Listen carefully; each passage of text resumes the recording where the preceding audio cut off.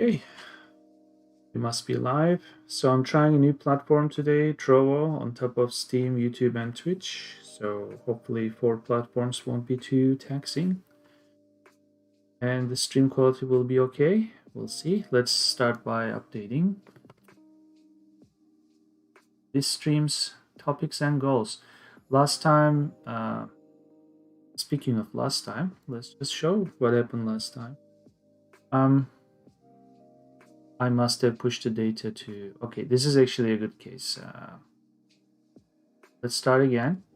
So on day 100, at this hour, temperature is 5 degrees, and here's the dew point. I prepared a test case here. If I resume the game, we are going to see the next hour's temperature data. I constructed a very basic test case here. When the plant sees that outside temperature is 10 degrees, then it's gonna move forward in its growth phase or stage. So let's 10 degrees, and we should see this guy go into a bigger seedling phase. And there has to be basically a lot more calculation that goes in, conditions that are appropriate for pushing this plant further in its stages. We have 4, 5, 6 stages for some plants, and nutrition is a factor, humidity, water level, that kind of thing. This is the most basic case. Essentially, find it. This if case, this has to evolve into its own logic, its own file. There has to be a lot more than one check here. Maybe a number of days spent in a range of temperature, so between 10 and 15, maybe X number of days, that kind of thing. Either way, this layer means go to, I created it here. Go to the presentation because I think I have it tidied up there. In the last devlog, which was late October, so next one is due, I talked about separate systems. So far, I've been understanding how the weather data is collected in the world, different weather stations, and I was able to output the numbers. And we have just implemented this basic interaction. So instead of going deep in this area, I'm going to continue finishing the weather system. And then because the weather system is going to affect these two other systems, eventually these three will affect the plants. This is also reflected in that formation flow chart that we've been working on slowly. So game is running, time is ticking, which is changing some stuff in the weather, which reads the data from the game state, and we have the basic affecting flow down. So instead of going deep into this area, I'm going to finish the system. And speaking of systems, after this is done, I'm going to move on to soil, which is again weather is affecting soil, how much rain there is, and how much rain is also collected in other systems such as rain barrels. Maybe all of this will eventually come back to this, so we'll implement just enough of this stuff when it's necessary to check our work in neon green systems. Okay, which means that although I am kind of 15% done, this is actually done. I was happy with the way this was grouped. I have tomato with some settings. I have cucumber, so I can exemplify more. That's fine. So I'm not going to continue that again because that's this deep in here resources. So that's fine. So what I'm probably going to do today is read more of the missing weather measurements, such as humidity. That's missing right now. This is hard coded 41%. This has to be coming from the data files, which is CSV. We have to do some lookup, cleanup, and export it into a more usable format, that kind of thing. But the rest is working. Again, condition, cloud condition is going to be part of humidity as well. We'll do this discovery at the same time. The rest is actually happily working. Once the current conditions are done, we'll move on to the forecast system, which means before we could simulate the effects, we still have some discovery work. However, depending on how fast that goes, we could also have a very basic wind simulation, something like maybe post here. There's a ribbon attached. Right now, we know the wind speed and the direction. We could let this ribbon fly in different directions. That is conceivable. We could do that. We used to have grass leaning in different directions depending on this wind. That is another way. But I think today I'll stick with data cleanup, which means we have to go deep in the CSV files, do some reading in this file.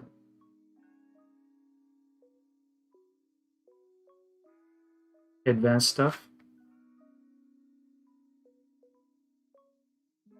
We'll figure that. We always do. It's as if there's something that's killing my CPU. Just my mouse flickering.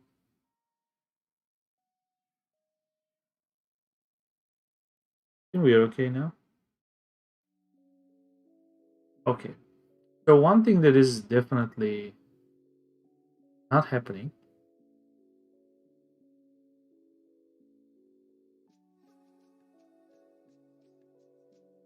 One thing that is happening or not happening. There's already one layer of cleanup after this macro.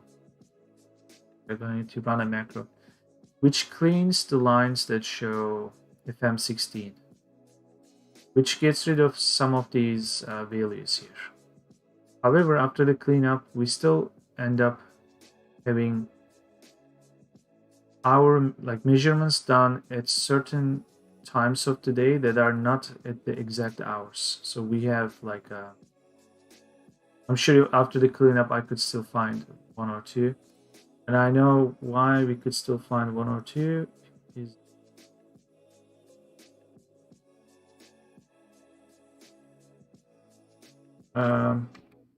24 hours a day. This is year 2010, so 365. We should have 8,760 lines. But we have two more rows. The first row is header.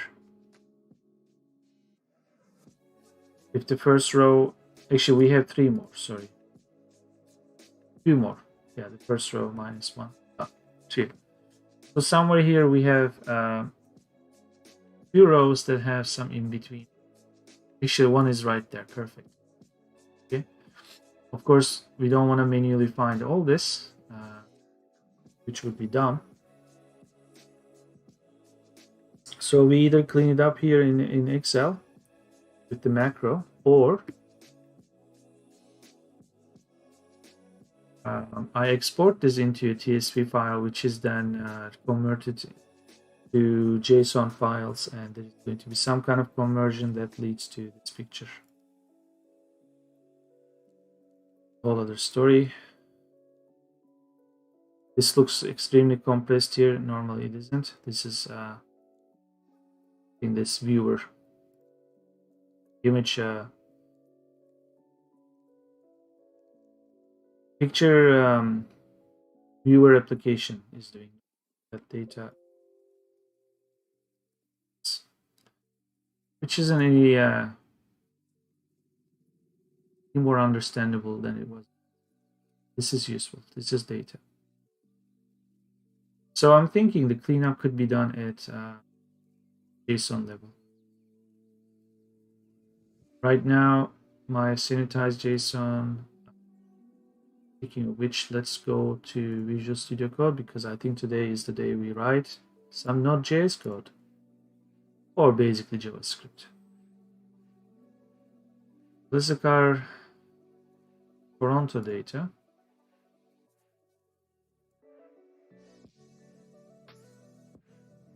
So from this CSV, we get macroscopic TSV, which means that it's the result of macro. From there, we do basic conversion to JSON.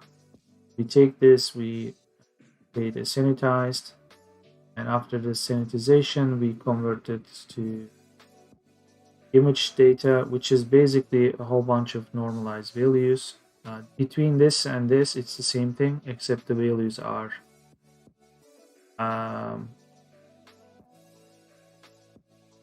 flattened, meaning this still has some wind direction, wind speed, whatever, some structure, right?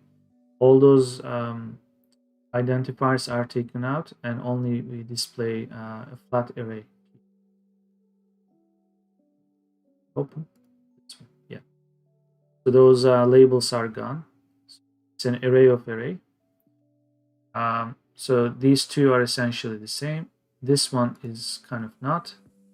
This one is just the JSON output of TSV file, which has values that we probably don't want. These AL1s, KA1s, and other things.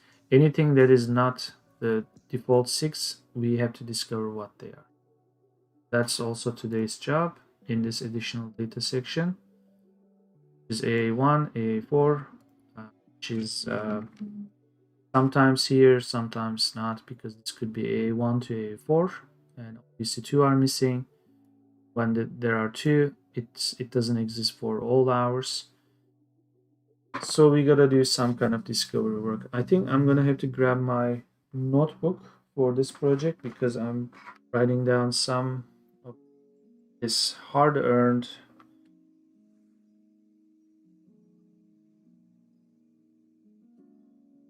or difficultly, I don't know if that's even an adverb in this case, proper adverb. Anyway, it's challenging to find this information. I don't want to use it or not remember it in a week or two. I'll grab the notebook and come back and write some stuff down.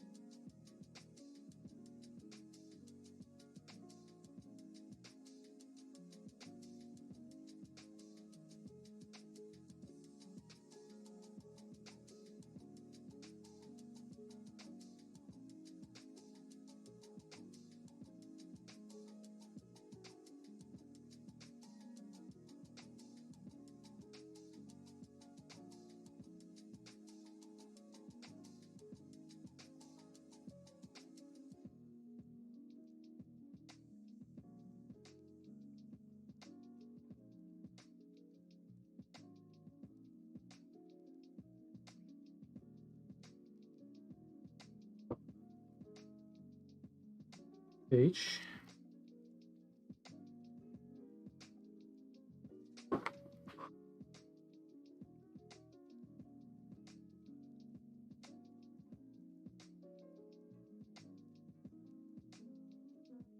start reading. Here's the pattern that I'm seeing. AA1 is which is good. Then there's AA2. Now, according to this,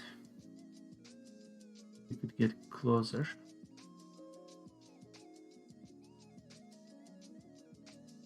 Identify that represents an episode of liquid precipitation. Now, at first I was confused that each one of these was assigned to these qualities, but I was wrong. Each one has the following 4. So you could have 4 of these fields. Each field will have information of 4 things. Okay. So AA1 will have period, quantity, depth, dimension. They're here. Then question is, why is AA3 and 4? And also, why is it that I always see that in sign up metar report, never FM15? I think this synoptic one is the surface measurement, and FM15 was the there's air measurement, which kind of makes sense in my mind. If I'm remembering this right, to talk about precipitation, I guess you have to measure it on the ground. So this makes sense. Let's try to make sense of this. First, the question then, asking more and more questions because I want to write some code based on assumptions or findings.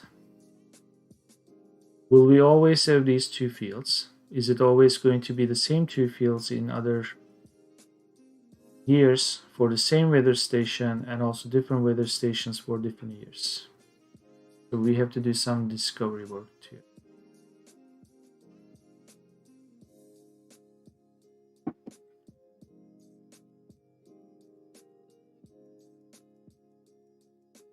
Okay, let's look at the meaning. Period, quantity in hours. So when I see this is actually talking about hours.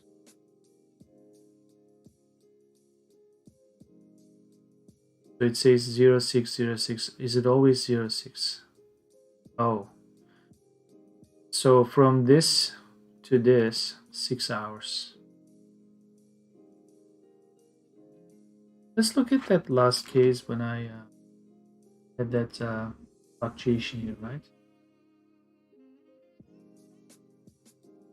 This one. Yeah, see, from here to here, we have 6. Here we have an extra. This is 6 because this should not be here.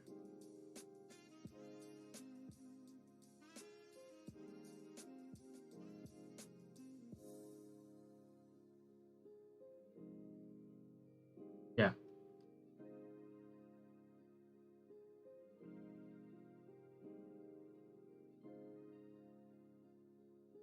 So basically, when it's measured, it's doing the forecast for the next 6 hours until.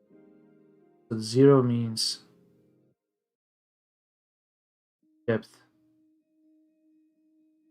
The depth of liquid precipitation that is measured, say, at the time of an observation. So it's in millimeters. Okay. So which means December 30th at noon, they are not expecting or there was no precipitation.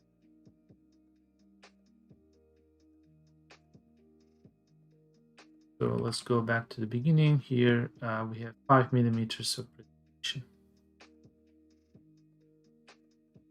This.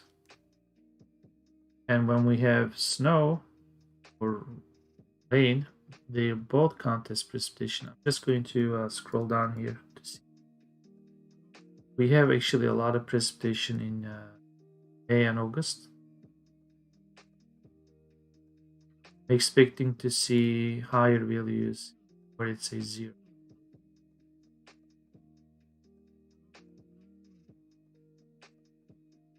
Okay, so this is like 10 centimeters, 9.9 millimeters.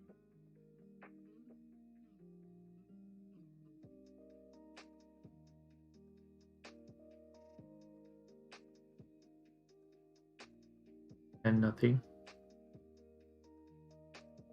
Hard to believe though.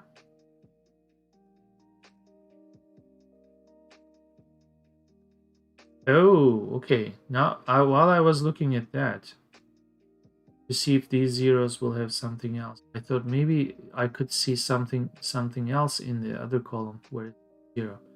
Then I noticed this 24, which is the 24-hour period. So that's why they use AA1 and AA2.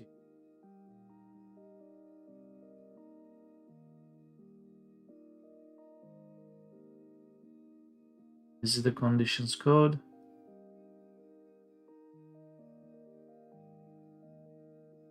Okay. It's hard to believe that it's not raining in August. It's a rainy month.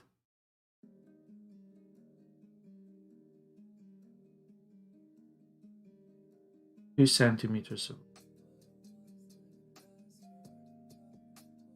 guess in 2010 it was a dry summer, or maybe it's gonna start raining later in the month. We're still in August.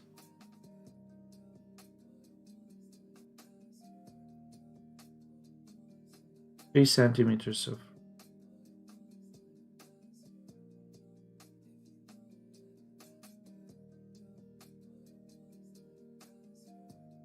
7 centimeters of a lot of rain, 17 centimeters. Okay, so we do have rain. Yeah, it's just ice. These a lot of rain here in the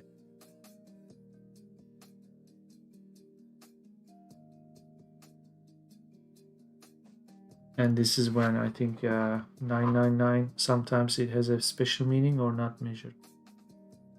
Missing, so it's missing. Okay.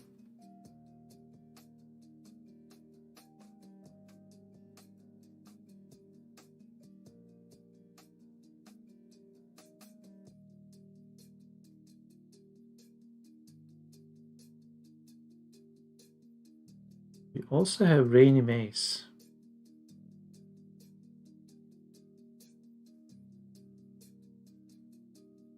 July 3rd. Rainy. Okay, so there is some good stuff here. It's reassuring.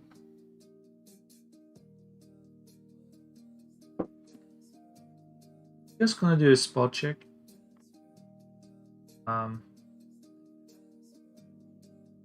So basically AA1 and AA2 are used and these seem to be helpful. Let's look at a different city, Bangkok. 2010. Let's open it with Excel. They also seem to have no AA2. They give the 24-hour report.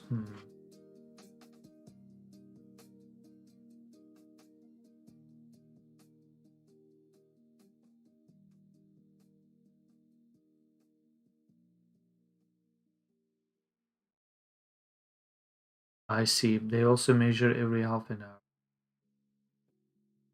How many records do you have?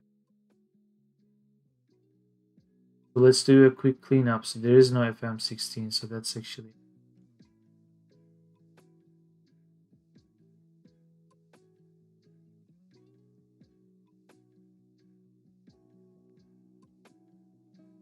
the trying to write a universal converter, but it's already in danger. Because where Toronto put 24-hour measurement in AA2, it's here in AA1. Also, when it says 6 hours in Toronto, well, not only does it say 24, but it doesn't wait for 24 hours to make the next measurement, they actually did it 6 hours too. So they kind of treat it like 6 hours, but the report type is 424. Then there's nothing else. I guess they wait 48. It's every half an hour, so 48 plus 14 is going to be 62. It's missing. Oh boy. So we cannot really trust this. Does it mean it's the same, that they didn't bother to measure, assuming so? We don't know. So this is 2010 Bangkok. Okay. Let's look at a different year.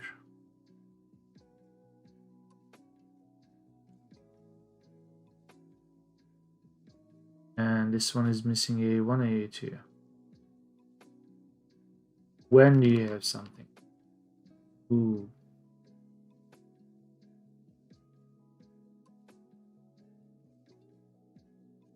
Not anything until March 1st.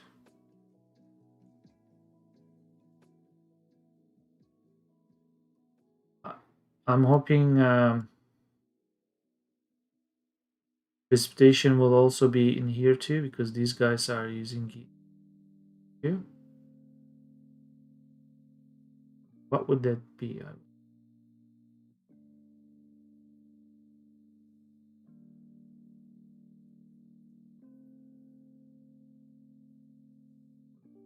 This one, right? Yeah. Oh, not table of contents.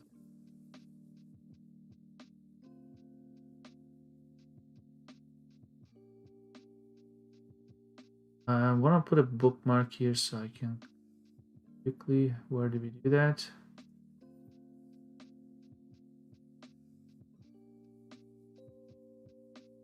No bookmark?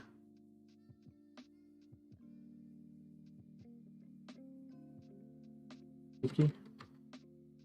Post? Page 13. Do you? You don't.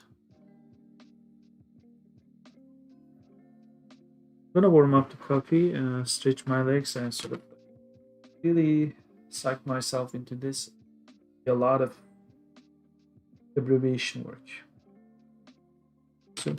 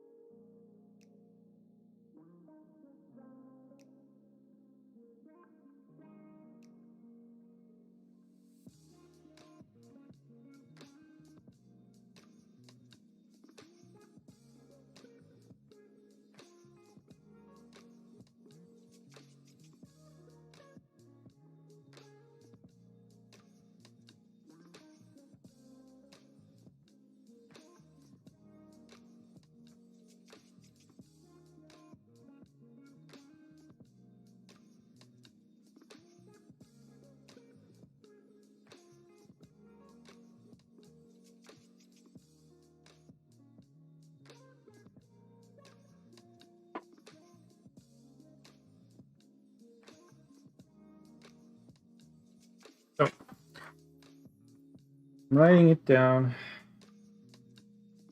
that AA1, AA4 might be important.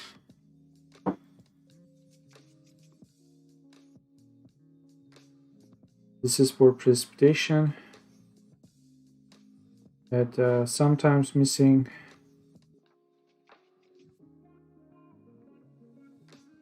But might be important.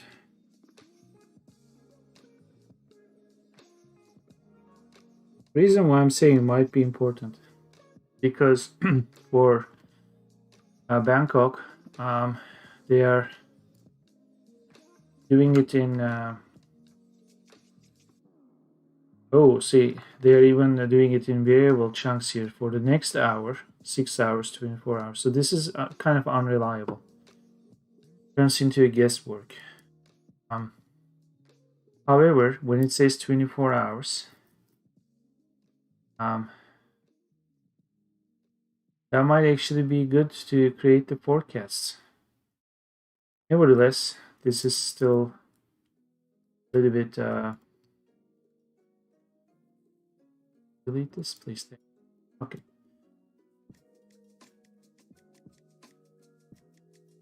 So after AA1, the guide file talks about AA1, sorry, A1, AY1, AY2. In Toronto, it's a whole other game. So you have AC1, AJ1, AL1, and then you have A1, 1 and 2. So clearly something is different. So, okay, after this, let's go in order.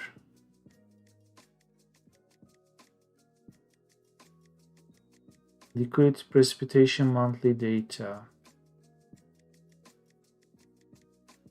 This sounds also like a forecasting kind of thing. I don't remember seeing this AB. I think these are always going in this alphabetical order. Let's do another check. Go to Japan. 2006 Japan, Tokyo. Let's see what measurements have been collected. Pretty much no AA1. That's concerning. And no other A qualifiers. Directly going to ED. And the only AA1 is, well, the first one is in July 5th.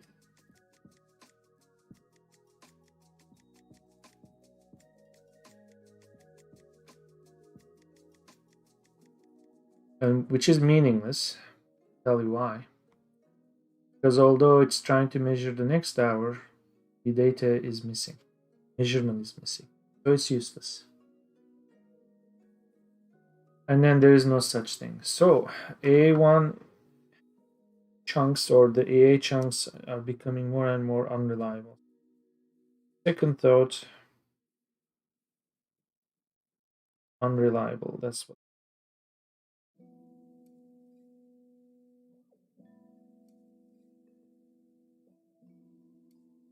Where can we find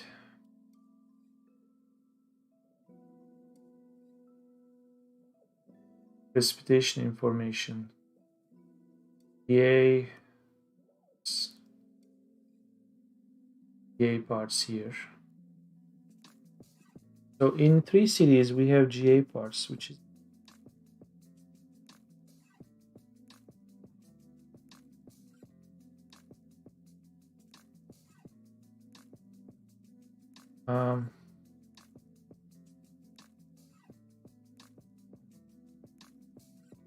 going to highlight what I'm doing here because there are hundreds of these.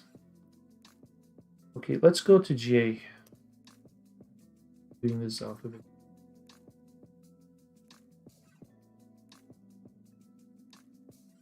I see. It's the cloud coverage.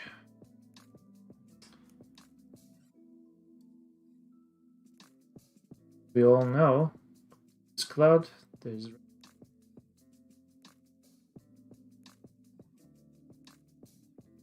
We might be on the right track. After GA, what do we have? GF, GF, GD, and then GF. Let me just quickly browse this. After GA,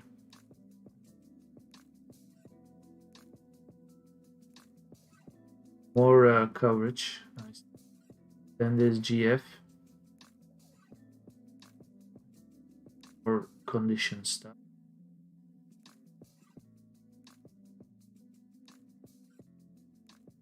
So it's as if G is kind of dedicated to cloud coverage. If there's anything left in G, GG.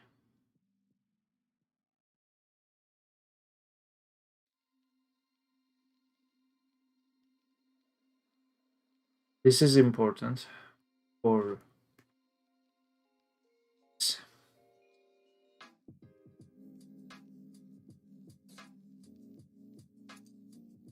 GH1.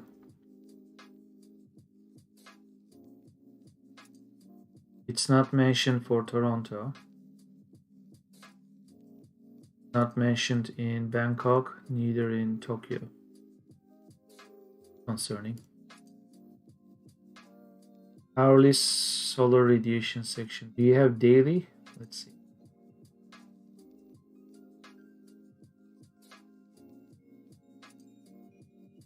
Sunshine observation. This might be enough. GJ1.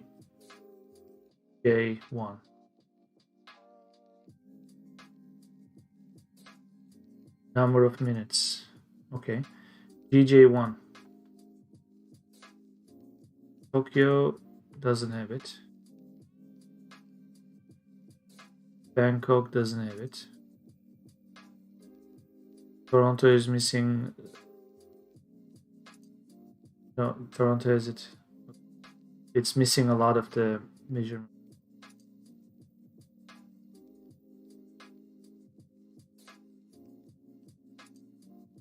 So I could extrapolate this from cloud data. Depending on the cloud coverage here, could make an estimation here.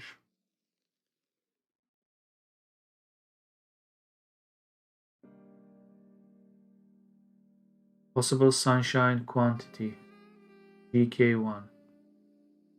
Do you have it? You don't, of course. You don't. Toronto? I suck.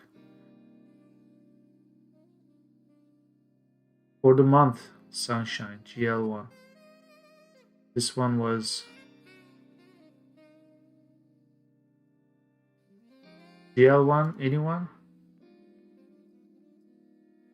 Nope.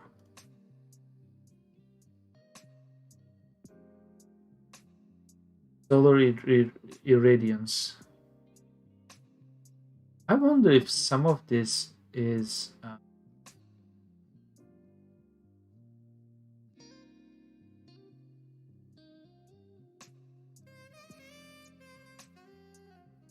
see, one or two examples.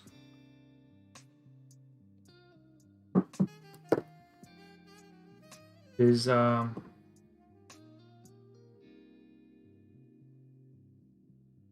like normals, daily normals. So far, I have been looking at global hourly, at normals hourly.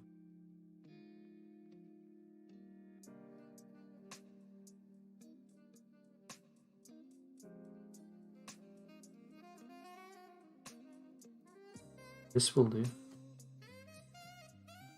This. Oh boy. This list feels too short.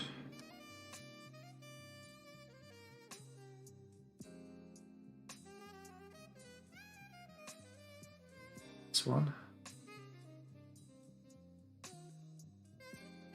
Too short. Not even Toronto. Okay.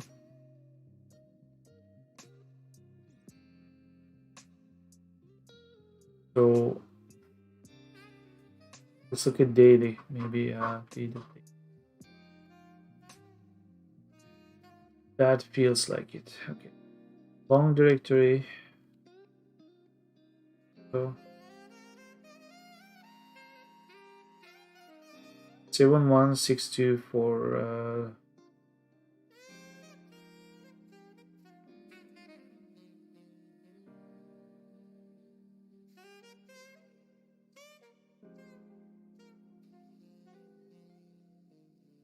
USC. Oh, you gotta be kidding me. Okay, are you guys doing it by the CYYZ?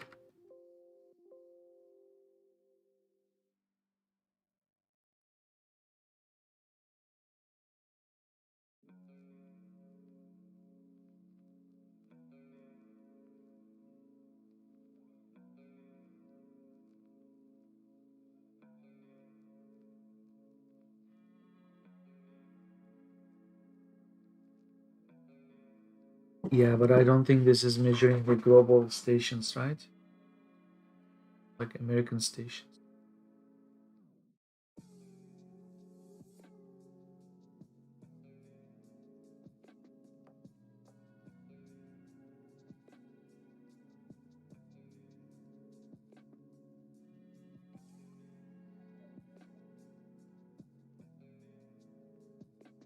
So that's kind of garbage.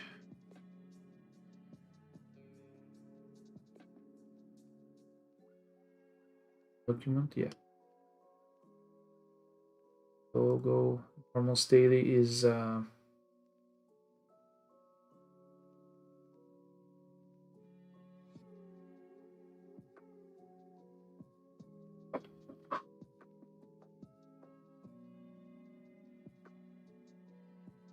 daily summaries.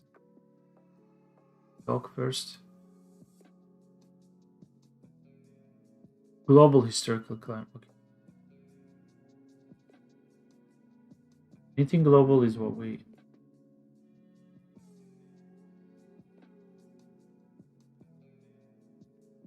put.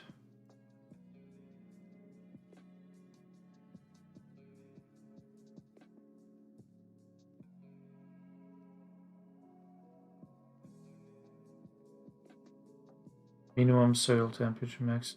Okay, interesting.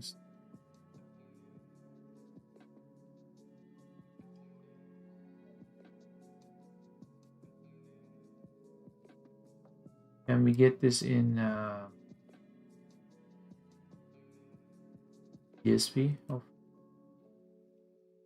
it's reading the directory, which is must be a big directory, spinning.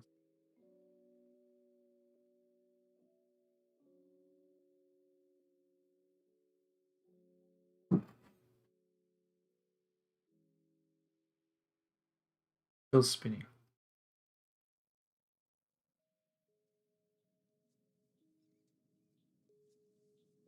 Okay. A lot of files. Luckily, it's CSV.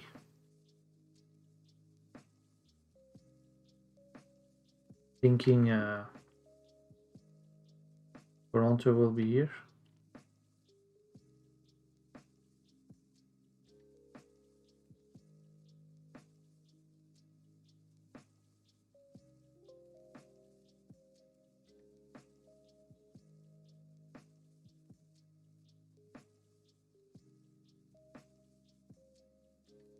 Seven one 624. It's the Toronto weather station code.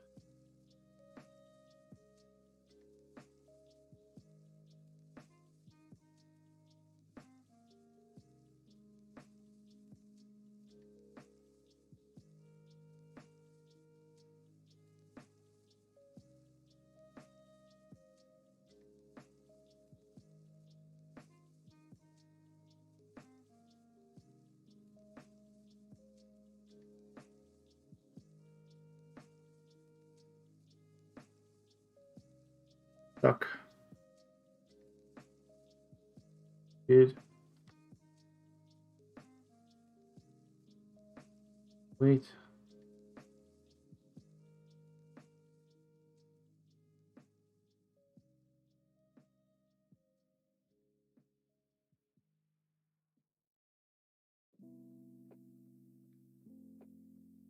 Backup plan.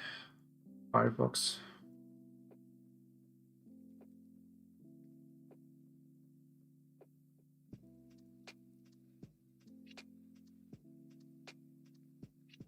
I understand the directory is big, but I think Chrome is doing its thing with the extensions. Just stop, okay?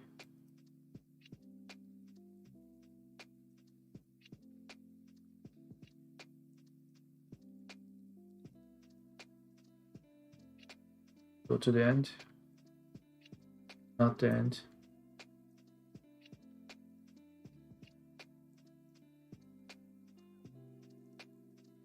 Seems to be the end. 716. There's no such thing. There's something like YYZ. Such thing. So the data summaries are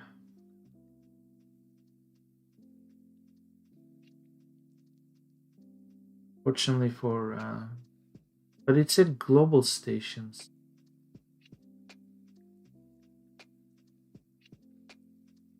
Canada. Say country code. Let's read the documentation, shall we? It's broken so badly. Okay.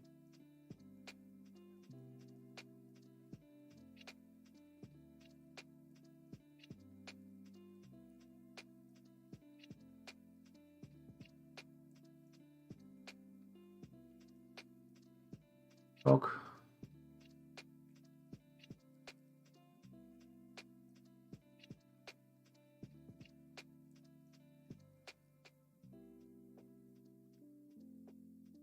Station. 17 characters is the station identity code.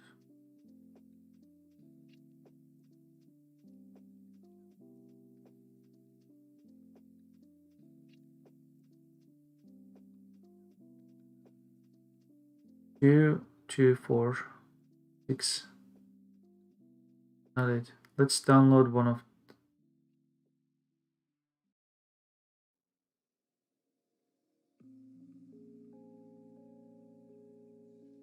We did it right. File.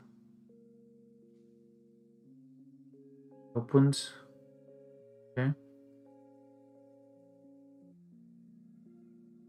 Oh, surprisingly, it's close enough. It's Mississauga. 1970.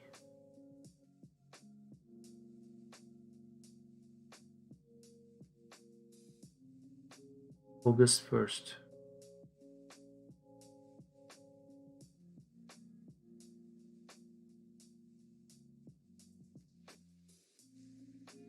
And then 1997.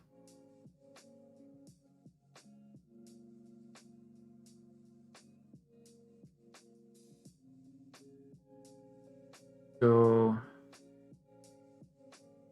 station 17 characters. Is this 17 characters? 11. It's not. That documentation is wrong. File is wrong. This looks more like the ISD format, because when you do CSV, things kind of.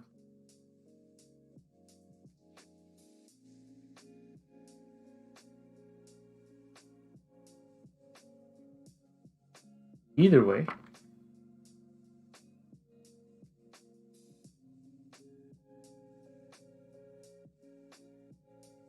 Yeah, this is a whole other game, but this is more human readable. But we kind of want raw data. So this is not going to do it.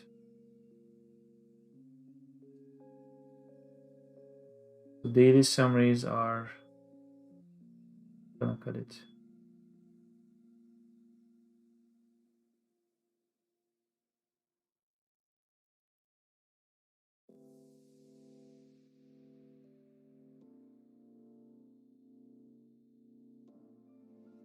Hope hourly precipitation. Yeah.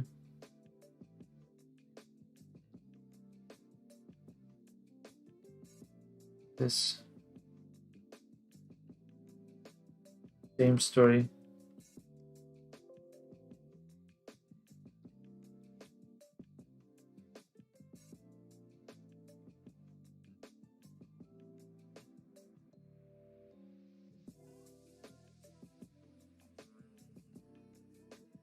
This looks promising.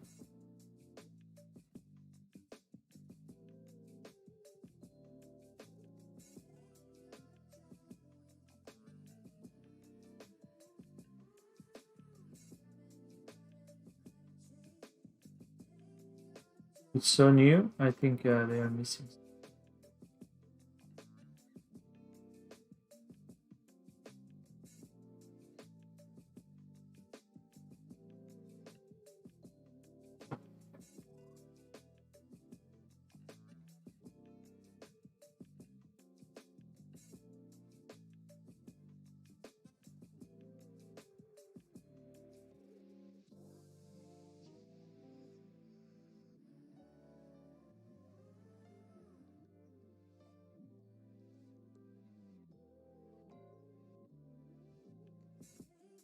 Okay, that is their own internal stuff there. Historical Climatology Network Daily.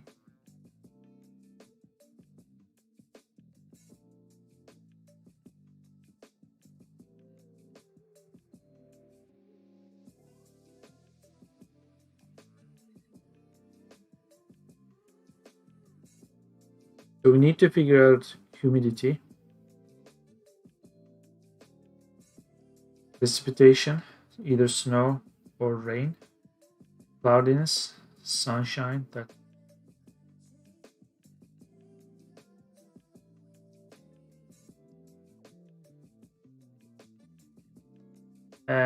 This is gonna do its thing.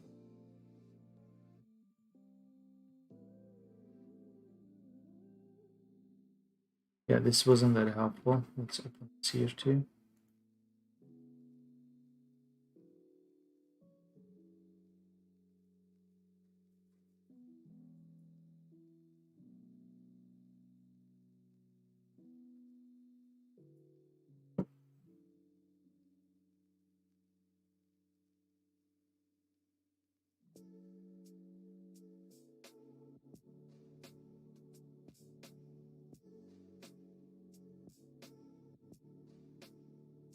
Okay, I think it found it. So let's do 7, 1, 2, 4. List. It's a similar story, CA, some one of these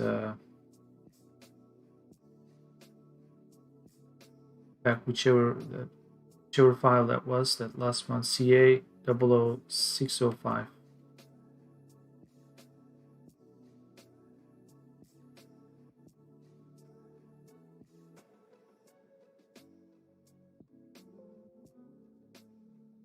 Five.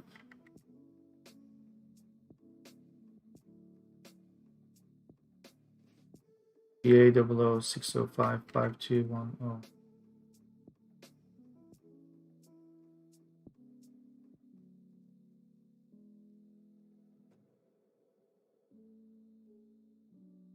Let's also open that one too. It just happens to be the same file.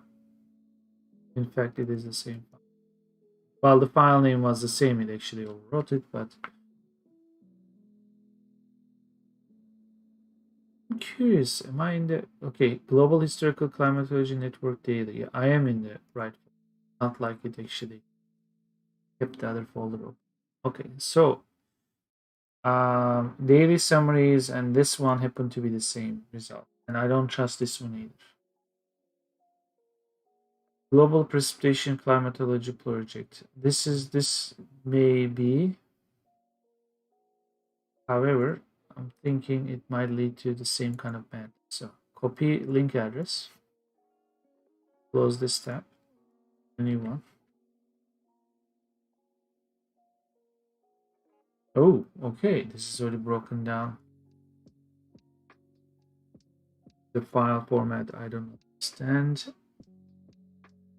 Uh, what does this mean? 2010, January 1st. Global stuff.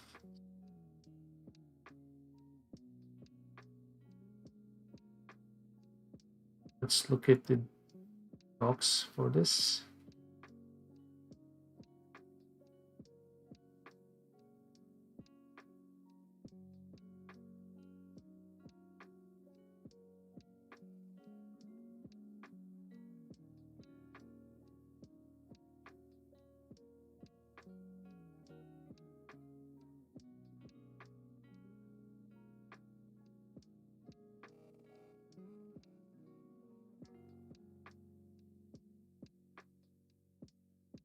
It's about measurement,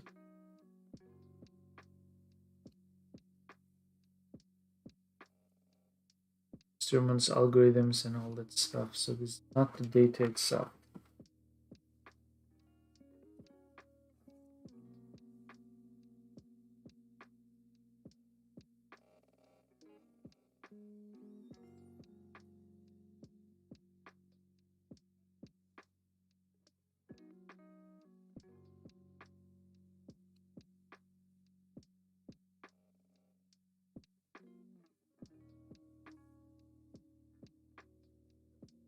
Yeah.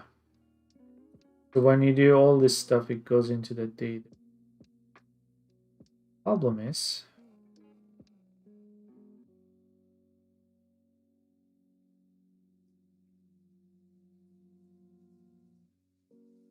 a small file.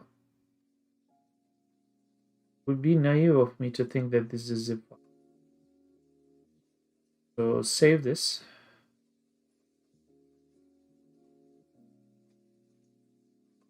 You're done. I'll open this with like WinRAR.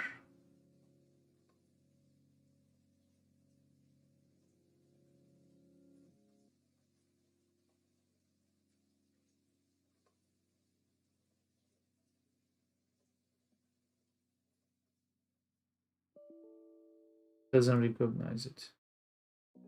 Assuming it's a text file. It's a binary file.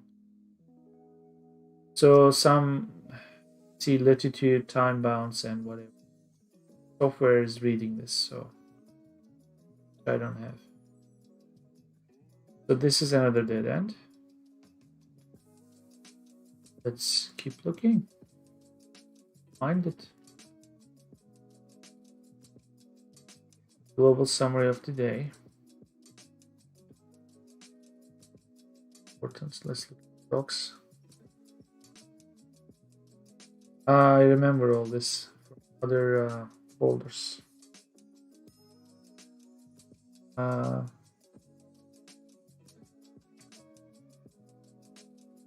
Yeah, this is that other CSV file that I'm talking about. This one, it's visible. This whole MDPR reasons and other.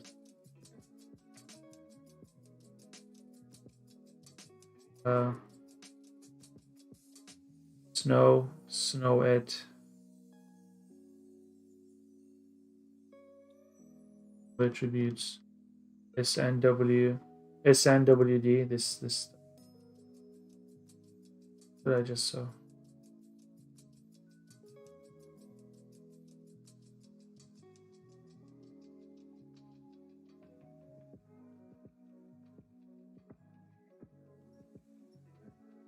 This might be important too. About data completeness though. Let's go and so let's do copy link address. Is it here?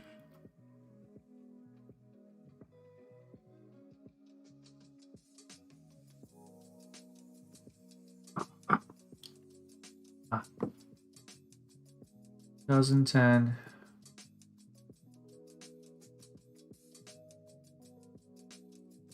Promising. Because they are not starting with letters. 7162 bingo. This is Toronto. Good. Toronto Pearson Airport. So this is summary of the day, 2010 for Toronto. This could be useful for the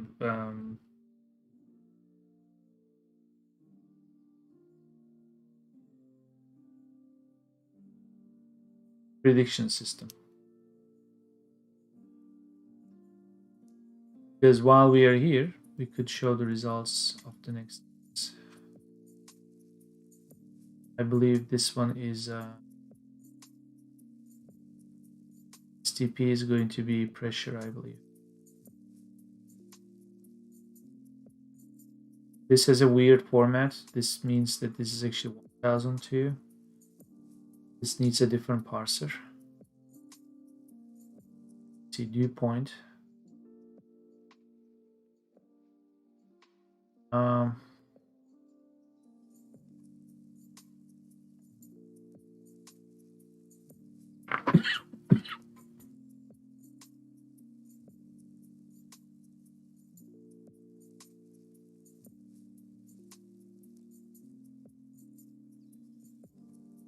precipitation.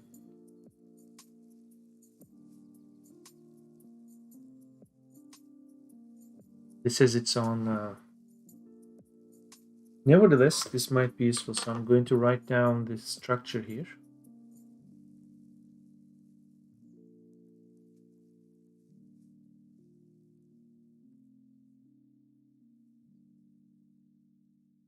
Slash data slash global summary of today.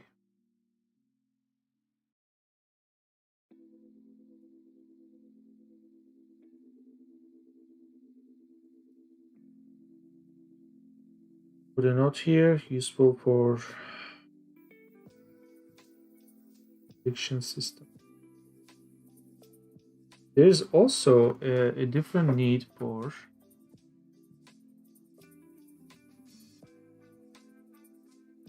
before I start discussing that.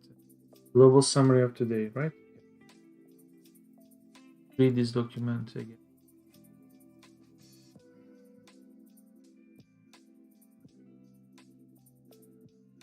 Yeah.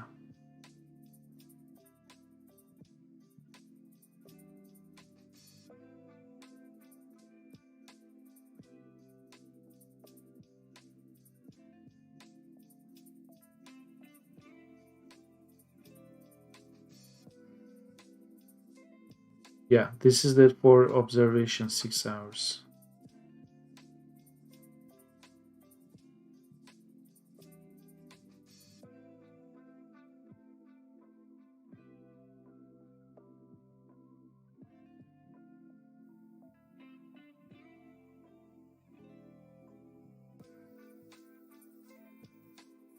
Yeah, STP is the mean station pressure, which is different than SL. The bars.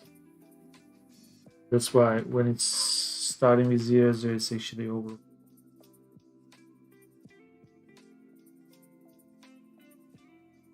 Yeah, this is a whole other discovery. Could figure this out. Now let's look at monthly.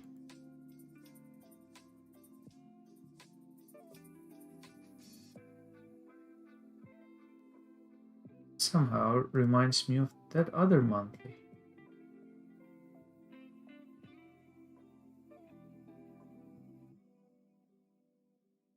I think this is the one. Yep, this looks like that other document. Talk about stuff. This is going to talk about the diagram into how, okay. That, back.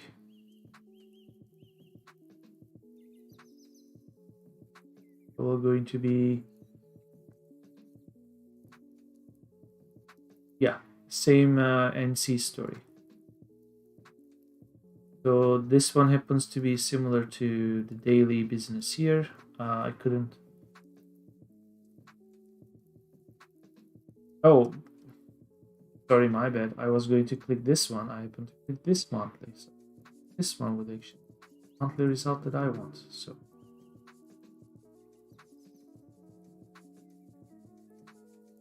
I like it.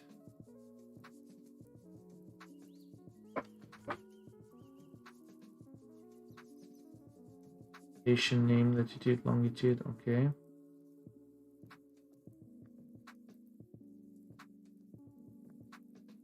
Number of days with... Okay, see, this is something useful.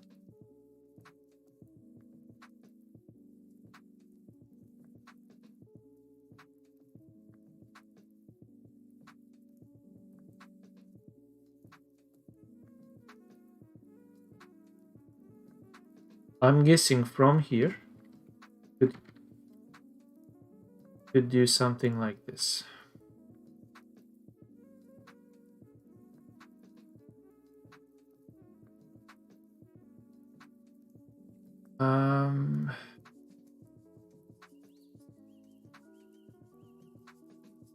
We could come up with graphics like this.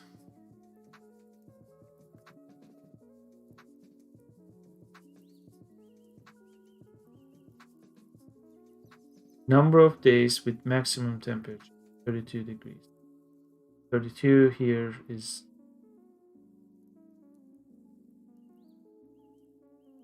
number of days with minimum temperatures.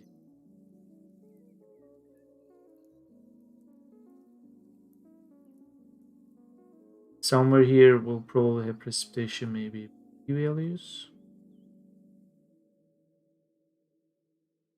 Yeah.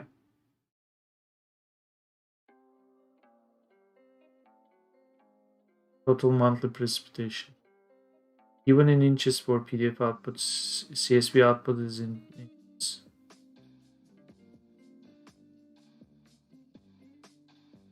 So then from here we could come up with something like this. So that's good news too. So global summary of the month. You just have to make sense of that new data format. And then the daily is also useful for the prediction. Global summary of the month.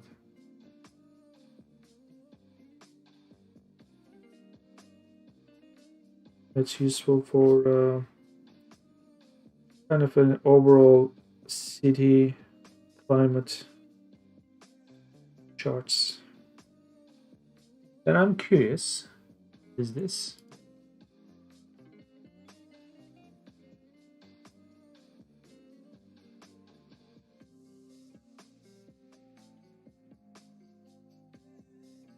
Several thousand.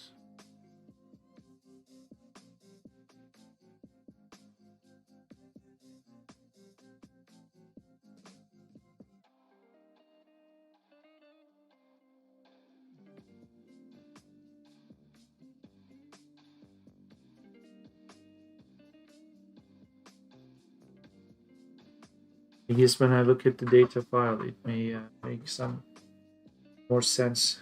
These values look very close to the monthly ones.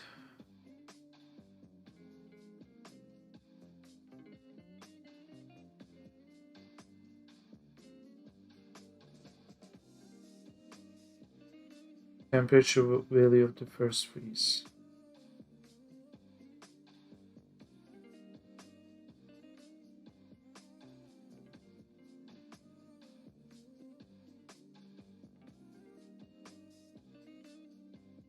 Similar values. Let me look at the data then. This is the year axis.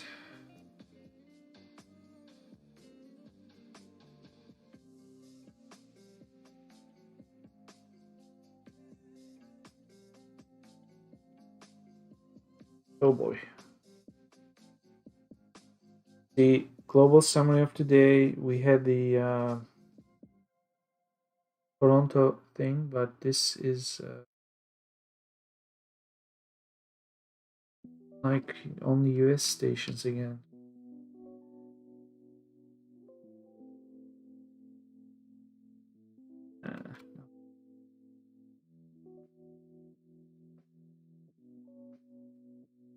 Here's something funny though.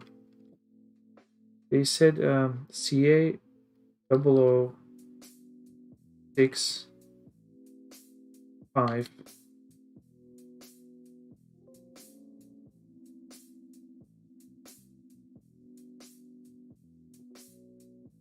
to 605. 5210. See, this is Mississauga.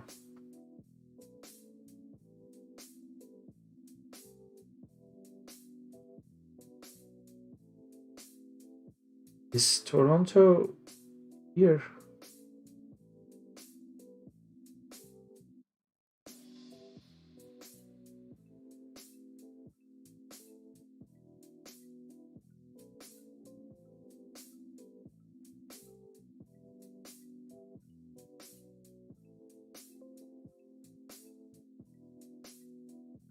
If it's here, then where is it?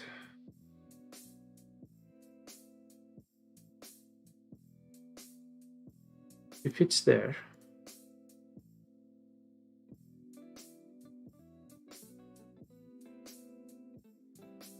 you have a list of the stations and their codes. Because this is going to be the same story here too.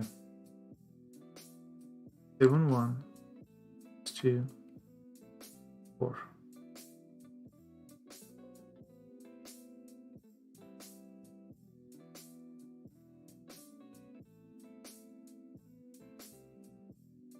Same document.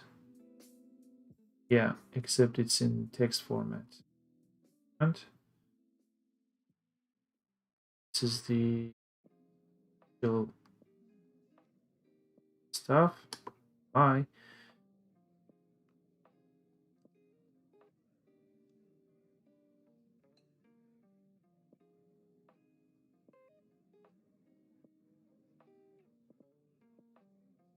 I do remember in one of these folders, code for stations.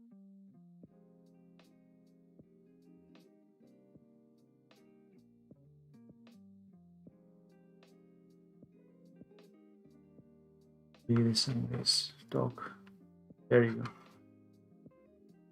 And I think I do have this file in my hard drive. There is this WMO compliant weather stations. This is a different game. In here we do have Toronto. Yeah, this one. Could even find Mississauga here.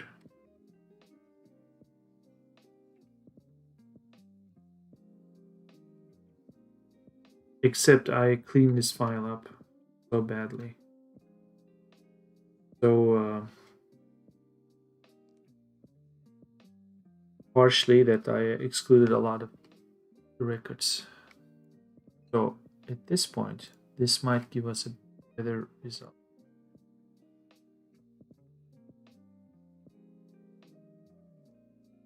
So here are the code numbers. Then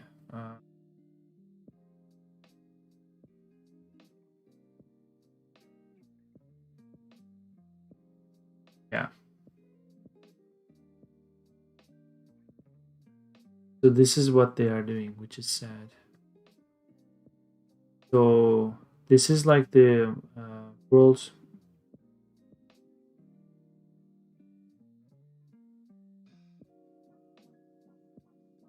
meteorological organization code given to the station. And this is the record in the other files, in the other folders here, that I'm having a hard time finding the code number here. Unfortunately, the same international number is assigned to two different IDs here. It's the same fucking place though. Technically, one is 40 centimeters above the other one. We'll take this one. So this is the code number we have to be looking for. The month is here.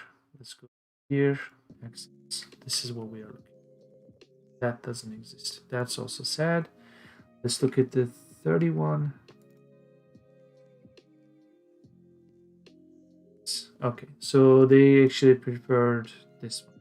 It's hard to write a script for this, kind of involving a bit. So anyway, we do have some data.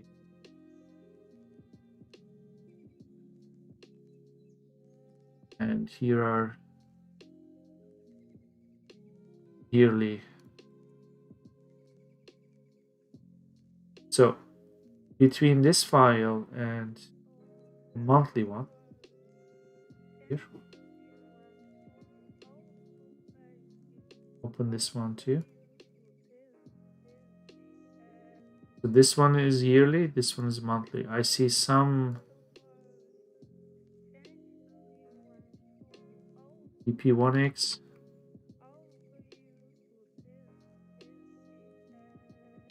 Yeah, some things are missing or not, but it's more or less the same. There are a lot more fields in the yearly one.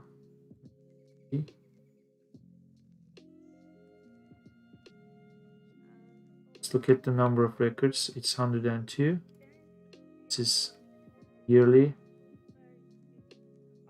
Naturally, you'll have fewer.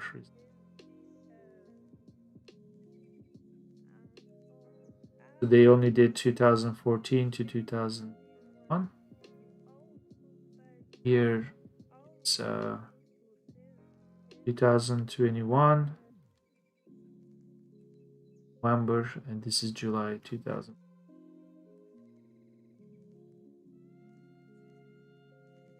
So this is somewhat useful.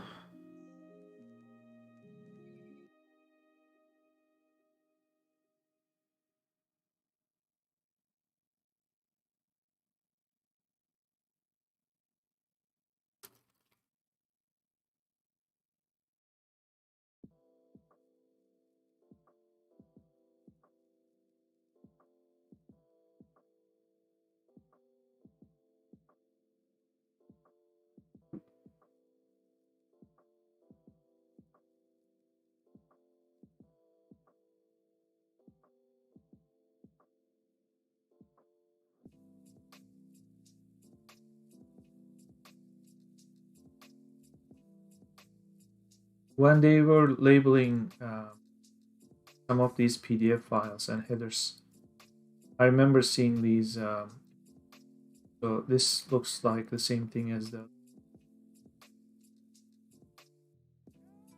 fact, it's the same. If you look at the data, it's going to be the same, if not the same.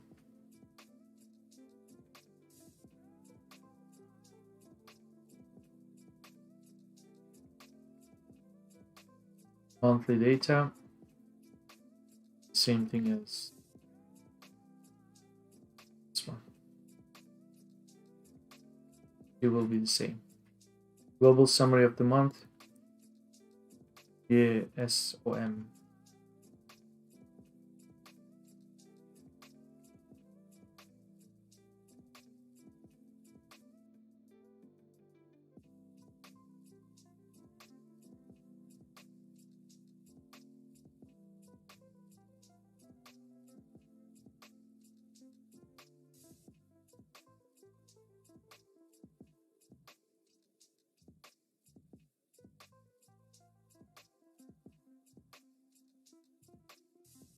$38 kilobytes, 38 kilobytes, same thing. Could even be an alias in the server.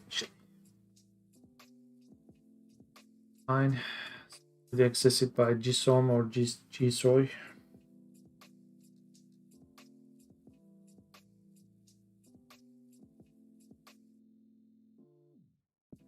Okay.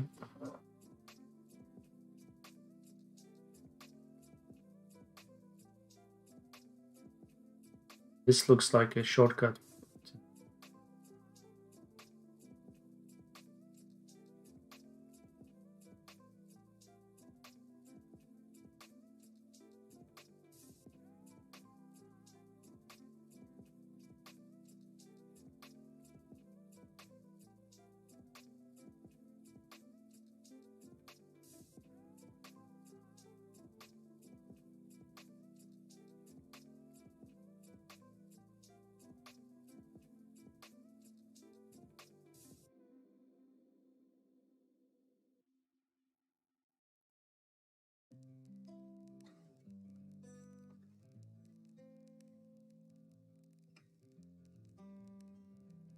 Good.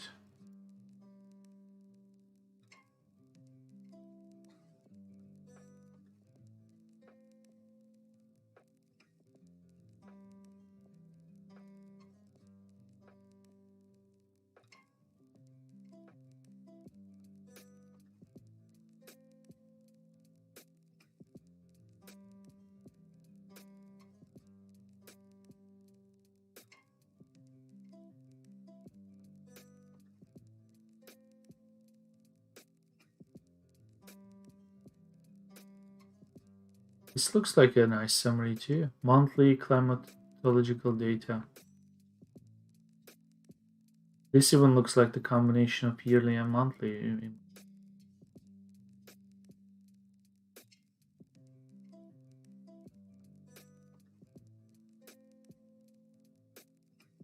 Let's look at the data.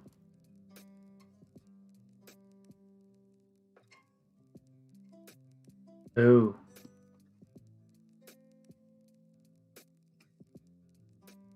Download it. I also want to look at the document. When you said this,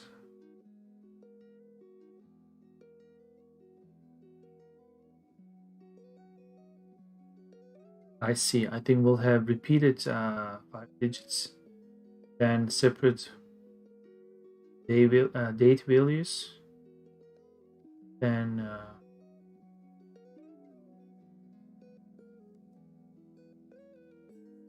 these flags.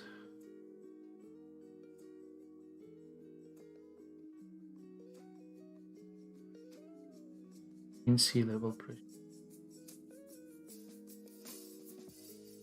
Mean daily minimum temperature. This is going to be a big one.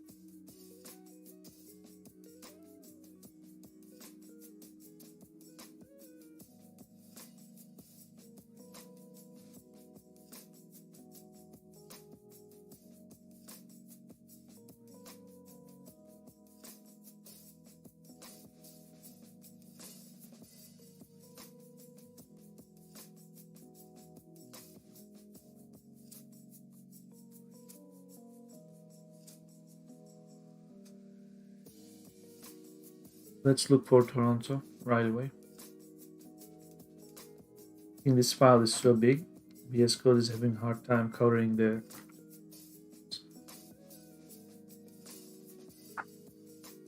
There you go, that's Toronto.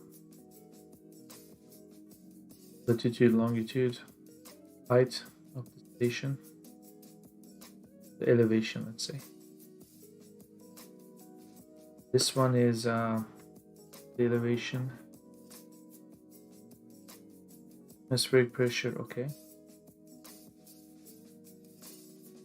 L is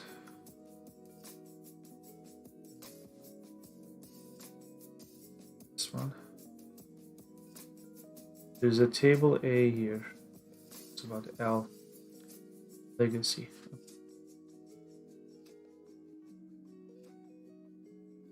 87.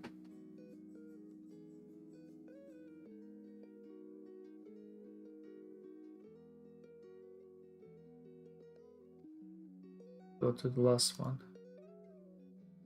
2001. It's about averages. It's good enough. Enough to see a pattern. That's fine. So in essence, this is another file that we can use. At monthly climatological data of the world. Records are. Let me look at other places where we. This 2010. We do have for this station. That's good. That's good. So the path is monthly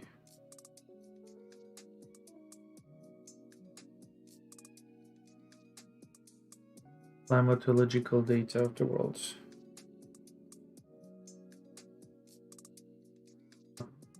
So logical.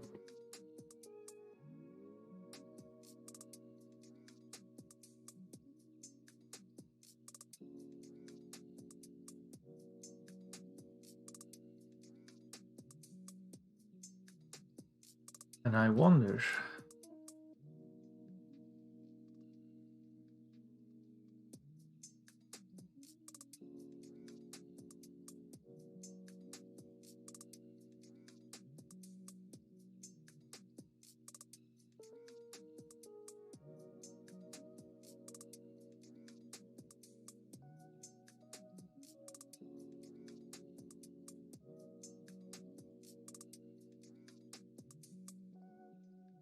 Let's close a bunch of these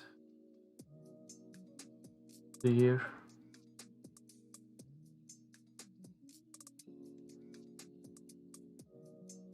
Dive into this one.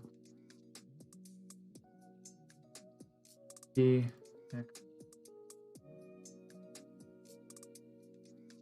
me.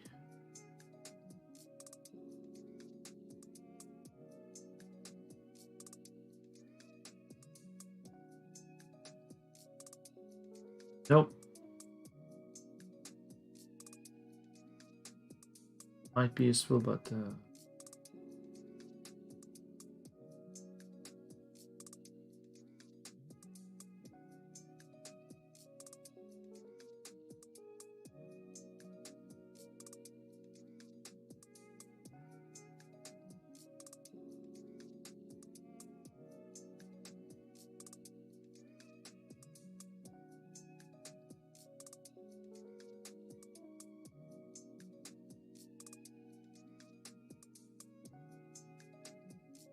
access another folder. It's actually a text file. Happened to be a text.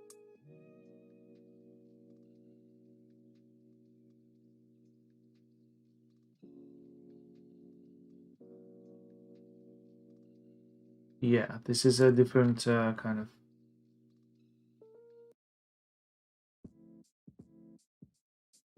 I'd rather have the global stuff, so I do less work later. Because if I take the special North American case, then I can diversify.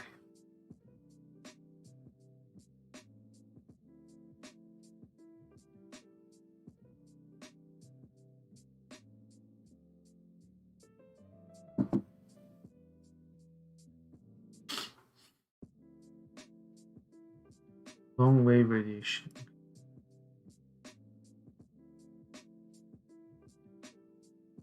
This normals daily hourly. Did I look into that?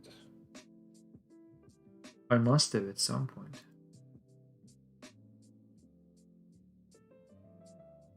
Yeah, and this I think I decided that it was missing, right?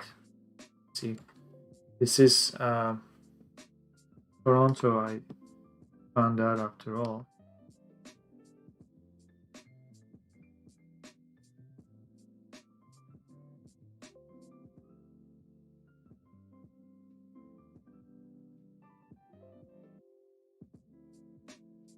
Yeah, but it was data.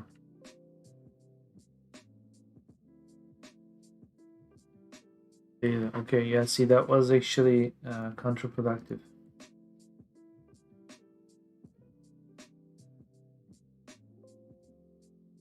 And here it doesn't even exist. Why? So we've come all the way. Precipitation 15 hourly raw. Those 4 years. Why? I guess someone just dumped it in the server.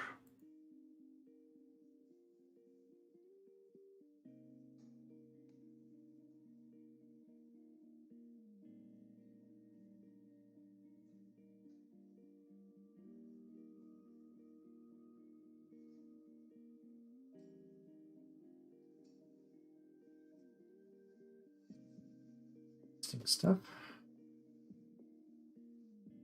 That NC format. Regional snowfall. Is it really restricted? Sometimes you put a folder, you say restricted, but there's no permission set.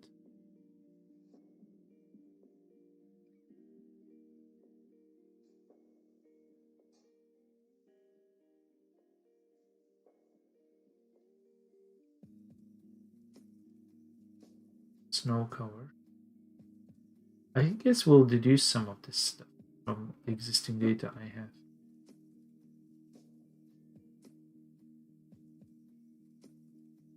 It's about this.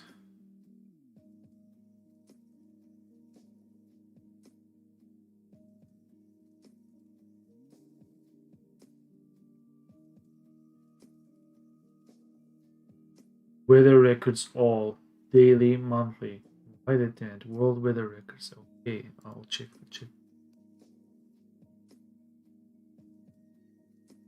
Daily solar irradiance. Those NC files, ancillary data. Till I figure out what that NC is and how something that is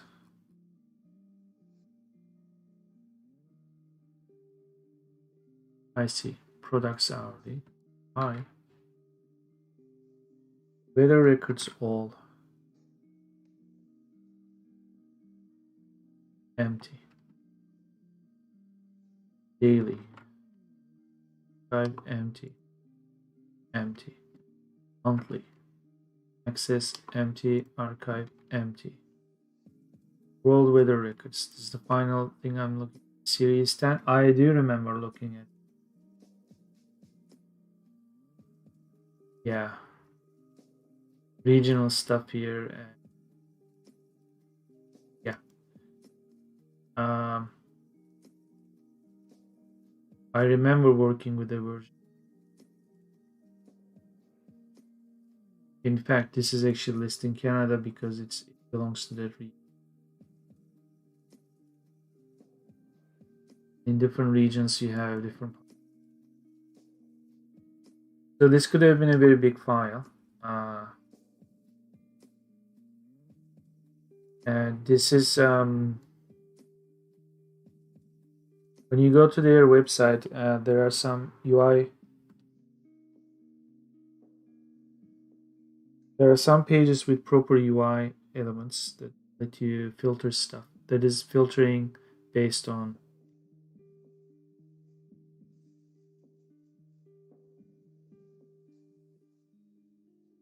For example, this one is Norway, and this is the important, right? So this could also be used for our purposes. I think.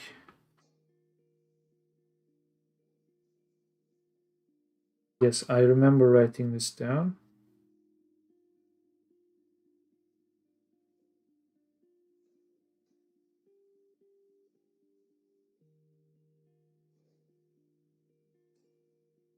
This was limited to temperature and precipitation, but not the other graphs that we want.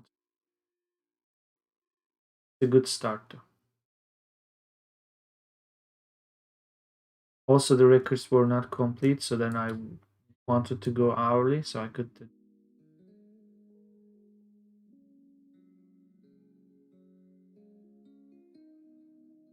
And this is the raw record. This is more like a.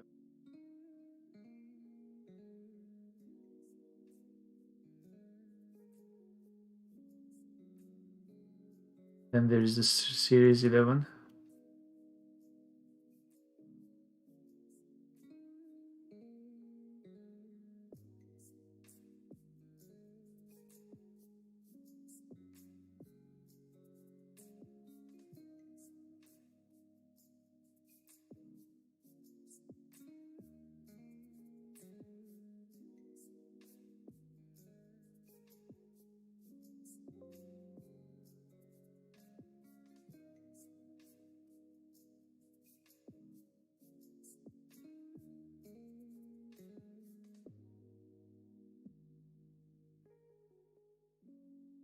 Yeah, a lot of it is missing.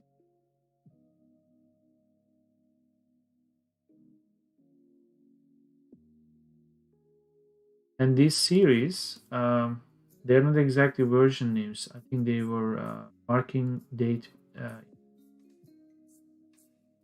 what I remember.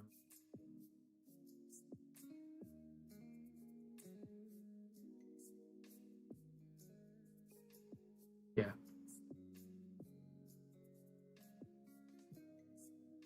And at some point it turns into a mess. But you either need a table or you need to understand how the separation. When you look here, you need to know how many characters are the cutoff points.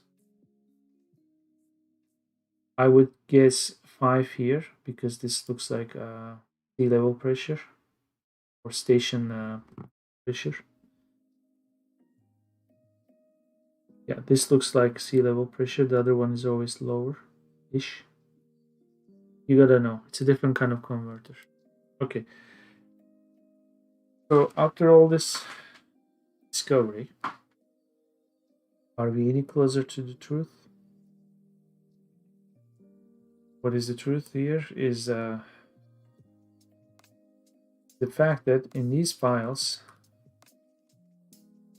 you need to discover some stuff.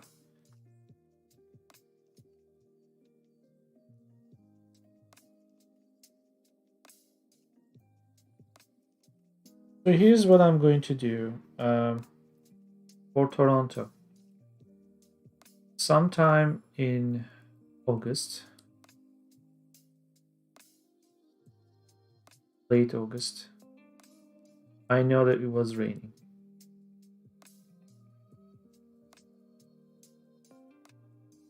Somewhere here. Like this one. 5613. August 22nd, 6 o'clock.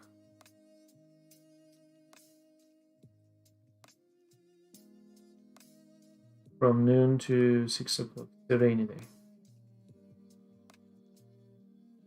What else here is fluctuating? In other words, taking into account these two versus 0 cases here. Are there anything different between this one and this one?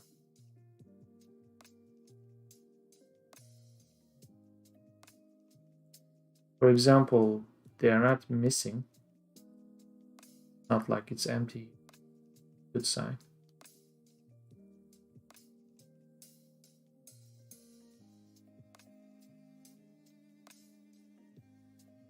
I also remember these were about cloudiness.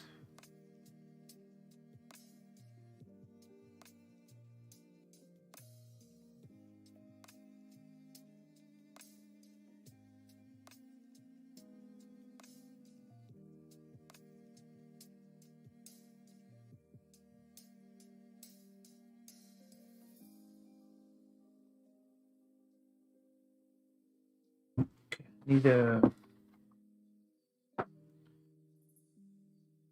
method to this madness. Let's close a bunch of these files.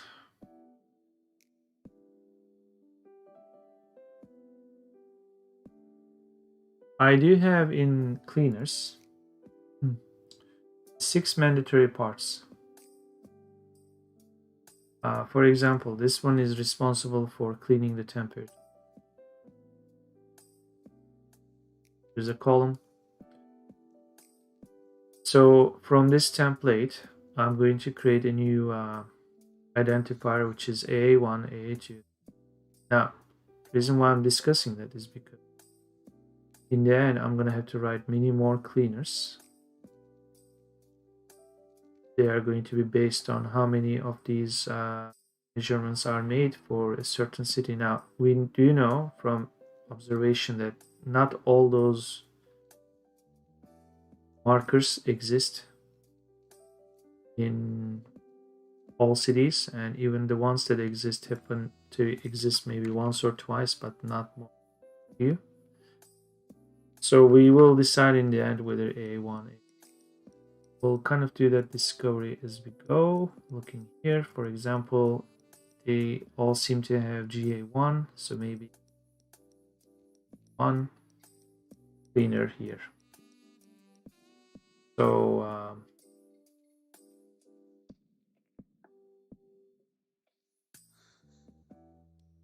I do remember having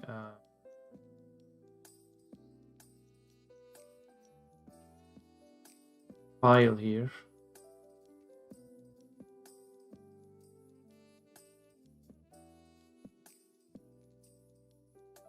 It's inside here. Geography matters. IST. I think I did this.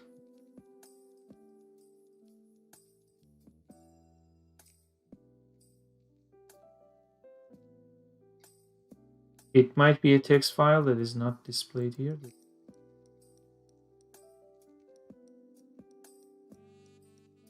Add parts. This might, I believe this is a text file. There you go. So as you can see, this we have 105 individual. This one counts as 4. We have 105. So we could have 105 columns here max. How many of those are necessary, important is the question. So we'll pretend that we are writing all this, checking if for a particular city we are interested in that or not. I'm gonna have to stretch my legs, come back, and there's going to be a new cycle. Maybe a quick lunch break. I don't know. I'm deciding, but I'm around.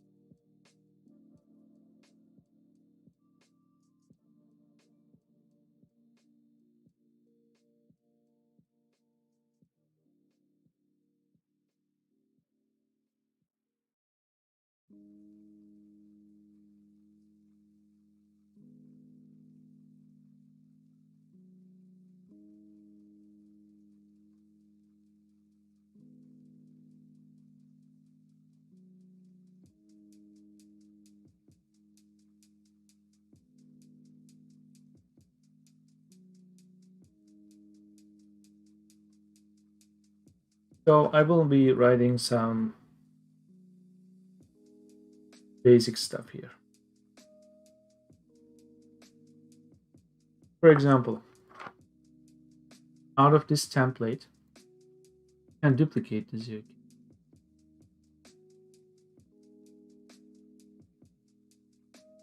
So we can't. Okay, so open it, save it as into the cleaners as AA1. I do remember writing a version of this in WeatherBits, which used to be this, because this was also doing some kind of grouping, so that instead of taking individual bits, was saying which AA part you want to take, so it was doing another lookup. Whether we need that or not is the conversation. Here we are looking for. Now here's the question: Do we need AA1? Do we need to process it? If we do need to process it, then I will write it. Now AA1 happens to be. This is where I'll probably write some kind of taking some of this stuff here. Okay. So the identifier that represents an episode of liquid precipitation, which I believe I wrote JSDoc.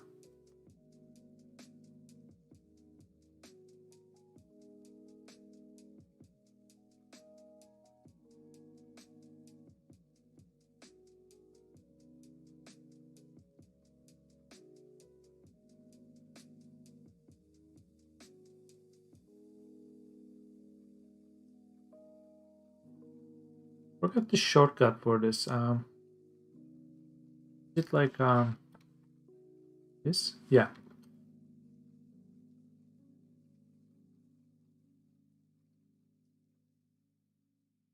Honestly, I don't need that.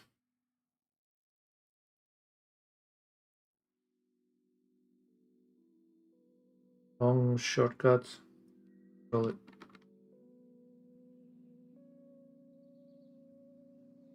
Nope. This one.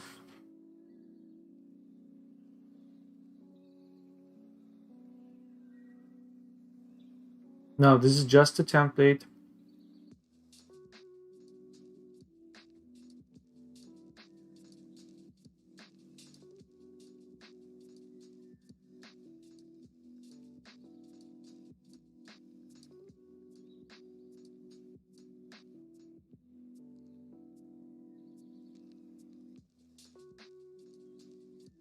For example, for Toronto, January 1st, midnight, for the next 6 hours or so, it says 5 millimeters of precipitation, according to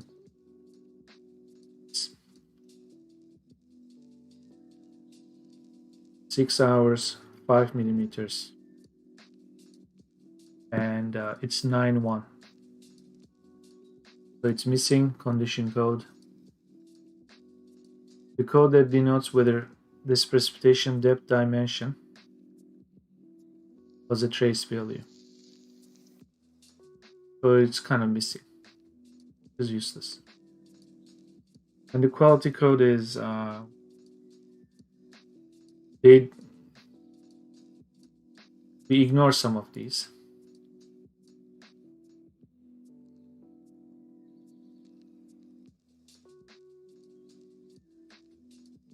Now we do know this is missing.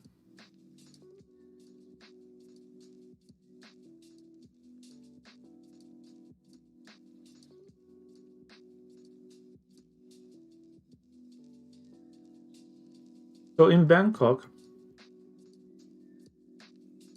I might be making a stupid guess here, but shouldn't rain in June, July,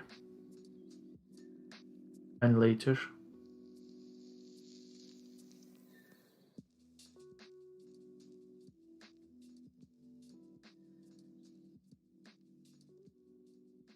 July.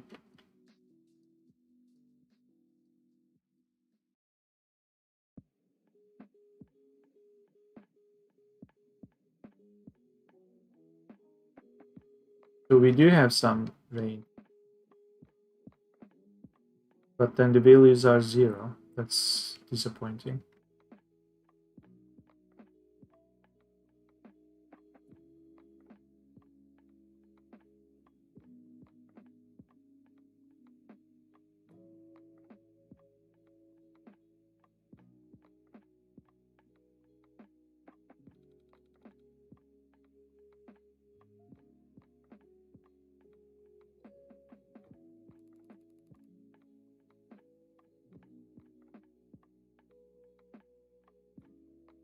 Okay, so from here, I'm going to be a little bit dumb about this. Do AA2, AA3. Actually, so far I haven't seen AA3. Write it anyway, because what I'm going to do with the 105 individual optional values plus the 6 default, I'm going to try to do something like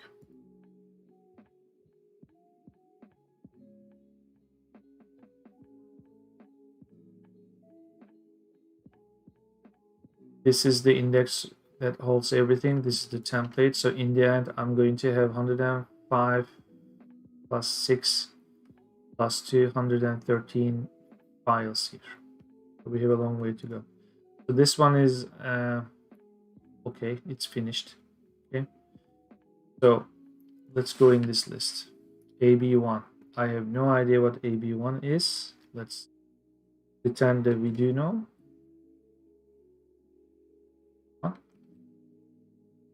In weather bits, I also have something like this. This might be enough. Bring it in. Liquid precipitation monthly total data. Whether it's important or not, we will see. That will replace this. And for now, this is good enough. Let's double check whether we have AB1.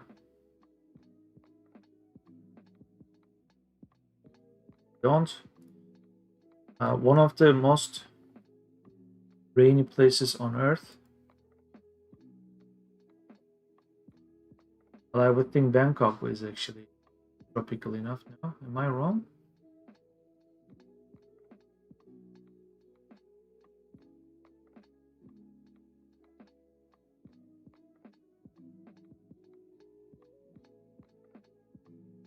Too humid.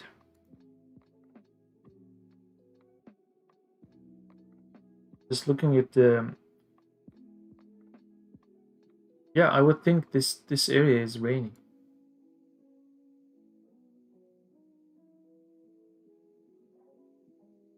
Monsoon rains and all that stuff.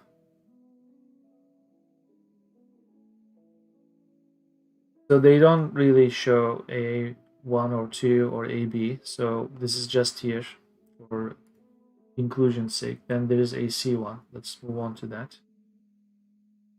So let's save you as AC1. Is AC1 done? The identifier indicates the occurrence of precipitation history information. Follow there.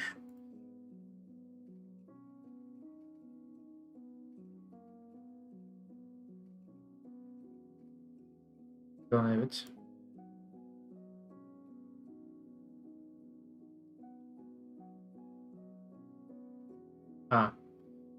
In Toronto, we have AC1.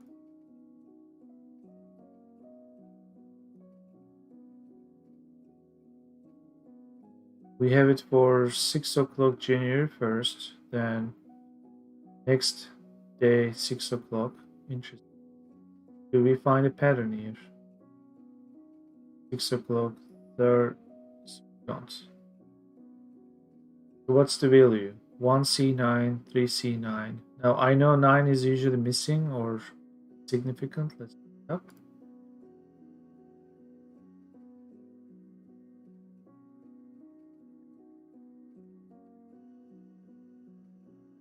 I see.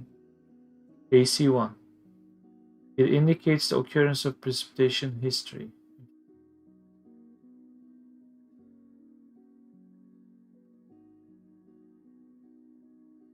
Lasted 1 3 hours, lasted 3 6 hours, lasted more than 6 hours, it's missing. Continues. Pass gross limits, check if element is present. Yeah, if one of these is present. In other words, if it's not 9, they just say sorry, yeah. This means it's passing it. Not because it passed all quality control checks, but the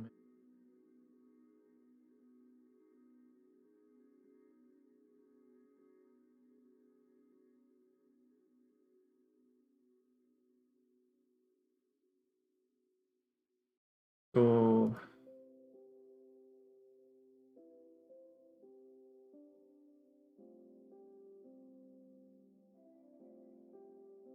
this is what I'm thinking. When they say for the next 6 hours it is going to rain whatever or precipitate 5 millimeters. And then when you say 1 here, which is 1 3 hours, and this is like the historical stuff. So in the last 6 hours, the precipitation lasted 1 to 3 hours continuously. That's what I'm trying to understand. Then this doesn't matter because then this says, well, for the next 6 hours it's going to be 0. Now when you get here, it says for the next 6 hours it's going to precipitate 10 millimeters, and then you do have 3 here saying lasted more than 6 hours, which is like, well, it's the 6 hours. See, so it's as if when you see this thing should always be more than 0. Also, when you see this and you don't see any more of this is all going to be 0. 0 0 0 until you see this. It's here diagonally, kind of. Yeah, so 5 millimeters over the course of 6 hours intermittently, I guess. Yep. So on and off. And then it says another 5 millimeters 6 hours. Then you say 2 is 3 to 6 hours. Okay, this is the odd one. Normally when this says 0, this should not say anything. So that pattern is not correct anymore.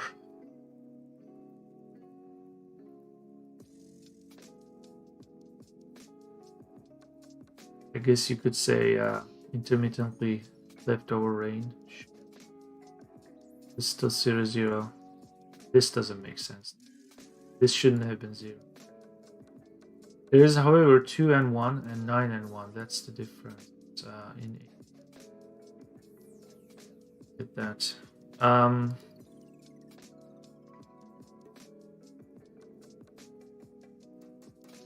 Trace. I see. That's why they said okay. It's like trace element of rain. So it still makes sense. The fact that this is 0 here, but this says 2 1, 2 1 is the reason why you have this. Normally for this to be here, this should have been 0, but this 0 plus like comma 2 is making this true. However, this is for Toronto. For Bangkok, sense. So let's go to August, March. I want to go to late August. Go.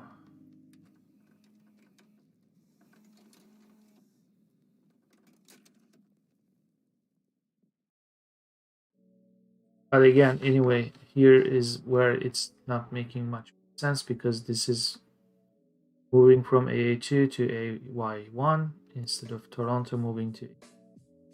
Look at Tokyo. That's a whole other story.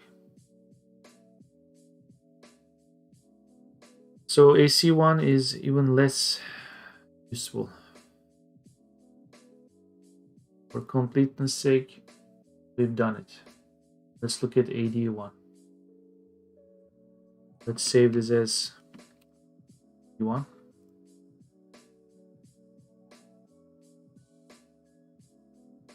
What the hell is AD1?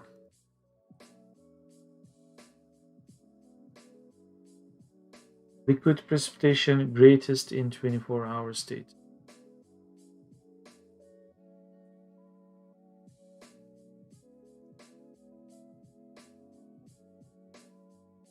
Actually have that AD1 here. Let's see. Nope, that's the highest. Okay. So this weather bits is essentially now redundant. Could delete this weather bits.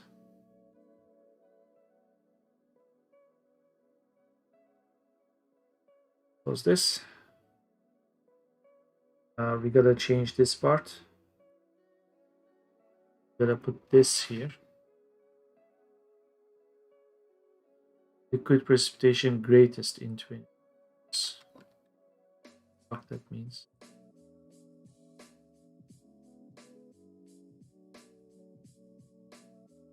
And I certainly don't see it here.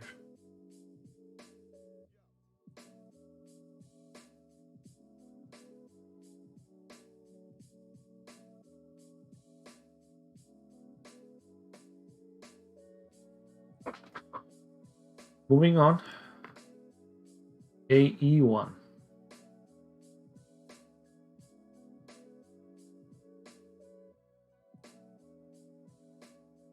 Number of days with liquid precipitation data.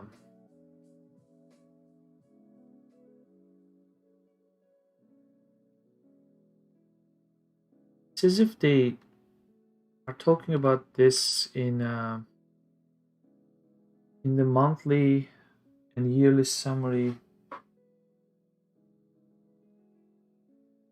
that are in different paths.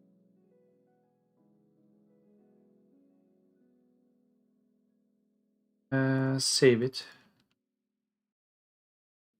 AE1.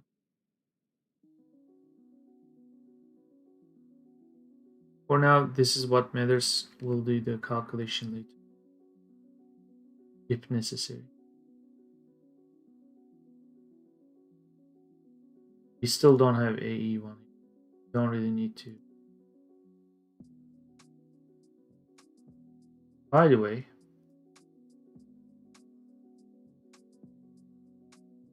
let me open Istanbul too, just in case.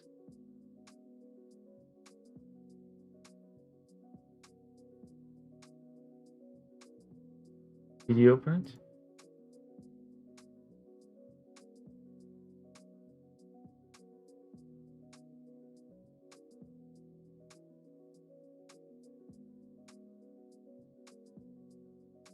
Oh boy. Oh boy.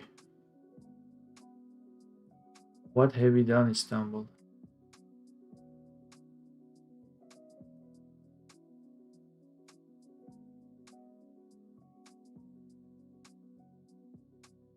Yeah, look at the FM15 once every half an hour.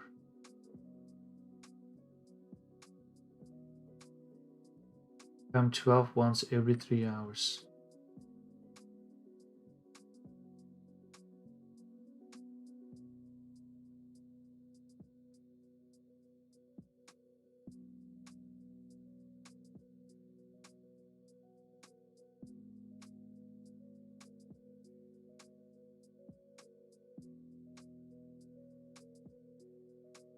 What have we done, Istanbul?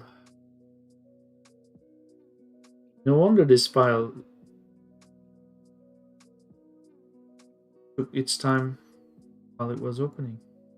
Let's go to, when do we have a lot of rain in Istanbul?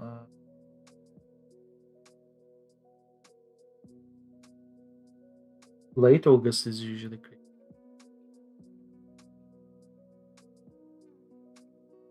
Means we need to see values that are higher than 0 here, especially in late August.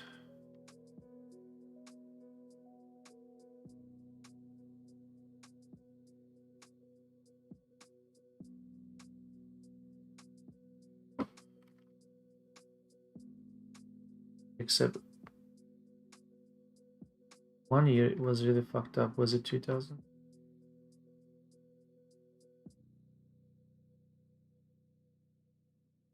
Then surely September is rainy.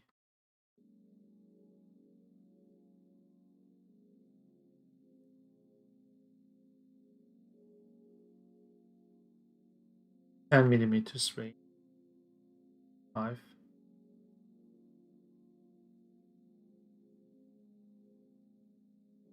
Yeah, they had a drought there some year.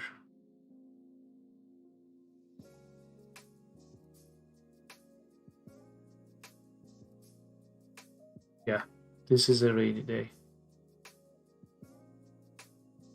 September 12th. In fact, 6 hours later, it's still raining.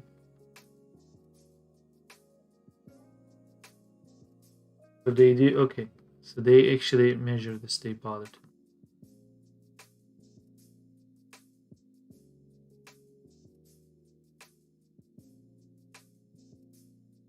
New Year's Eve. Let's look at their November values.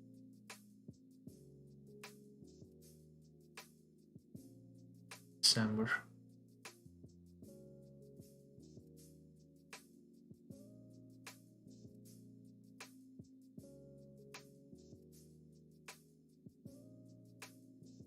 Yeah, they do have some rain. In fact, this day it rained. December 10th. Okay. So they are not very. They don't bother with AA2, but AA1 exists. It's promising that I think in all this madness, in the A blocks, AA1 is going to be the one that will have to do some kind of approximation, I believe. Either way, AE1. Let's make sure that this title is correct. This is AE1. Save this. Done. Going to put a note here. AA1 is unreliable, nevertheless it's important.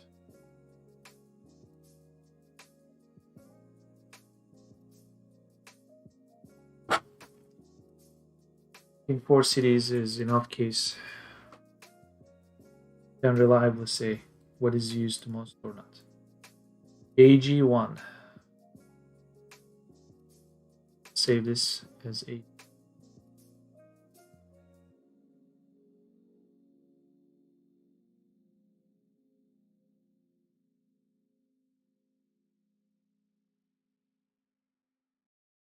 Yeah, AE1 is has a lot of fields, so that's going to precipitation estimated observation from AFCCC. Discrepancy code estimated water depth dimension. Really looks useless to me, but let's just put it here so that the number adds up. Moving on.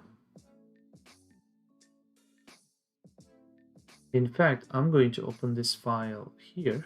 So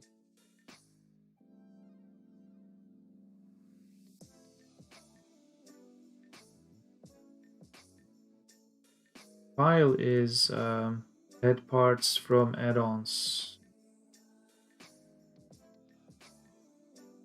Work. This bad boy. Scenes. This add parts. Done. Close you. So we are in AG1. We need 6 parts of AH. Coming right up.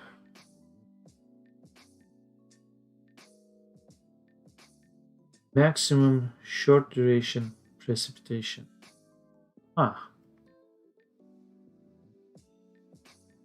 Sounds useful. But I don't think anyone has bothered. Nope. Nope. So this is 6.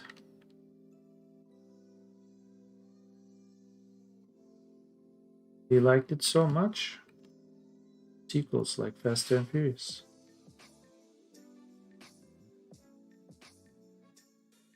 Wrong shortcut.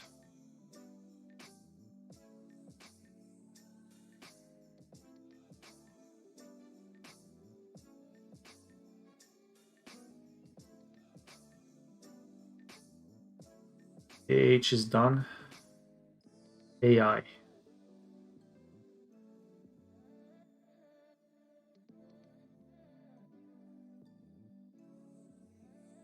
Maximum short duration precipitation.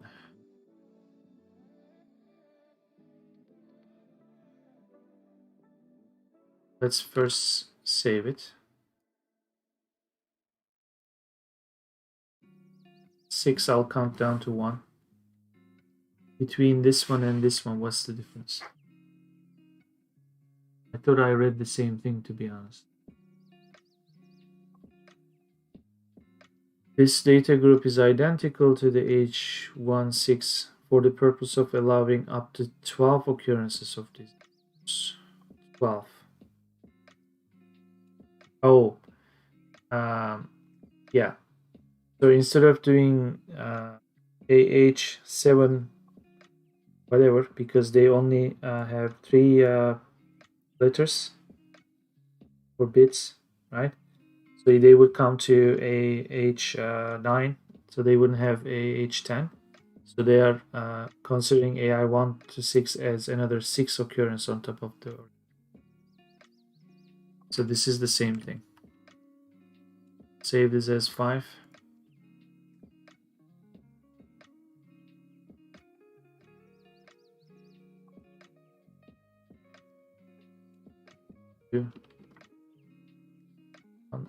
Kaboom.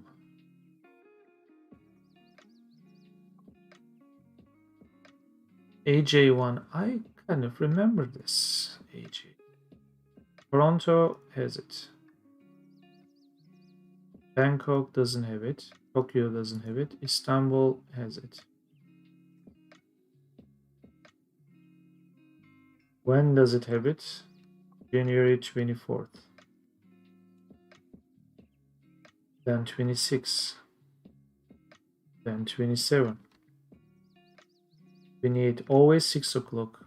Okay, so it's like a daily record or something. We'll look up the meaning soon. Let's save it first. Up AJ1. On. Snow depth. Very important.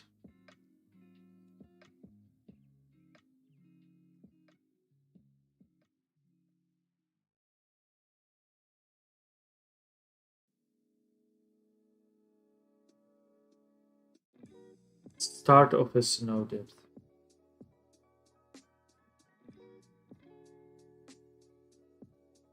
Six parts. 3, 4, 5, 6.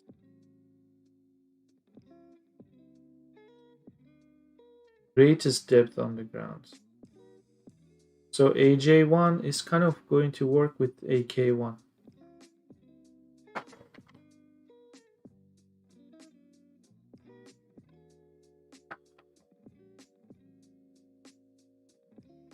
When it makes sense, and maybe that gives way to AL1. Some of these IDs, yeah, accumulation. There you go.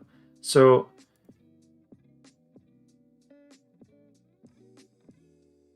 nines usually mean it's missing, but I'm guessing here this is not a significant snowfall, that's why. But when there is, I think they are going to talk about AL1, which is the accumulation. So let's go to a meaningful AL value. In this case, Toronto, surprisingly. How is it that you have this column? Oh, you could have this column without any value because this is coming from the raw sheet here. There you go. However, I ignored this. Why am I ignoring this? Wait a minute. Oh, okay, it doesn't exist. I am ignoring this because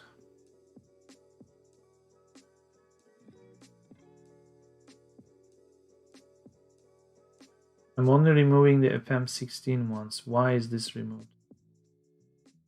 On January 4th, midnight, should have an AL1 value. What's going on, Toronto?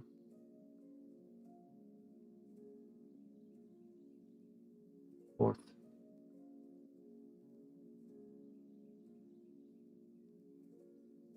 This looks like AL. Yeah. Google Sheets, what are you doing?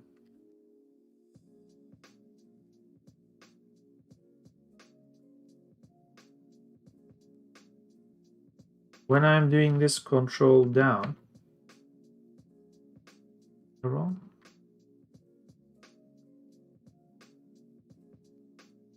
I thought I was using the shortcut to go to the last or the first row with a value in this column, which is control down. No.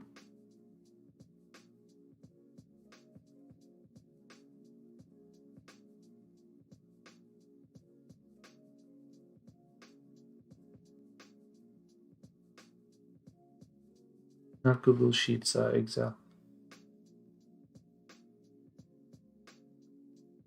I'm confused. I've been using it all along. Just as Bangkok. Is it this? Yeah, see, control down went to the first row that has a value in this column. That's what I'm trying to do in AL1.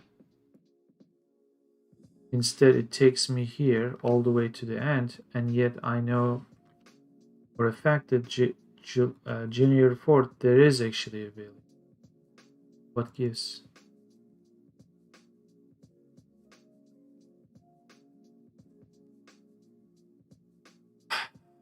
Through some luck,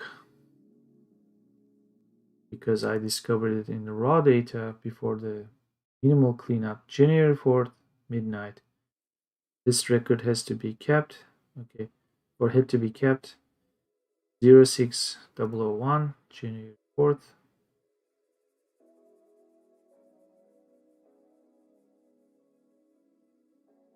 So for this to exist, my claim is that there has to be something here.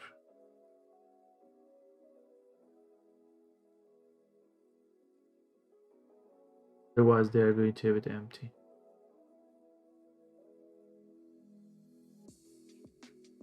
In fact, this is going to be 0 or insignificant, so this exists, which is good news.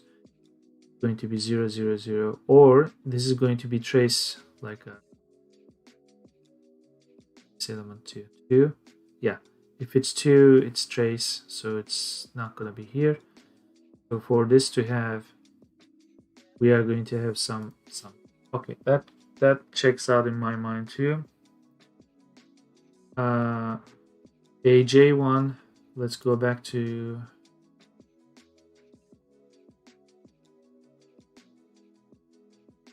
the identifier that denotes the start of a snow depth.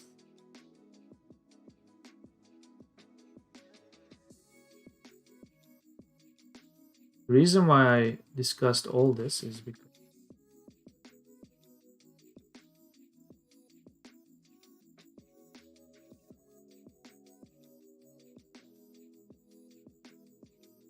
there's a J1, a K1, and AL. Sometimes one of them is missing. but I think in this case, if for AL1 to exist, there's always going to be AJ1. That's what I'm understanding. This is Bangkok. I guess there's never snow there. They never measure it. This is Tokyo. Guess they don't really have snow there either. This is hard to believe. In Istanbul, we do have snow occasionally, and there you go. Which makes me ask the following question. This is one of those Quora kind of questions. Does it snow in Tokyo?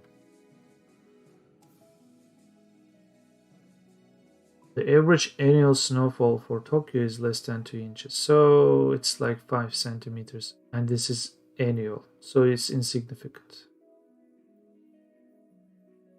Wow. It rains only, it snows only here though. I guess they don't really measure it because they don't care. Like it's insignificant, I guess.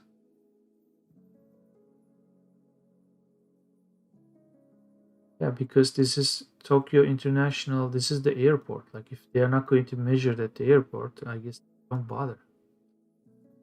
It's a big deal. Is snow rare in Tokyo? Yeah, only 1 or 2 days. So checks out. Okay.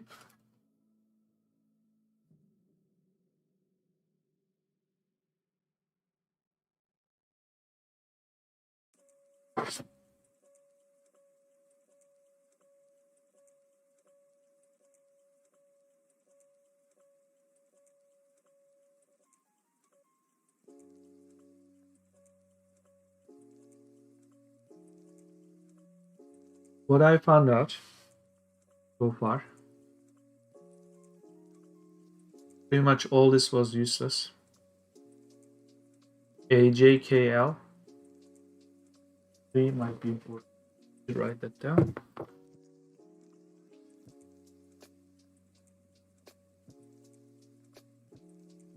AJ1, AK1, AR1.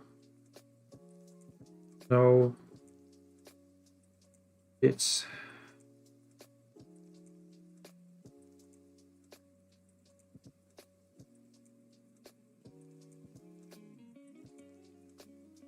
maybe AM1 is important too. I'll write it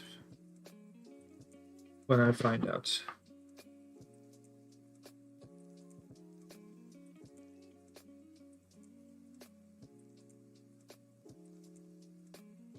AK. Okay, let's go to AK.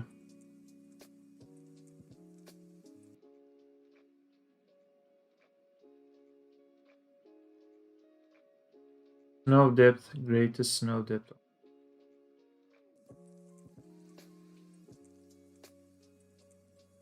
There is AL 1 to 4.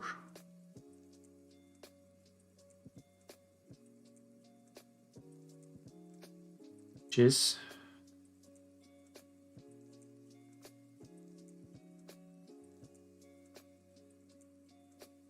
episode of snow accumulation.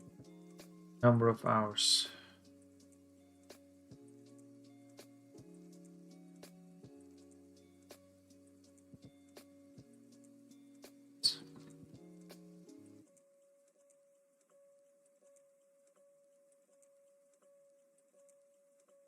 So basically they say over the course of, I don't know, 2 hours, there's going to be this much accumulated on the ground. How is that any different then? This is the depths dimension. Let's see. Dates of occurrence.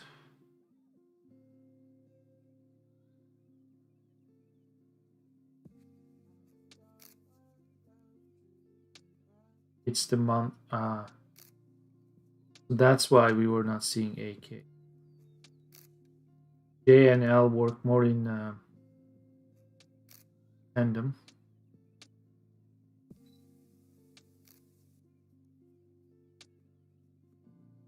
Write that down. K is more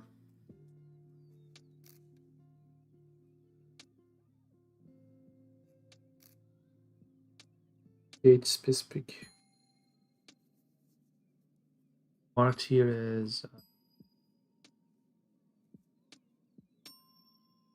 dates of occurrence. Given is the date for each occurrence, up to 3 occurrences.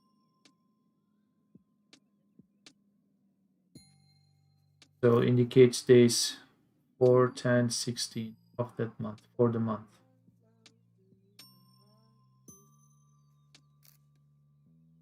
I would say this is a difficult thing to measure now.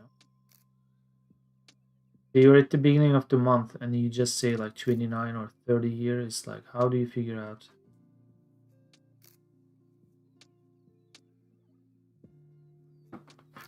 I suspect this is one of those fields that we'll never see.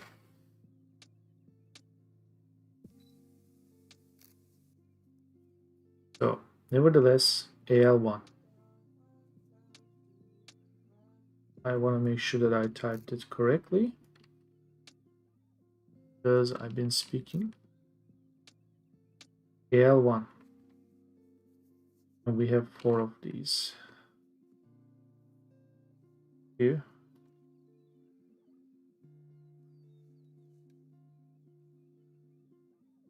And 4.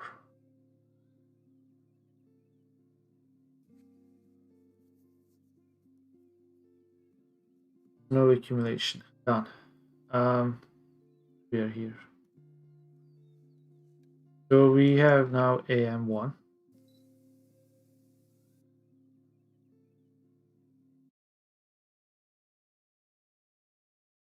They didn't bother in Toronto, place where we get snow. And I wouldn't expect it in other cities.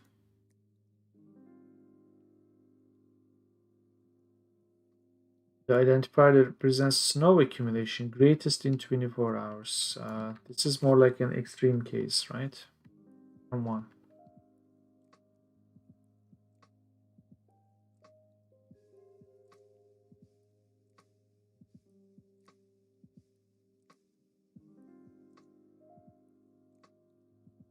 Okay, moving forward. AN4. Yes. We usually have something starting at 1.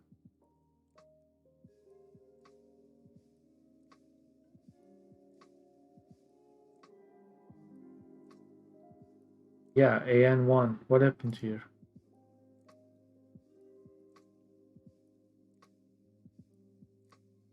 What happened to this is the question I'm asking myself. Identify that represents snow accumulation monthly total is AN1.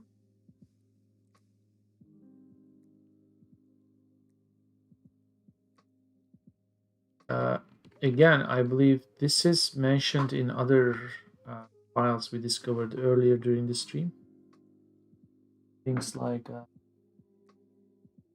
global summary of the month, global summary of the day, that kind of thing.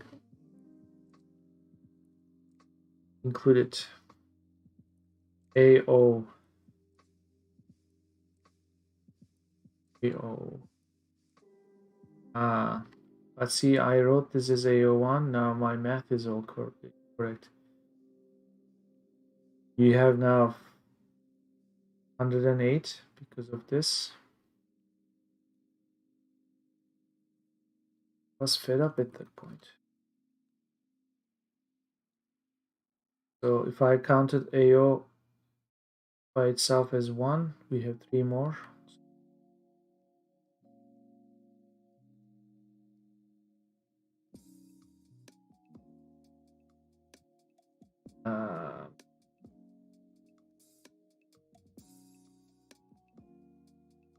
You need to write it down anyway.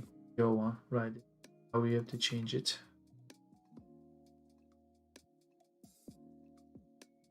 An episode of liquid precipitation. Did we address this earlier? Wasn't it AA part?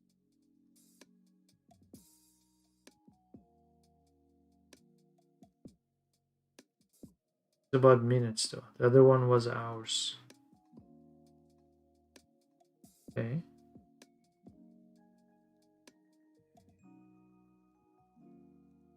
We don't have it anyway. I'm looking at you, Bangkok.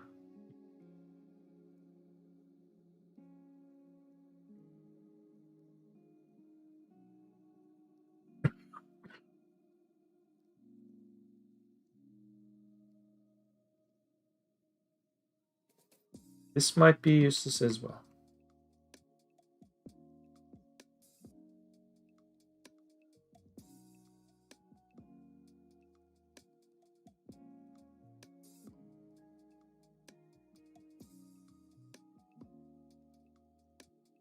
So after AL1, AM and AN is also AO.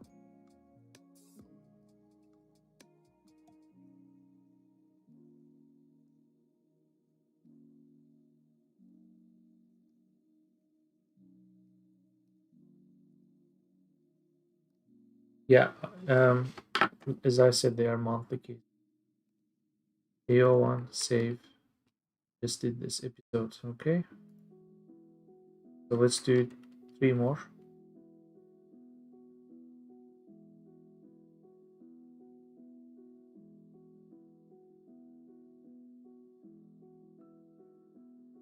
Okay, AP. Save it. Go down from 4 to P. I mean 4 to 1. AP4.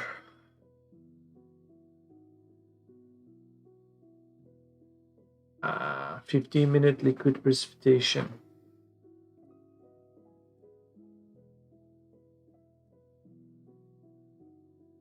Important note. These are also provided in the AA 1 to 4 section for typical use in applications. This APX data are mainly intended for quality control processing.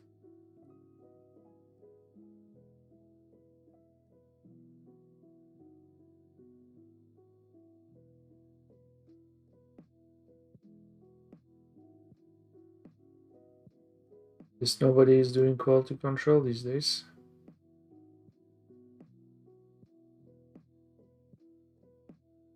Take this, put it here, put this important note too.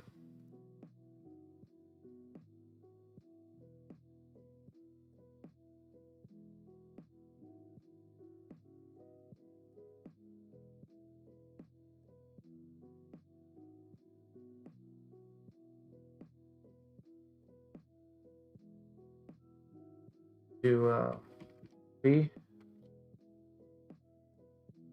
2, 1. Most likely never used it. AT 1 to 8. Weather occurrence date.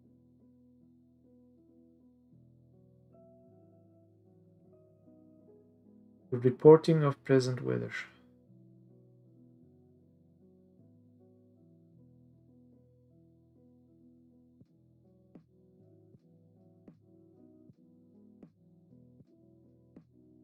This is the weather station's measurement type. Manually or automatic sensor touch. Um,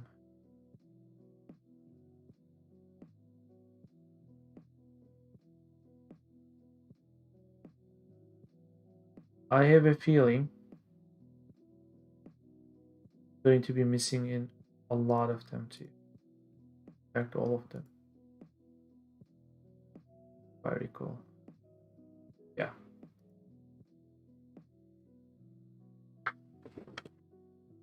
You want to 8.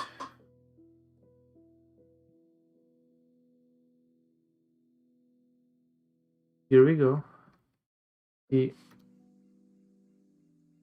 1.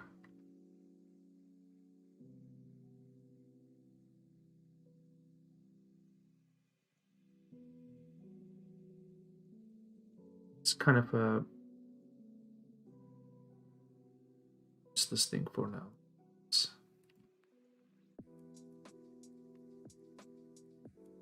let's just do a quick save. Patience sake, else.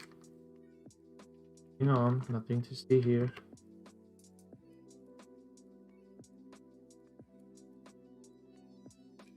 A7. After 88, we have AU 1 to 9. Okay, what madness is that?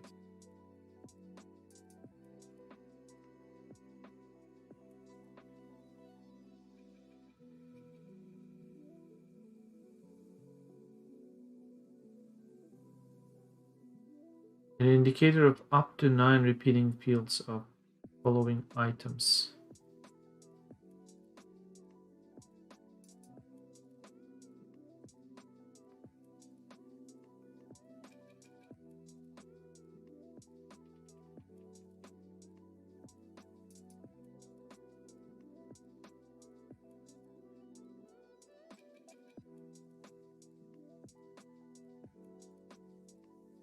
Seven fields. 7 fields, different lengths.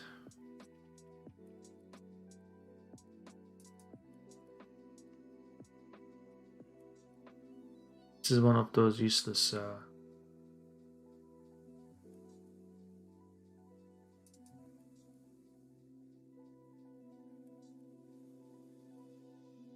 all of them have this common thing, present weather observation. I'm guessing this is just a summary of the report. Something like, oh, is it snowing or whatever, that kind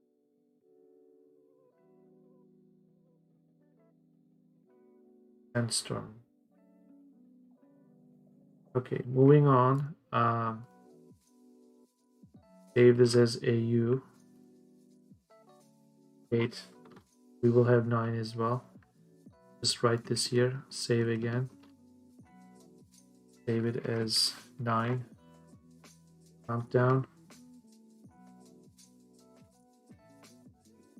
6. 5. 4. 3. 2. Kaboom. On. A1, AW1 to AW4. This is present weather observation. I just typed it. Automated occurrence identified. As if AU just did that, but this is automated weather. Second automated weather. So I'm just typing it as automated weather report. Save it. AW, W, AW.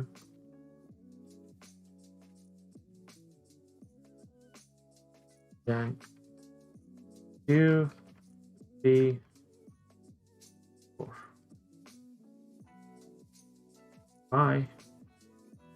So yeah, there's this stuff here. It is kind of useful for writing a summary, but I'm not quite sure whether that summary is included in the records here. I'm guessing when they do some kind of summary work,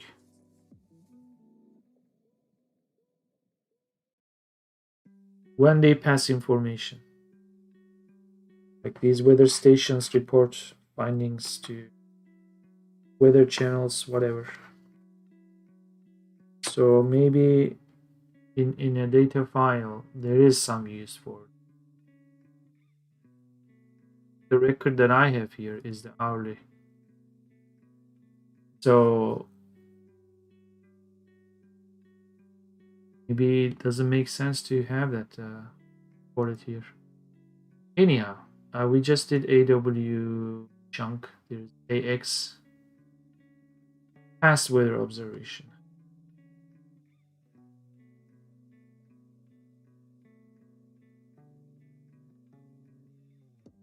It denotes a specific type of past weather observed. That's actually useful in real life.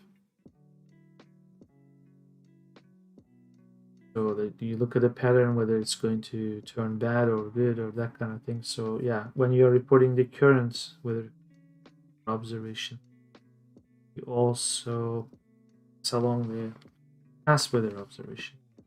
However,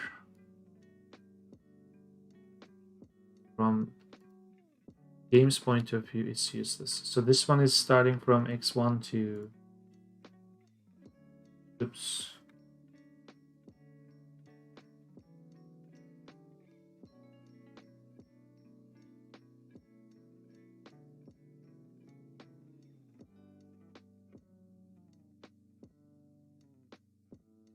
This one goes to 6.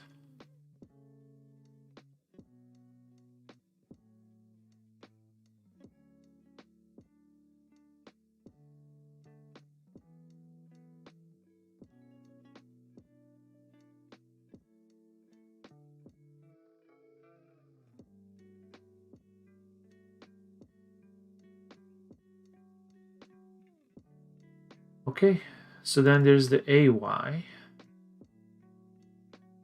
I guess it's something useful as the other one.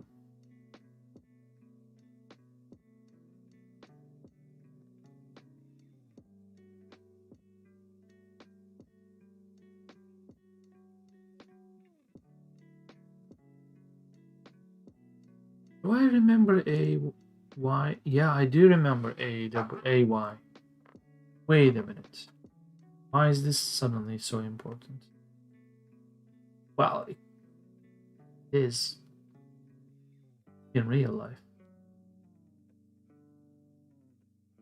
Manual atmospheric condition code. Let's look at Toronto. 71061. Snowing. Or it was snowing. Past all this. 06. 6 hours.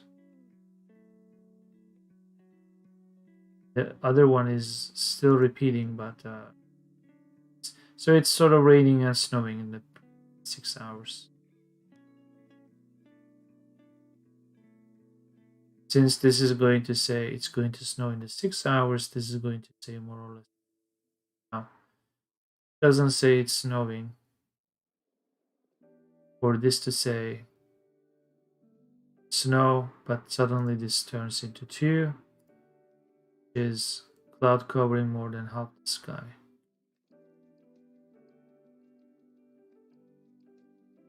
So the past condition, does it actually really matter?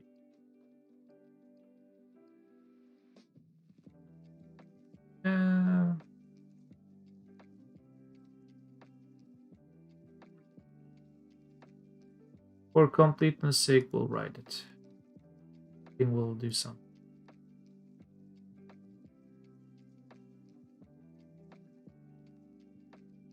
So we are looking at A1, sorry, AY1.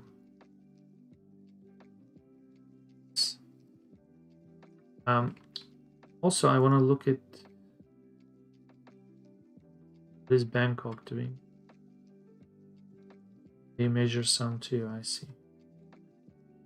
They actually measure it a lot. Tokyo doesn't bother. Istanbul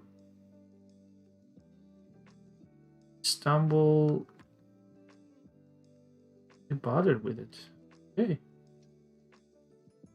Nevertheless, it's not useful. AZ1, AZ2. More past weather stuff. This one is the automated stuff because the other one was the manual. Manual atmospheric condition code, manual atmospheric, the quality of that one. And past weather observation manual occurrence identifier. This one is going to say automatic occurrence identifier. If we had to be true about this, this is the automatic, not the reporting is automatic, the measurement is automatic. But I think for all intents and purposes, this is going to say the same thing, that signifies the reporting of present. Oh, this is wrong. They have a major typo here.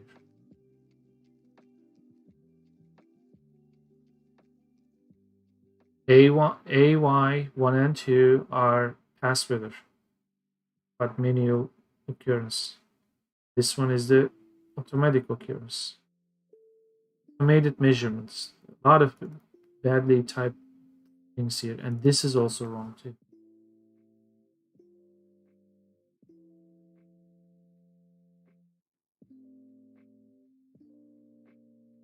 Yeah, it's about automated devices and such. The weather station, whether it's measured or sensor measured. For our purposes, this is still the past weather. So we'll do AZ and we'll move on. I'm not going to bother with that. Okay. I read enough pages. Kind of understand the pattern here. They have typos. This is one. I come across things like this sometimes.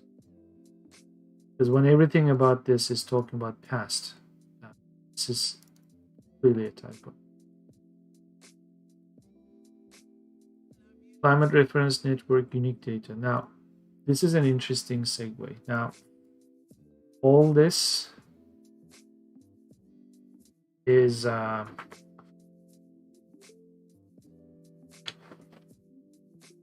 what's the name? All the A's. Look at the page number 35. Okay.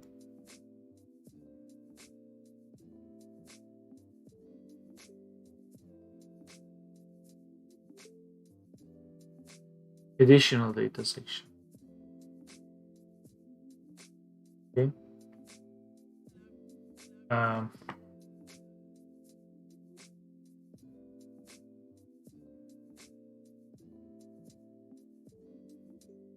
All the A's, all these letters are still part of the additional data set. That's for sure.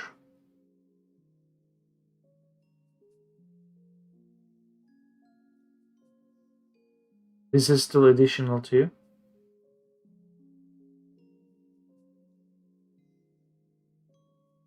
But there is something that I was reading in documents. There's actually another document. Volume 1.2, there's volume 1.1, there's also volume 2, separate.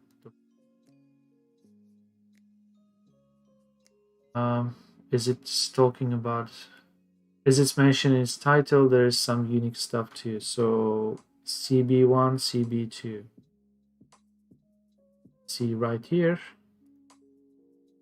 I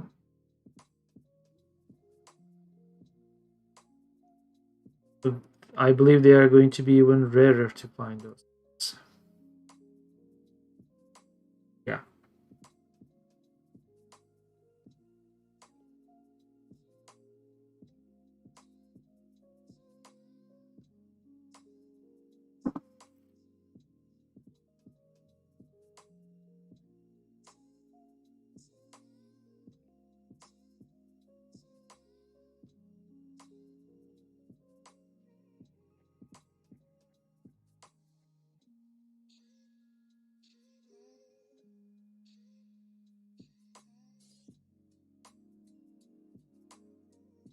It's time to make some hot tea. Come back and complete some of this list.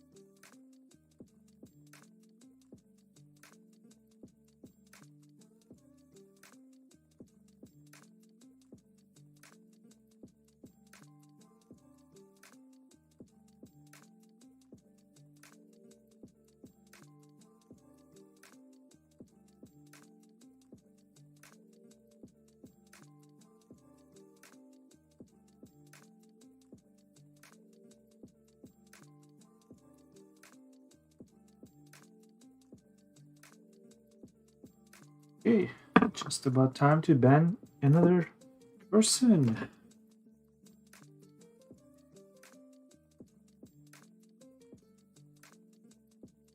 People leave some really weird links there. They lead to weird websites.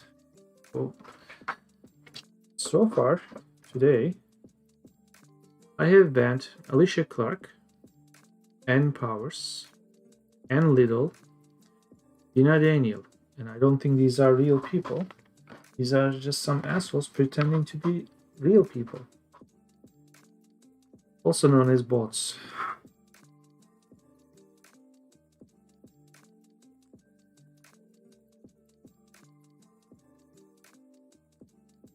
We'll continue with the CB and onwards. Dim some of the lights.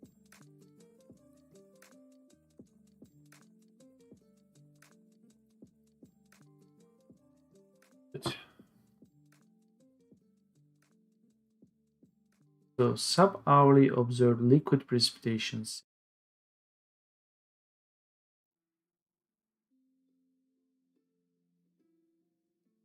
If the other ones were not really in place, this is even less satisfactory.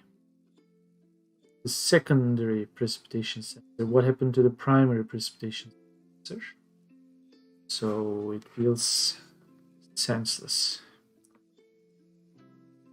Nevertheless, we'll just take this, put it in CB1, and move from there. There's also CB2. Here's CB2. CF1 and 3 is the following.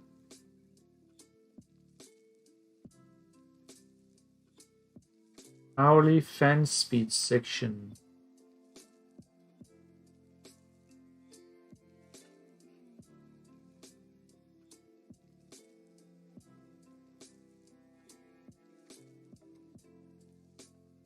Three instances of this section appears in the last IST record of the hour.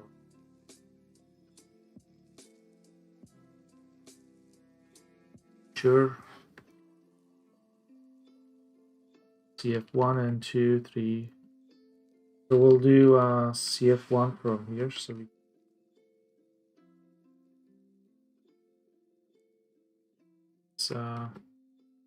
yeah, good enough. So we have CF1 and 2 and 3, and so now we are in CG.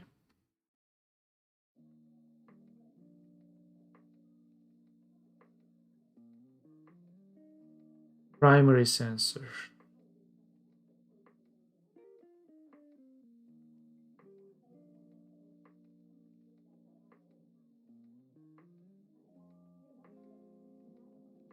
I see, just in case, I see some benefit in writing the blank templates here or creating these cleaner files out of the template, because maybe I'll work with different CSV files in the future. So this is going to work on a certain record. What I'm doing kind of feels useless for the sake of completeness, but at least the file will be ready. So this is CG1, 2, and 3.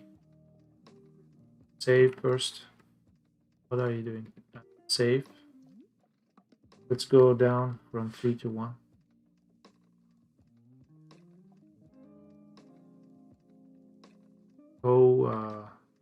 What? Collocated. 3.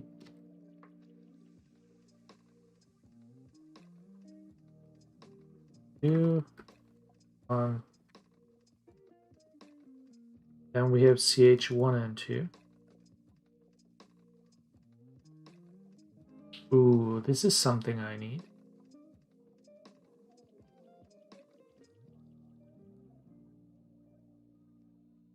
This is something I need. Unfortunately, I haven't seen it yet.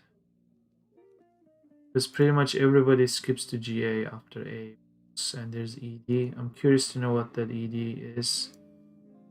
ED1 in fact exists for all four. I'm really curious. And how far away are we from? Far enough. Far enough. We are in CH1 now. We are far enough. Indicates an observation of relative humidity and temperature measured at the relative humidity instrument. The instrument is an important instrument. This section appears one or more times per hour.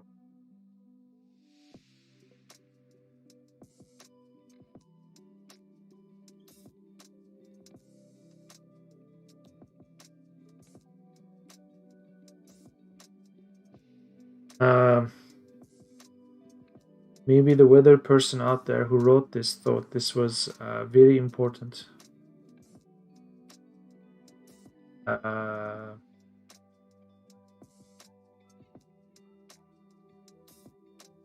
Half of this sentence is meaningless. Pitching right now. Pitch mode.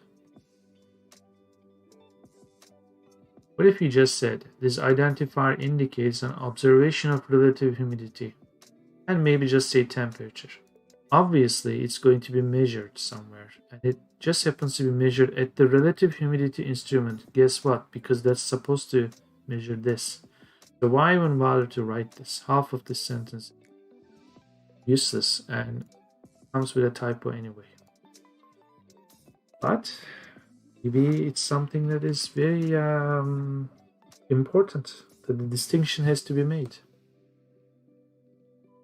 For our intents and purposes, it kind of looks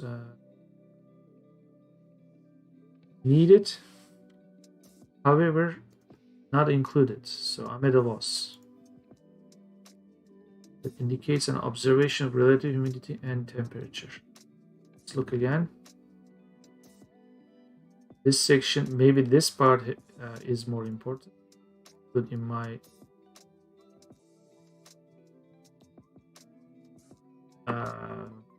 explanation here. This is CG1. I should remember to save this as H. There's also CH2. Moving on. CI1.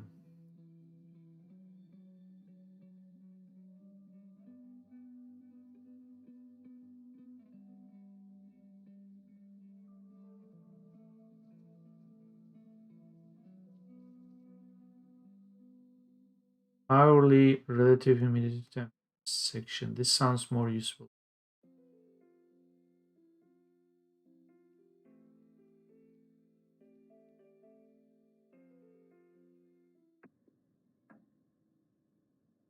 Again, half the sentence is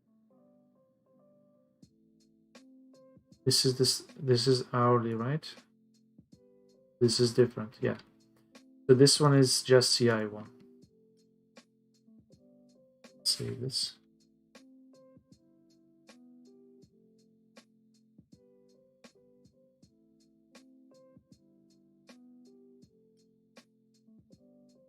In the last ISD record of the hour, as if it should have been there all along.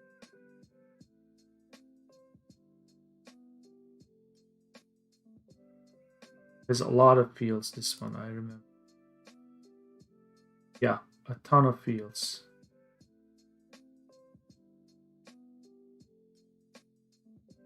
Then CN1, hourly battery voltage section.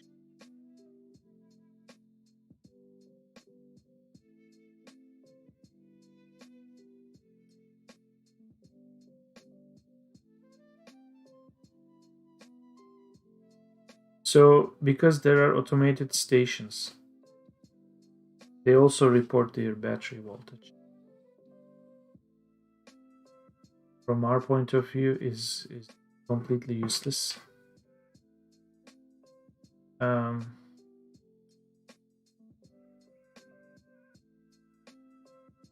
example, average voltage, quality, flag, average this DL FL going to be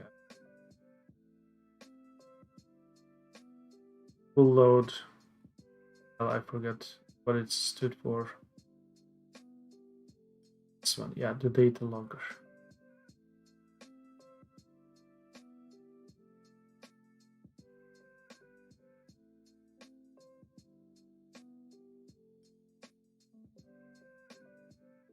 So this is CN1.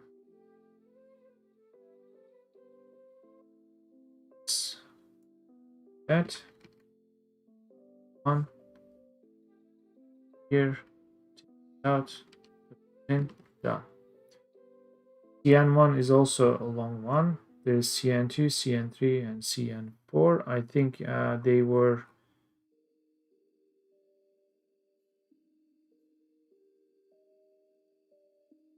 This one is the diagnostic one.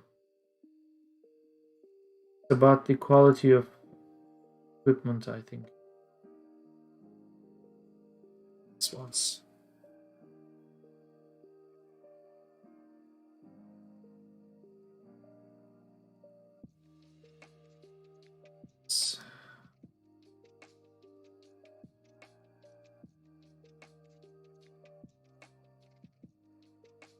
Okay, so there's the CN3.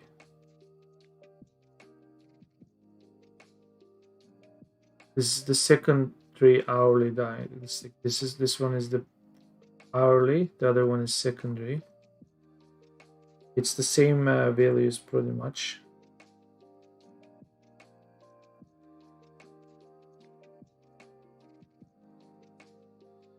Useless. Intents and purposes. Identify that indicates an hourly observation. Against diagnostic data. The only difference is the other one is kind of primary. This one is secondary. Essentially the same. If you look at the fields here, they are slightly different. The last three parts are different. Then CN4. This one is measuring the heater and other wattage and all that stuff.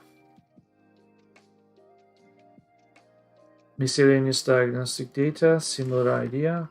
The fields are different. Now, the difference between CN1 to 4 as opposed to the other ones that are sequential is that the number of fields are different because they are measuring different things. Usually the beginnings are the same, except the last one is really completed. That's what I do remember. Nevertheless, we have just come all the way to CO1.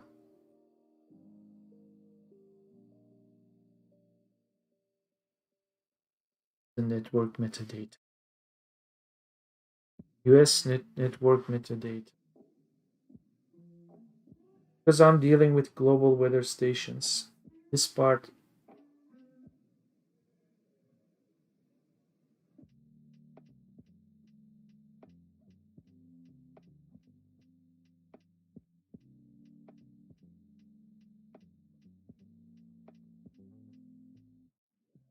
will not be useful at all.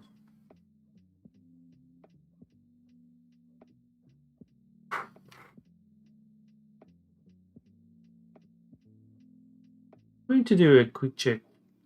Page 45. Are all CO fields?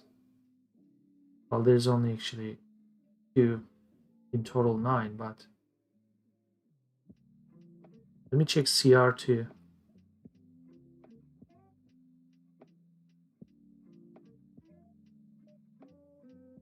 Okay, so only these 2, as I was saying, stuff. The other guys are.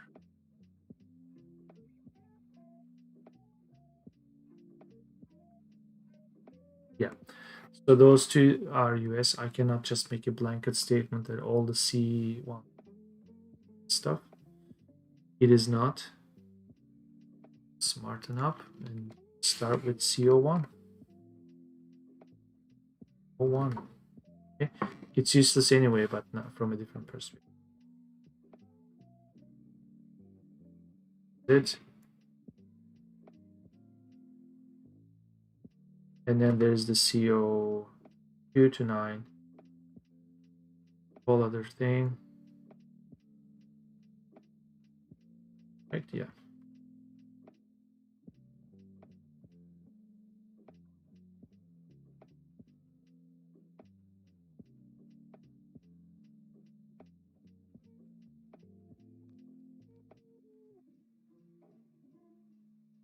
Three.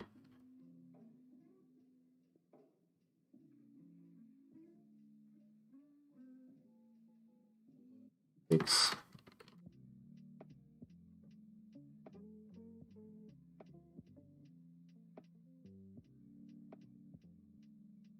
Finally 9. CR1.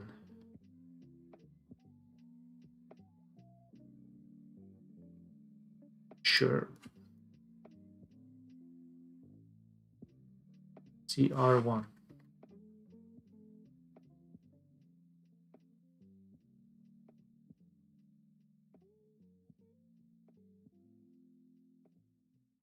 What else? CT1 to 3. Sub-hourly temperature section. Indicates one of 3 concurrent air temperature observation co-located sensors.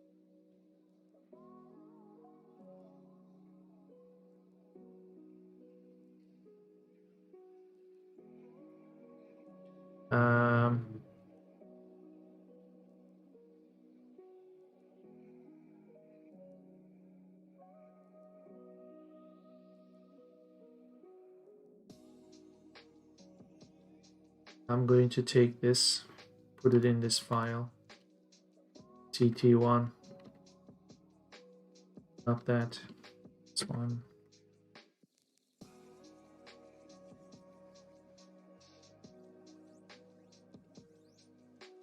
It's 4612. What's happening there? Each of the 12. 47. What do you mean 47? There is no 47. If anything, it should be 46. 5 minutes. That's weird. Anyway, this has to be like this.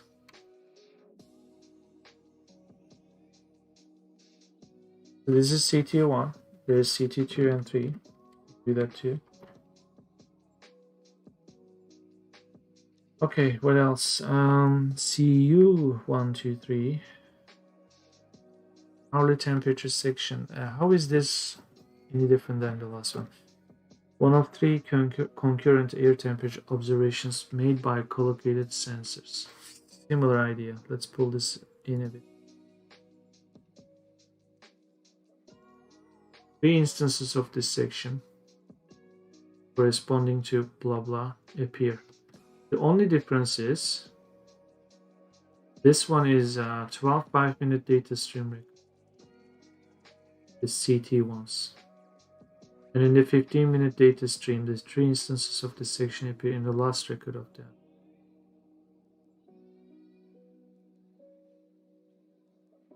I have a feeling between CT and CU, the fields will be longer. Yeah. Because you have to.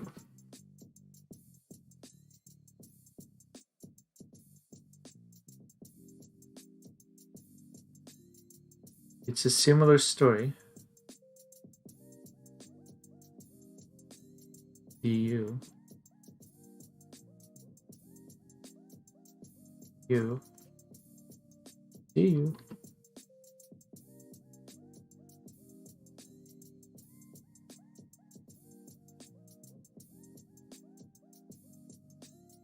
Save. U. 1. Done. CV 1 to 3. A lot of fields. This.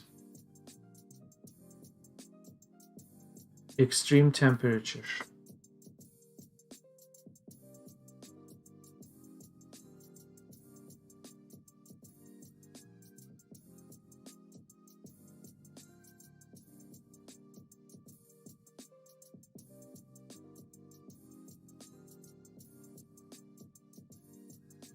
So we start with T and then U and V. So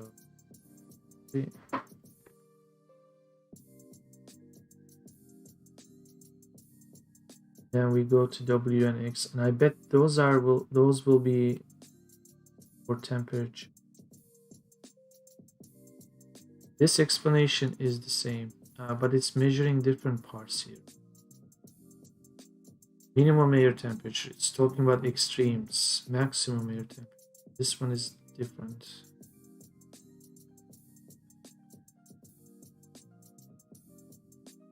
CV1. Let's type it in case I'm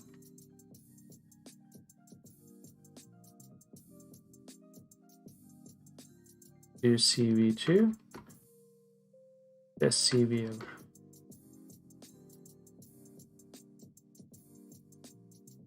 CW1.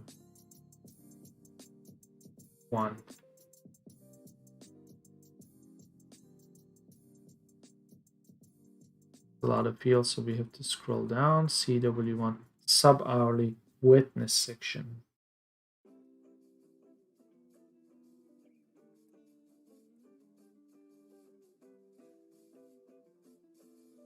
I want to check something quickly about the stream. It's going to be inception time. Now, today is the first time I'm streaming on Trovo. Just see if guess it knows that I'm streaming. Yeah, I can actually see. That's fine.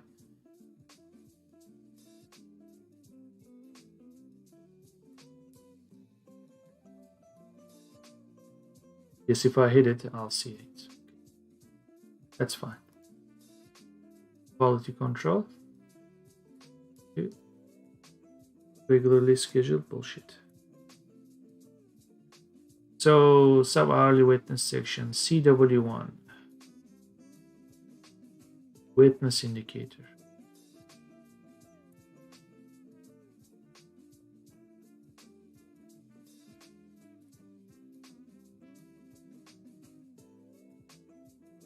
There is 1 and 2.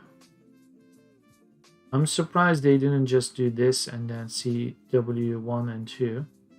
They shoved 2 things into one. Sensor channel 1 value, sensor channel 2 value. The existence or non-existence of moisture on the sensor. I see, the sensor whether it's wet or not.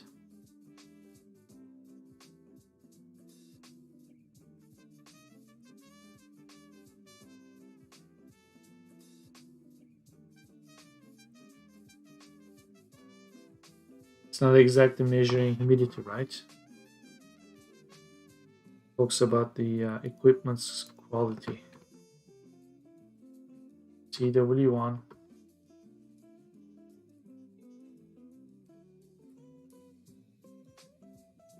That is it.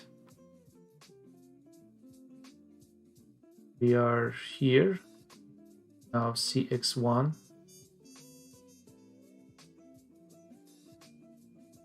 Okay.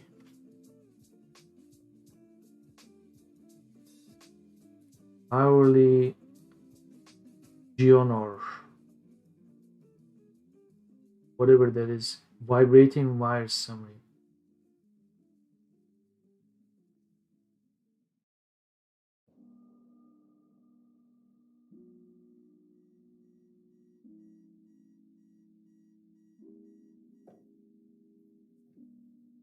Just a quick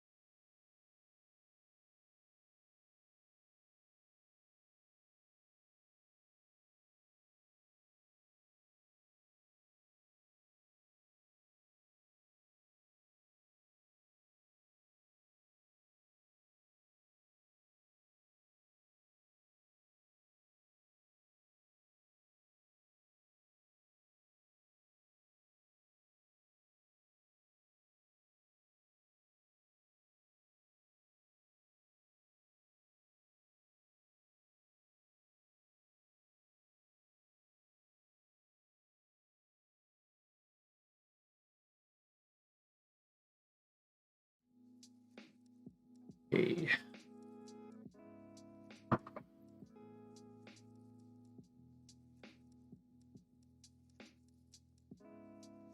So this is some more measurement data. Vibrating wire transducers, machines. This is the section, so I'm just going to summarize it as that. I'm not going to write that whole paragraph there. It's an overkill. The rest was more or less overkill anyway. So this is just 3 more useless bits of information from our point of view. Of course, real life people may think of this, but it's their job. CX 1 to 3, that's a lot of fields. Now we are coming to finally runway visual range data.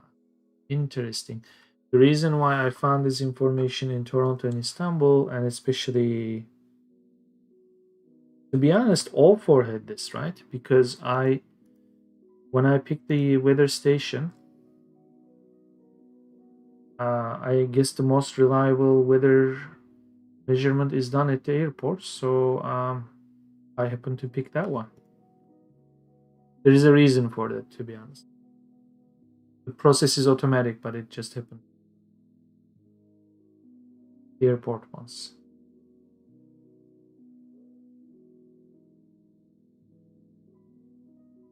So this is also useless for our game.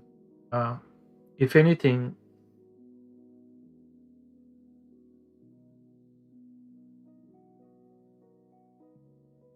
this may have something to do with the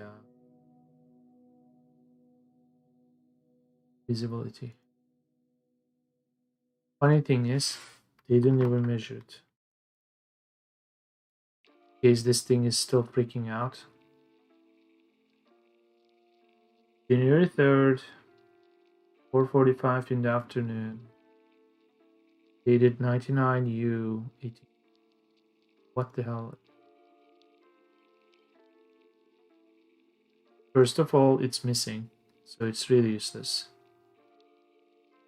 Okay, the angle is missing. Then it's you, it's unknown. So, okay, Istanbul, what are you doing? Istanbul is doing a better job. January 23rd, it says 36 R1000. 36 is max, the direction. This is most likely yeah, this is the degrees. R, right, some value, visual range. So this is it. ED1, another obscure identifier.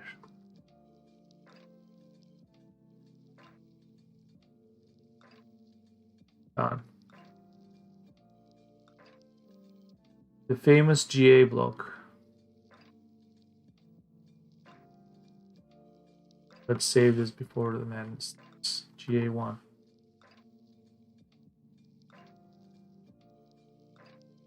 Cloud and solar data. Cloud and solar data.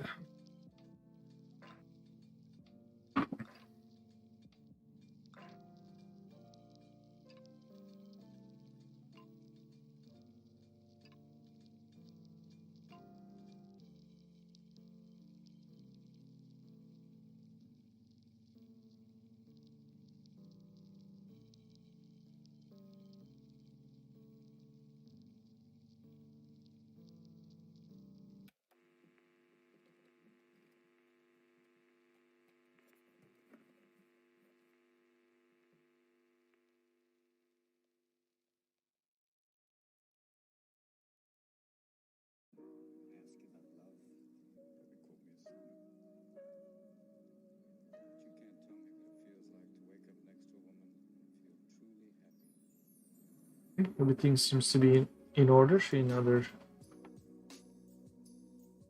platforms and such.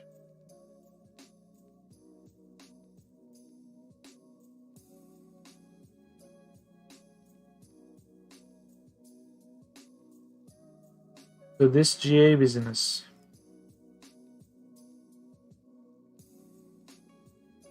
Toronto has 5, Bangkok has 4. The 3 are actually kind of cool. This one is okay. March 20 though. Tokyo 4. Istanbul is 4.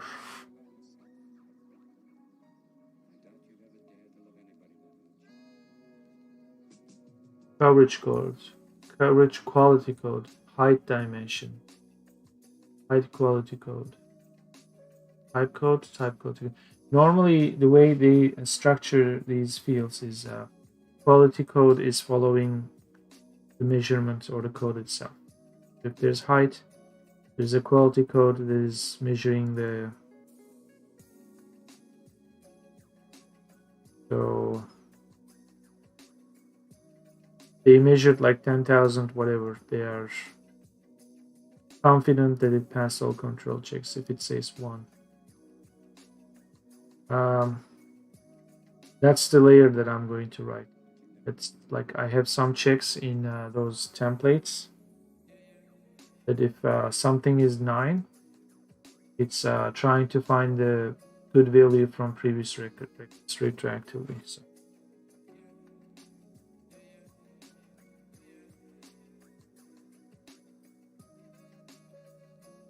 So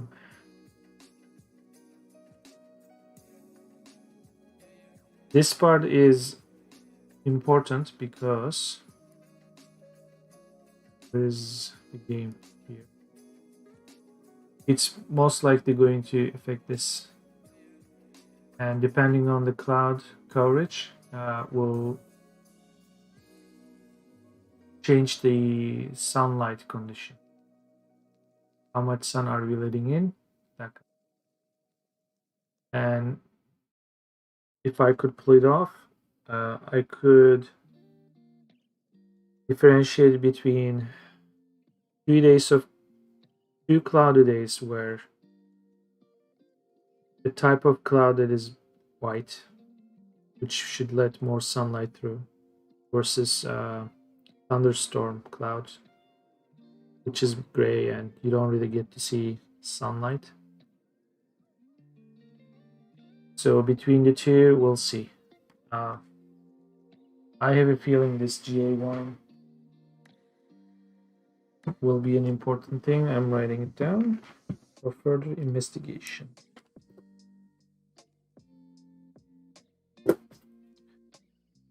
GA1 to GA6.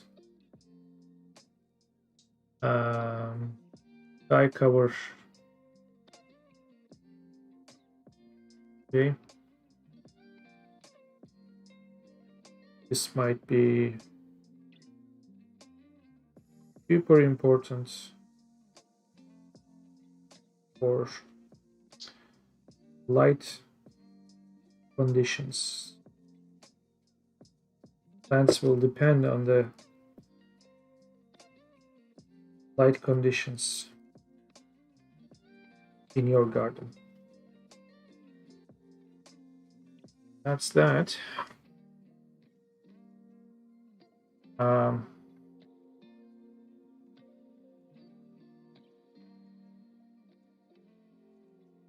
To be honest, I could start implementing this right away, but this is kind of a good segue.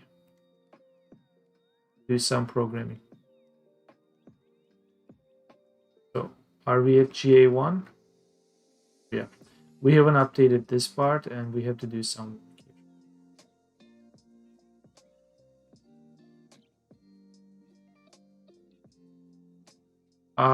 This is a good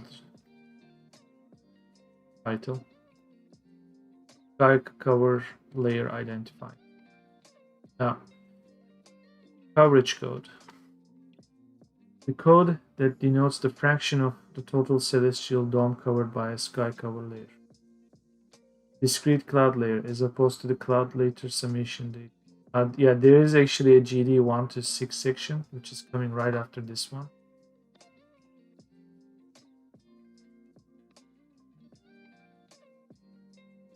Which is that one actually is a summary of this. That might be more useful. They are yeah, equal number of like 1 to 6, 1 to 6.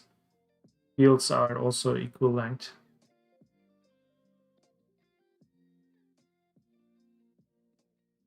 Equal length is the wrong word. Equal number of fields. Length is a separate concept. So this checks this, okay? This checks this. And then the cloud type, which is a whole other game, yes. This is when whether the sky is going to be dark or not. I believe these are the good guys. And then somewhere after 9, I think, yeah, we go to the scary ones.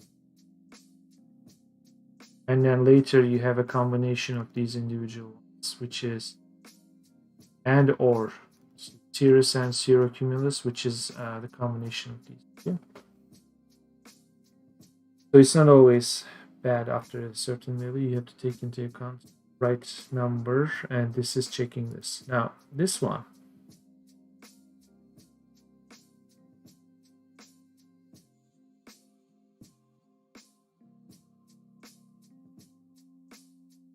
now this one might be more useful. How can I open this document? There's no new tab open. Okay, so in the sky cover layer coverage code, these are the possible values. Take all this. Let's just put it here. In the summation, I'm gonna bring in this 55.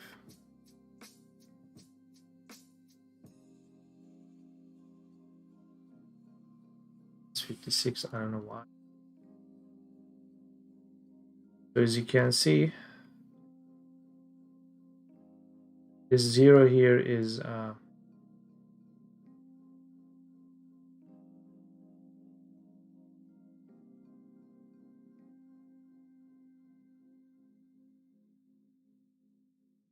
and here it's measured by octas. 1 octa to 8 octas. But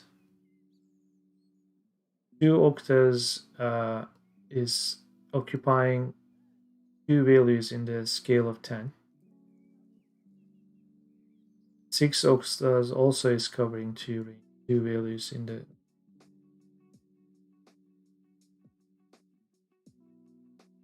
So in other words, this has to be kind of converted to something humanly readable, which happens to be this.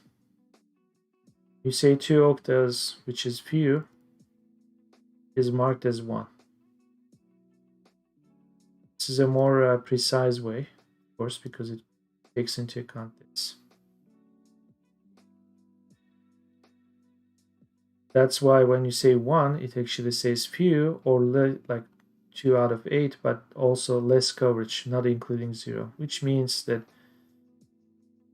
which actually means, so this one is comprising these two. So then you have this scattered, okay, which corresponds to this 4. Then you have broken case, 7. Overcast, which is 8. Then obscured, 9. Partially obscured is. Let's look at the other fields if we are seeing something like that. So we've just done this to you. The height relative to a vertical reference datum of the lowest surface of a cloud. In other words, in layman terms, how close are the clouds to the surface? This is the quality check for this. Let's look at the GD1 case for that. After this, this comes with two coverage codes. The portion of the total, okay. The fraction of the portion, the fraction.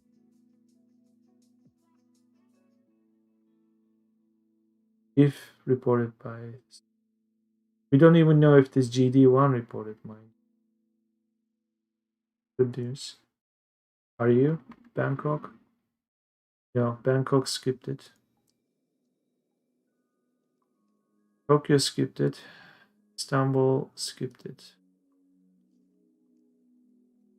Not good.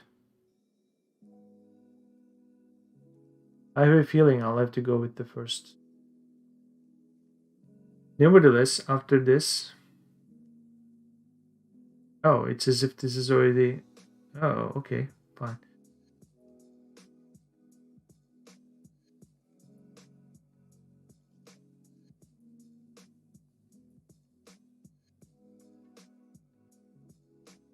Okay, this is the fourth field instead of the third field.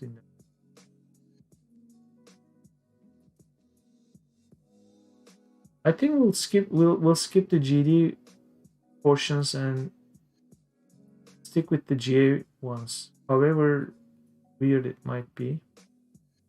Let's look here for GA block, the cloud type. Do we actually have that here? We don't. So this is actually summing up the GA section.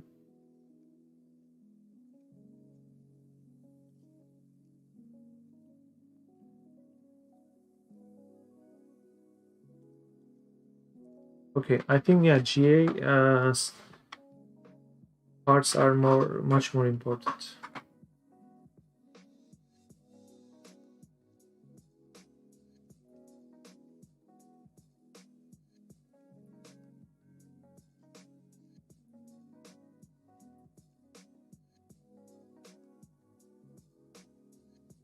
And we'll have to make some sense of this. Now the summation is helpful in the meaningful conversion of these octas.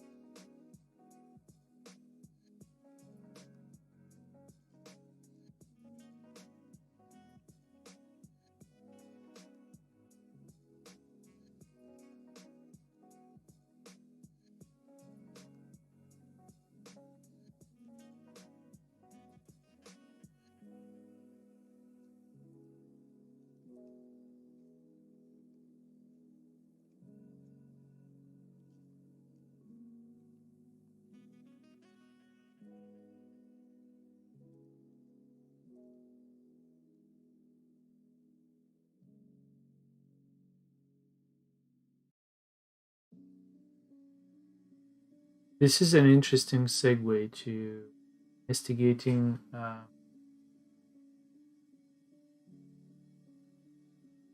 believe I put it on. Holy crap! A lot of.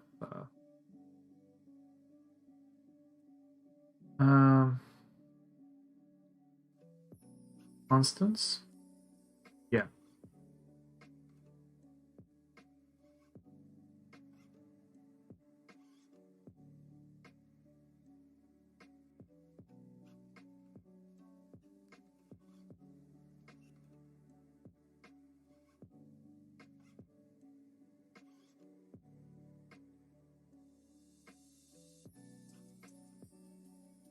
because there is no minimum and maximum. So I'm thinking of how I'm going to normalize this data. Because for the numerical values, I've been using min max and normalizing and turning into a color here. And then reading this color back, I was able to construct the values. So that way I could compress the data. So all these numerical values are essentially encoded and compressed in this image. Now, for the text, partly cloudy, cannot really hold the text. We could have designated values for text. So already have something like that. The value is 10, partial obscuration, which sounds more like partly cloudy. Okay. And then if it says, well, 4 stands for the scattered in this case,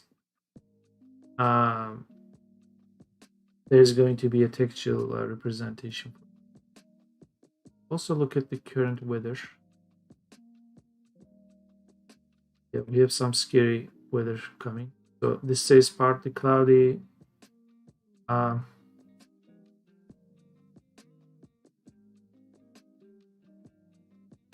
It's hard to remember what it says otherwise.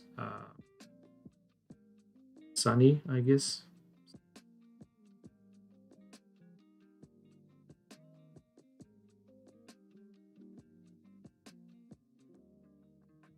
Oh, hey, lurker.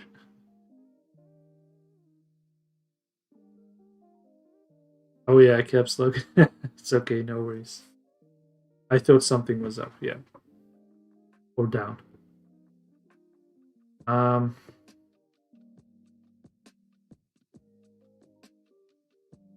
So I suppose I could hold the numerical values. Let's see what else I can take out of this. This is the summary. We'll skip that. We'll just write a bullshit description for it and then be done with it. So we need to check this. We need to check if the measurement is okay. Should actually use some kind of control here. So I'm looking at the second value after the comma. Well, first value, the value after the first comma. If it's anything other than, so it's all 5 here, which means it passed all quality control checks from some source. So it's not 9, so that's reassuring. I bet we'll find 9 at some point if I have to write my case. Then the third field is this one. Could it ever be 9, 9? It might be. That's why we have to write our case here. So here we go. So this is the template we created. It's GA1. We are interested in what? So it's going well. Quite tricky with the weather format or weather data. So I'm trying to make sense of this CSV file, and in light of this document that is quite long, I'm breaking it down and I'm trying to understand the necessary parts, because this is Toronto data, which is using some of the fields, but Bangkok, Tokyo, and Istanbul, they are not using the same fields. The fields are standard, but the usage of fields are not standard. Well, mainly because in some place like Tokyo, it doesn't snow much, so they didn't put the snow information. Things like that. Then there is also the measurement done, but they were not correct in their measurement. They reported that. So I have to take the previously known good value, writing some scripts that do that for me automatically. So the GA1's first thing is coverage. Let's here.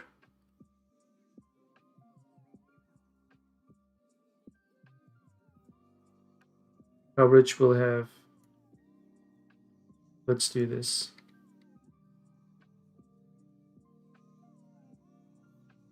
This is going to be GA1. It's ID. GA1. Done. Shouldn't have been changed. That's still identifier.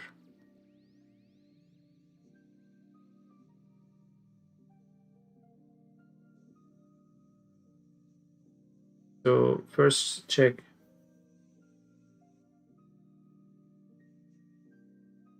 I gotta first make sure that the inferior quality codes, which are in constants 2, 3, 6, 7, if these are the same codes, coverage quality are using. Stop this. This seems to be the same list.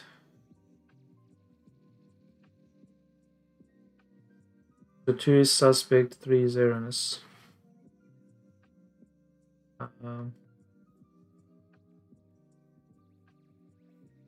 6, 7, suspect, erroneous.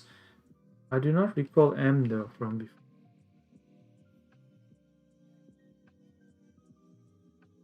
But it's a safe case because someone manually changed it, which is okay. But they marked it as like manual. As long as it's not 2, 3, 6, 7, we are good. So in other words, if the coverage quality is good, we'll skip this.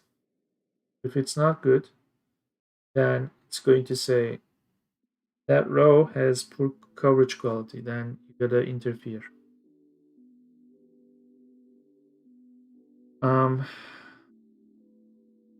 going to comment this out. So it's okay. We have to introduce the other 4 bits here. Is dimension or height quality code, and the other 2 things, cloud type and the cloud type quality code. We'll do that right after these 2.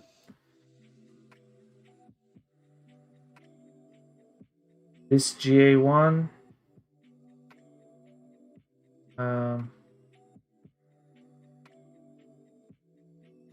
I have to go to index to introduce this.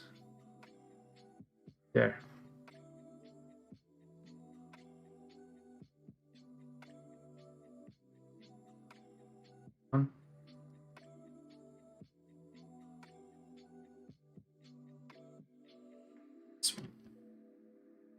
Done. Something else is using this index, that is expander.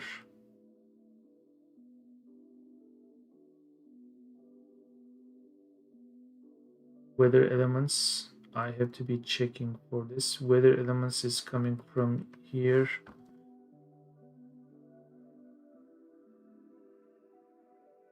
Cleaners is reading this. Yes, I'm recording that too.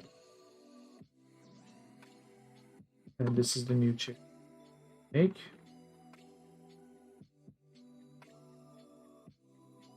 So I need to open a PowerShell.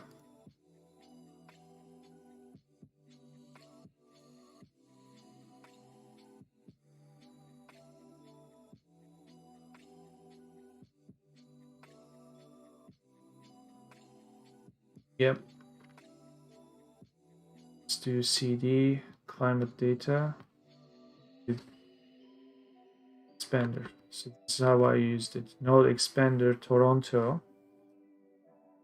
Take the macroscopic TSV. This is going to do some bizarre stuff. This is going to ultimately output this file. This is supposed to change if everything goes well. Let's go.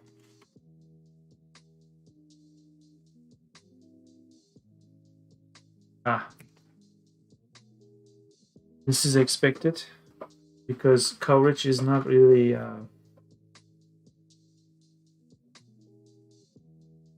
complying with the minimum maximum, hence the problem. That's what we're going to do.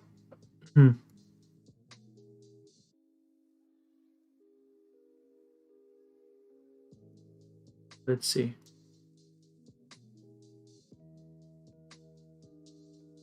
I think we close the other ones. We'll open them if we get some help. Now, here's the thing. This I don't think this gave an error. It would have stopped at this point. It gave an error at this point because we tried to check whether the coverage value that we did parse int, which is weird because when you parse this, it's kind of there's a bit of a problem. But then it tried to check that value against its minimum maximum, and it couldn't. Because how could it? Because there is no such thing here in constants that it should have said GA1 coverage min max. There is no such thing. So for this, cannot really go by minimum maximum.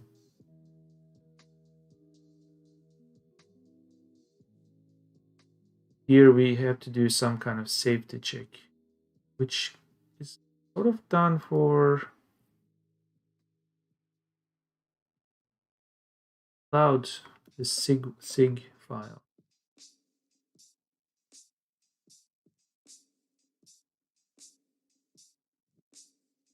Yeah, I didn't need to do it because it passed all the tests there too. For ceiling height quality. Yeah, whatever logic I'm coming up with, this thing will probably propagate to later.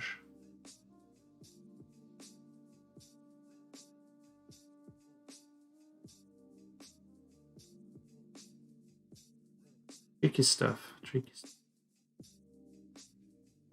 Coverage quality.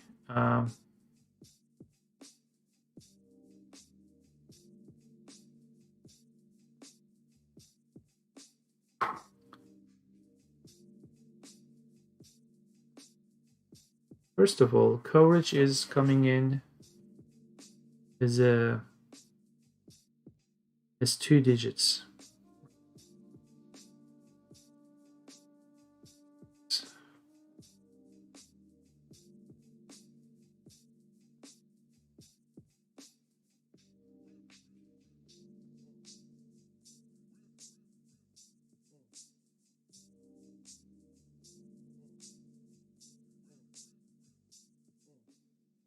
I am never going to store this.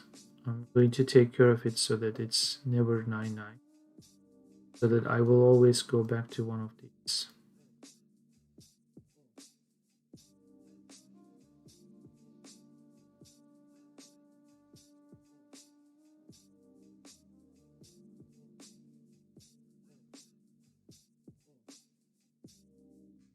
I think I could do this because I'm going to normalize it.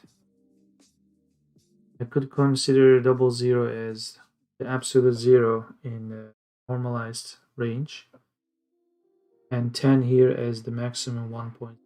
And anywhere in between it's the range.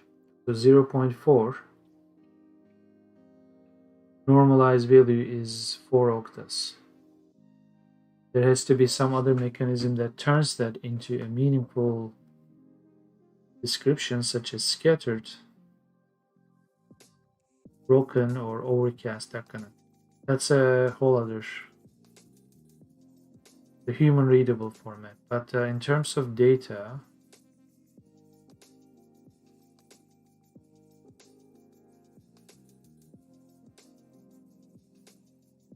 coverage quality, I have to be checking for this too. Okay, the quality is important, but also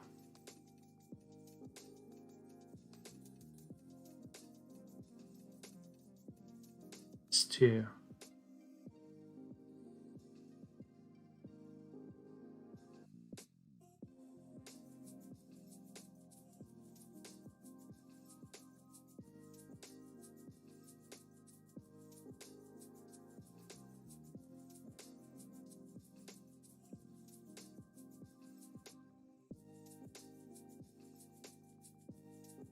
So if this doesn't run at all, this is going to pass. That's what I want to see first.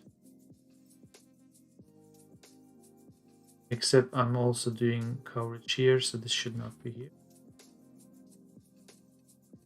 Coverage will be just the parse result, whatever is coming. All has been processed with or without errors. Now,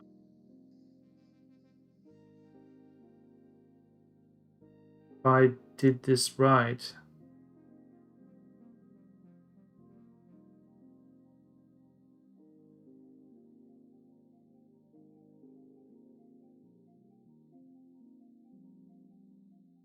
I thought I.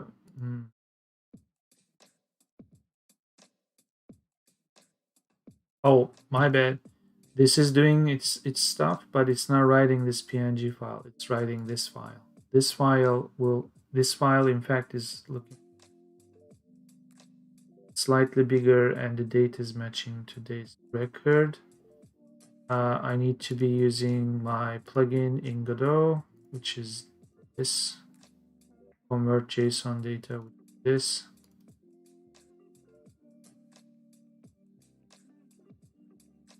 Yes. Invalid call to function create from data in base image expected 5 arguments, which means I was expecting this too. If I look here,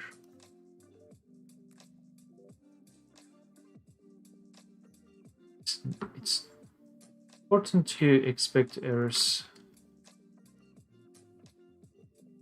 Otherwise, it's confusing. Now, for this has to be normalized. That's the problem. So right now we are outputting it as it is. So it's just a parse int. That 5 has to be normalized, but its minimum maximum is kind of weird. Now, the minimum maximum, this is what we can do here. I'm really abusing it. It is going to have coverage thing. Minimum will be 0. Maximum will be 10.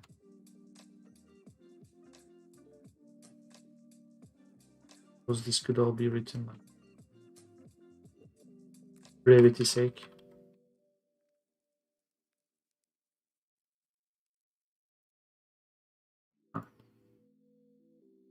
Now the reason why I wrote this is because coverage is the keyword, and the values will be from 0 to 10. I have to make sure that 99 never comes here, so that's why we have to check here whether we have to check if coverage is 99, then I have to warn myself, and there's going to be some kind of error checking here or error correcting. And then when we know that safely the value is always between 0 and 10, then we'll normalize it, assuming there are no 99s.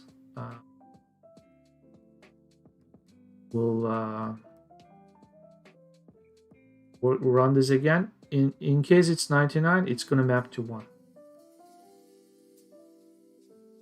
Let's prepare the tools here.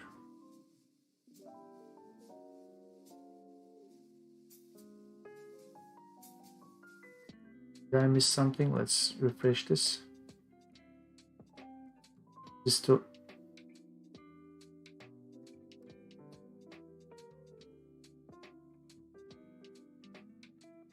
Did I not save it? Oh, I'm not normalizing it. Like, so wait a minute. None.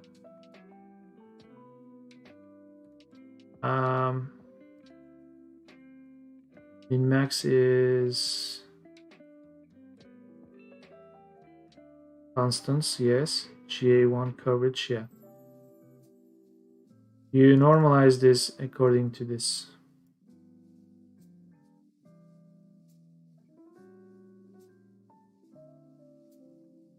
Don't really need to return.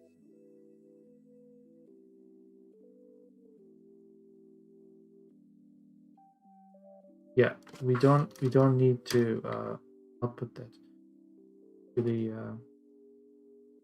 game. Try again. This should have one row less. Oh, did. Good news.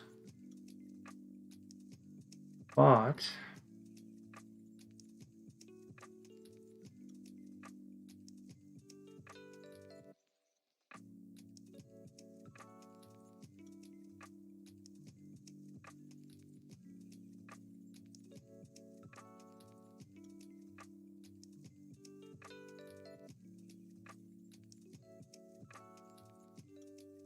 oh, okay.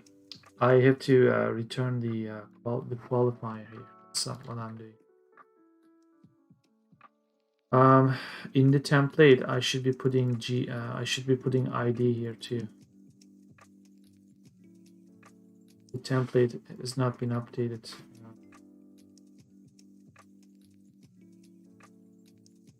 Of course, instead of breaking this down, it broke this down. So, run again.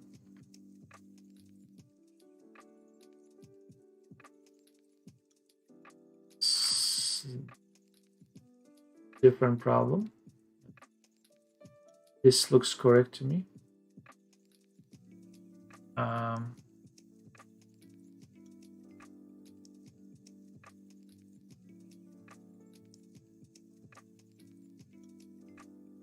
Let's scroll down. Practice says a different value is good. What is Godot talking about here? Create from data expected 5 arguments. Geography matters 93.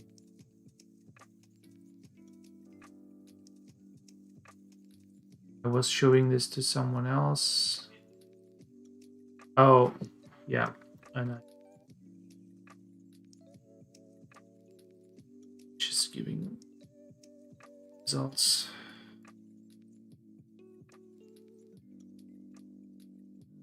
Done. Weather file has been encoded. So this is done. Now this file will have a different number of columns. In fact, what we see here is 9 by whatever. We have to revert this. It's going to have 10. Problem though is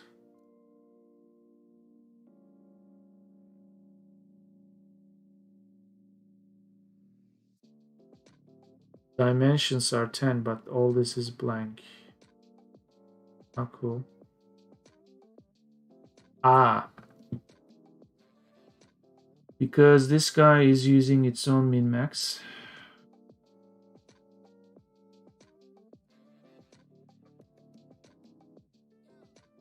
I think it was IST min-max, right? That has to be refactored. So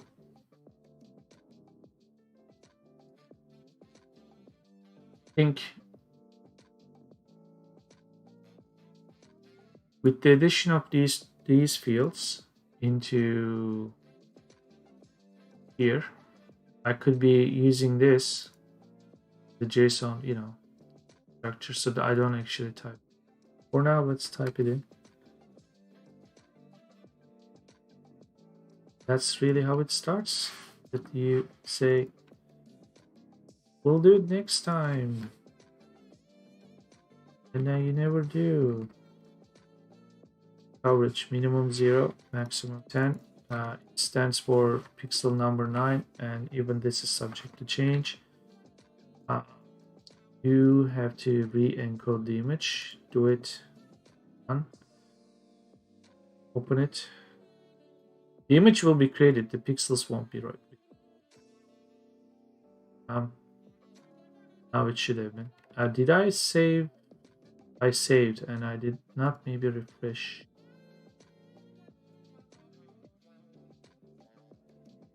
Done. Open. There. Where are my pixels?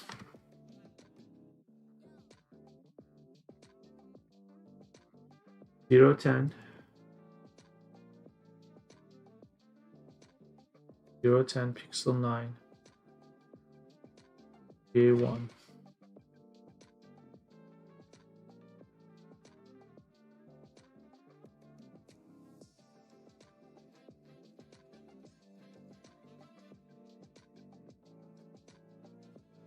Another question I have, do I even bother if this is G?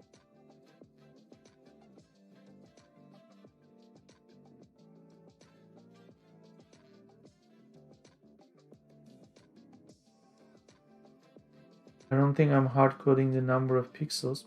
They're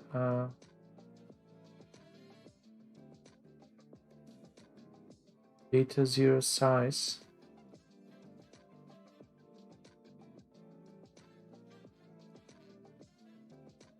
Yeah, in fact, it's actually doing 10 here.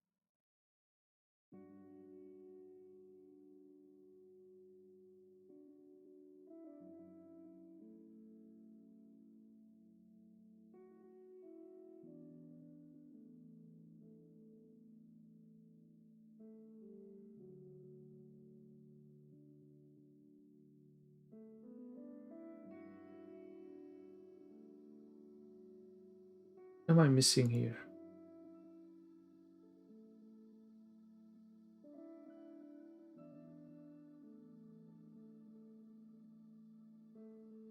What am I missing?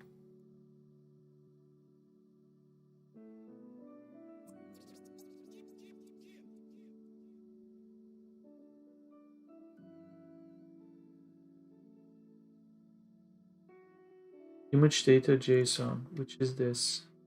Let's refresh this and then one of these. Yeah. I have 10.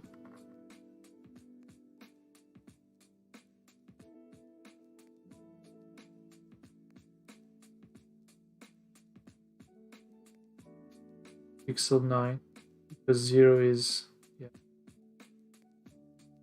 When you do that,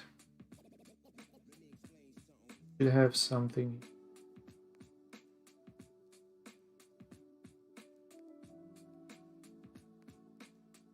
I don't see date modified here anymore. That's constant. Checks out. Let's reopen it.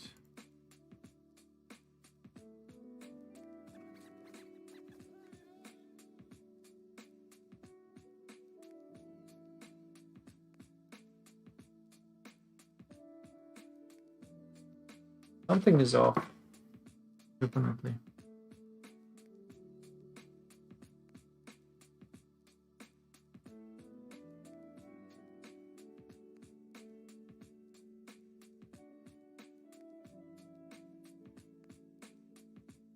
This is the number of columns, which should give 10.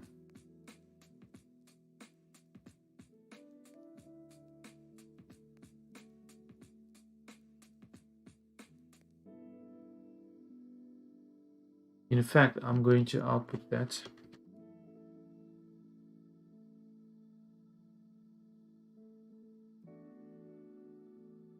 We encode it. 10. So you are parsing it. In fact, if you couldn't find it in the JSON, you would actually off. Then you do write it into the file because you see the blank pixel. The meaningful pixel is not here. Why is it that when you write it's only 9? 9 pixels.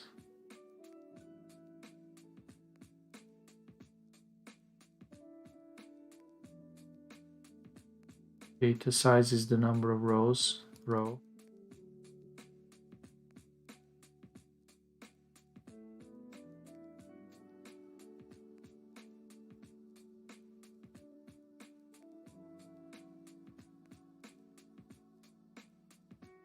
This is only when I simulate and I want to read back, but I'm not really passing which fields I want.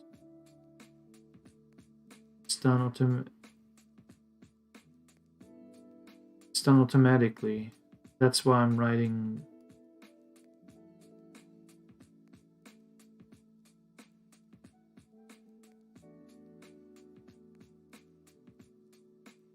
Steam in when it's acting this stupid. Wait, we're good. Let's restart.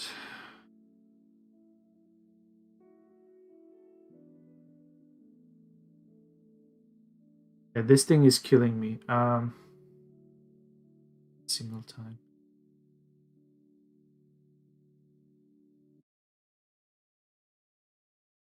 So you did do it, was it?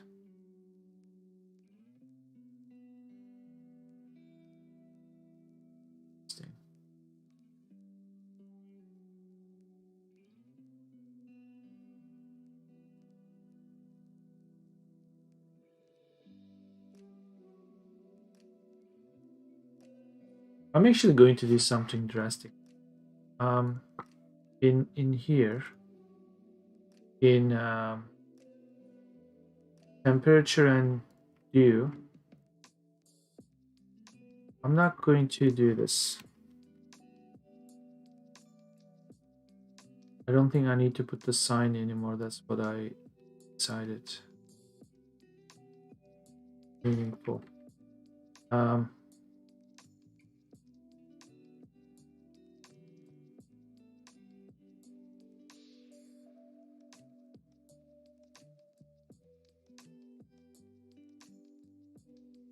Here's my confusion. Let's run this and then I'll talk about the confusion. So you do this. So now this is going to have this one and this one removed.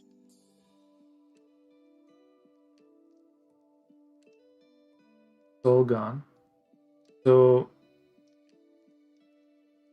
in min-max here,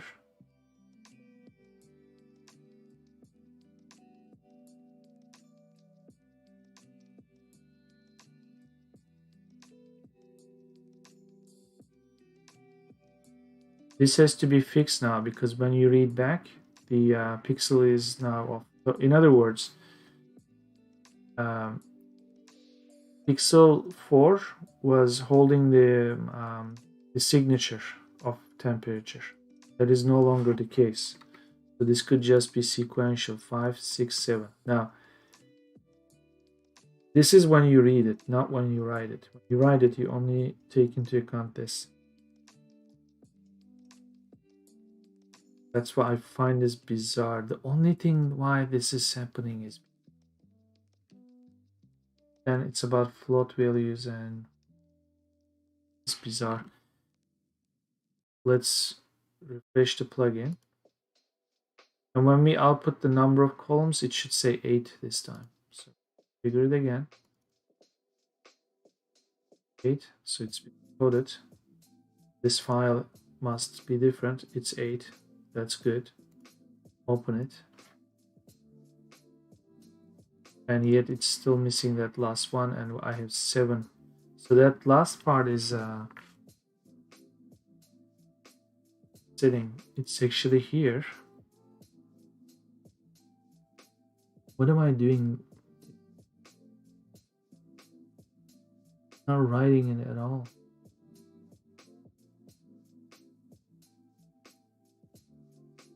Here's a quick check. This looks greenish, darker greenish and purple. These 5. Okay.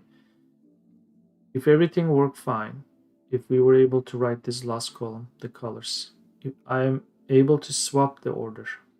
So I maybe want to have this as the last column. To trigger that, I would be in the way this thing is sorted. So it would have to be this. Okay, the way it's written. So then you do this. When I look at 105, these two should be swapped. In fact, they are swapped. Now, because they are swapped, they should also be swapped here too. I have a feeling it's going to be 8 colors instead of 9. Well, sorry. It's going to skip even that one. That's what I'm.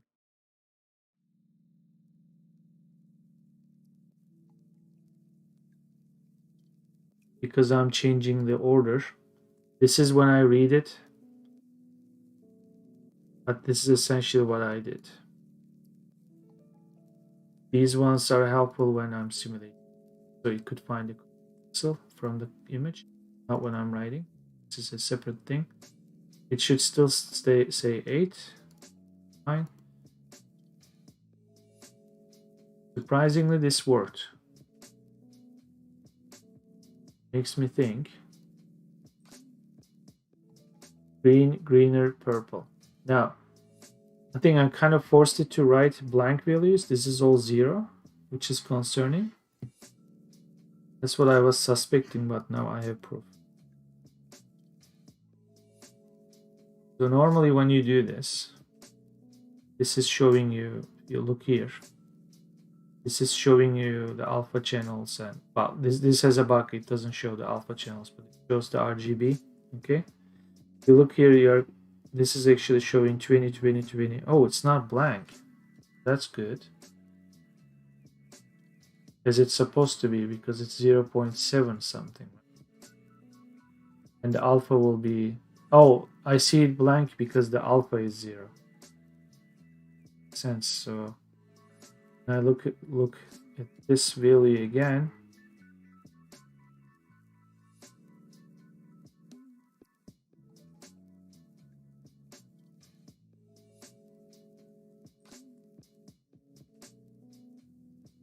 oh, you know, everything might just be fine, except I think fireworks, out of trying to be helpful, is doing go in the same order again. Close this image. I think I know what's happening. I need to prepare my data. Refresh the plugin. Load the image. Now, if you open, you are going to see the last column missing. But Fireworks is doing this because the alpha is 0. There is nothing to kind of see, but it holds some color in the red channel. So 0.2 is actually 20 in color picker. Show you. So let's pick this gray color, and then all of a sudden we do this. That's not good. This one.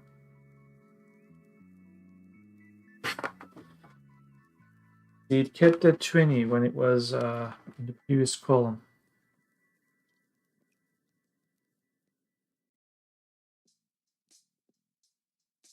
There's one way to make sure that the data is written but not recognized by Fireworks is to simulate the data.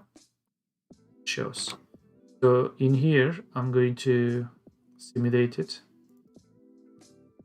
The simulator so far is representing these values. I need another identifier here.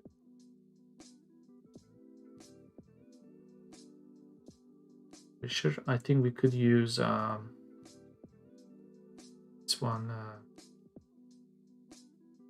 is cloud coverage, touch cloud coverage.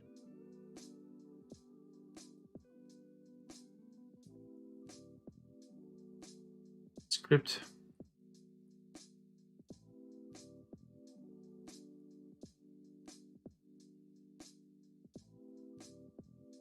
Cloud coverage text is going to be such that you are going to understand coverage GA1. And this is going to look up this, find the correct pixel. This is minimum maximum, so it's going to do a deconversion.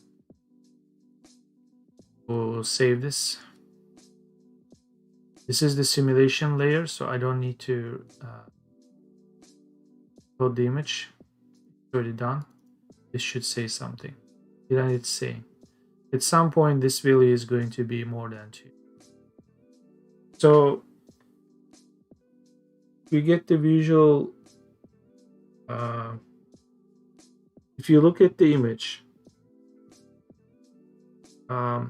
because alpha value is 0, it's tricking you, but the file is holding the correct data. That's why you need to write this layer too. This 2 is this 2. We know that.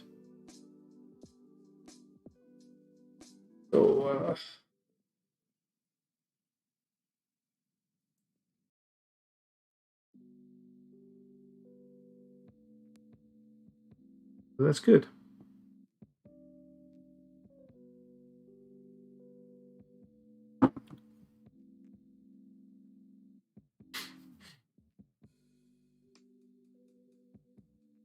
It's good.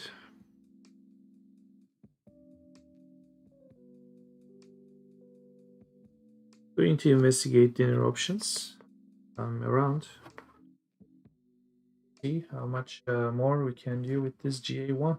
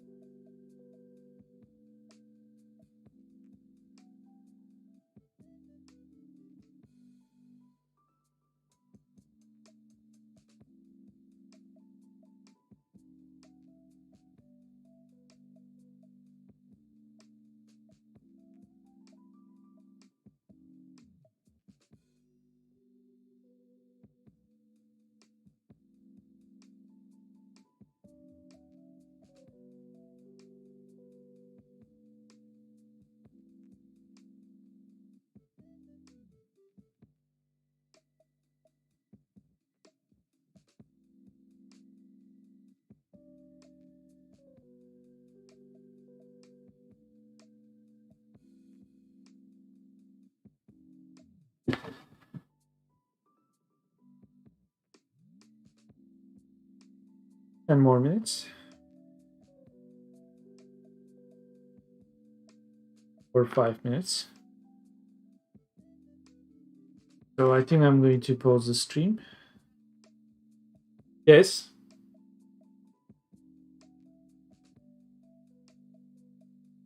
Okay. So yeah, I'm putting the stream on pause and we'll see after dinner break.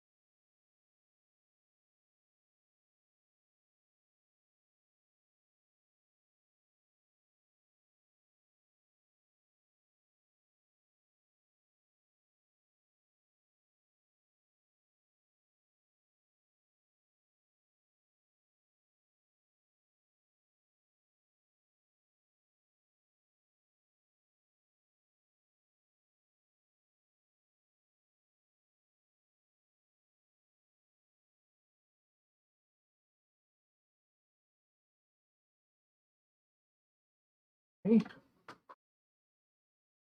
Dinner break is over. Let's continue. Music is missing. Let's put it on. Put it back on, and then we'll go into this J1. Thank you.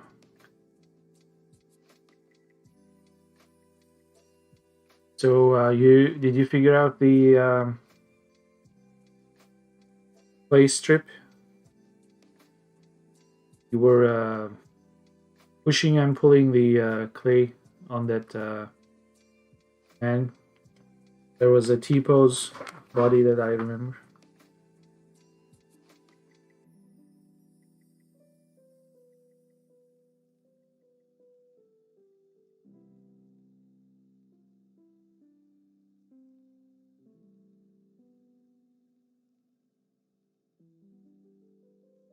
I'll move a few screens here.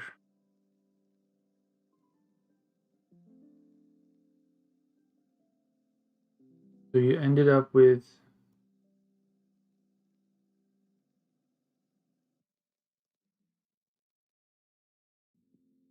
C. Cool.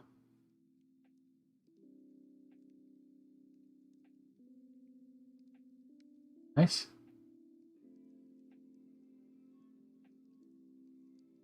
So is this for practice, or are you going to use this in one of your Twitch bot projects? Mostly practice. Cool. Cool. Yeah, I did like maybe half an hour of sculpting in Blender. That's it. Looks really cool, especially when people show ways to bake the normals, and then the low poly model could actually look like it has a lot of details. So that's a nice feature.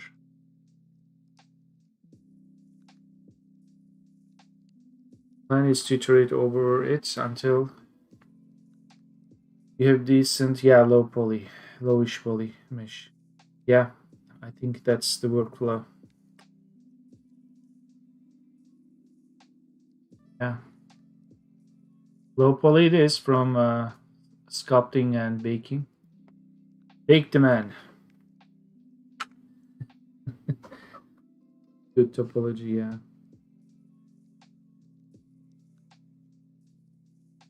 It's still a lot of work, right? Because after you bake, after you sculpt, you still have to form the cage, which needs to have a lot of carefully designed topology.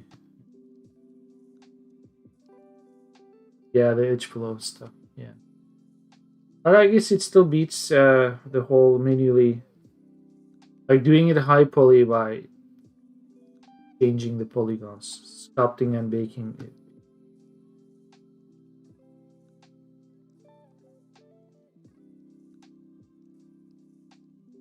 Topology, it is. And I think there are commercial products too that do that, or they claim they are doing it. Wasn't there a program called Retopology?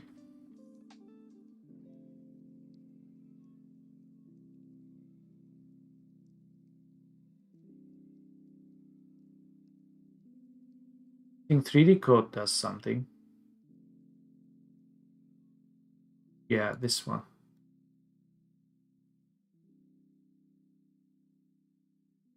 Not sure though. I have never used it, so. But it does auto retopology, so might worth checking it out. I think it's on Steam too, some discounted license.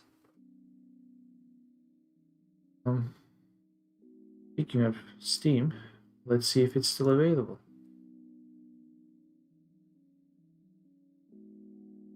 Codes.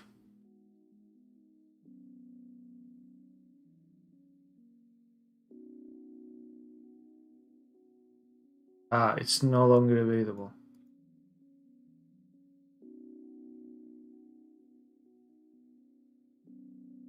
Once you have a good base mesh, yeah, it can be tweaked. It, this was very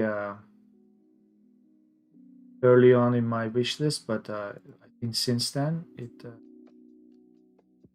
is no longer available. Oh well.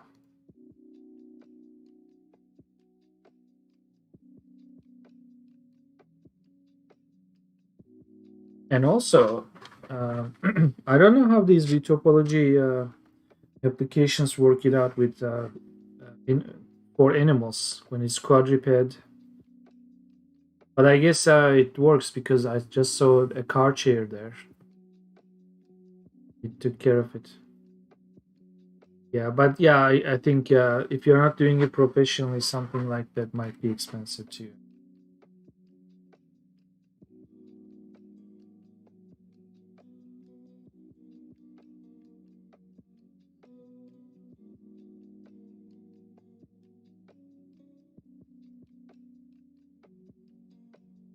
The topology it is. Well, I just finished dinner and it's helping my topology right now. My belly is a bit larger. So that's the only topology I care for at the moment. Deep jokes. But this thing is working fine. The normalization process takes to number and then back to this number has to be converted to text again. I think we could get that done, or we move on to the next phases here. Ah,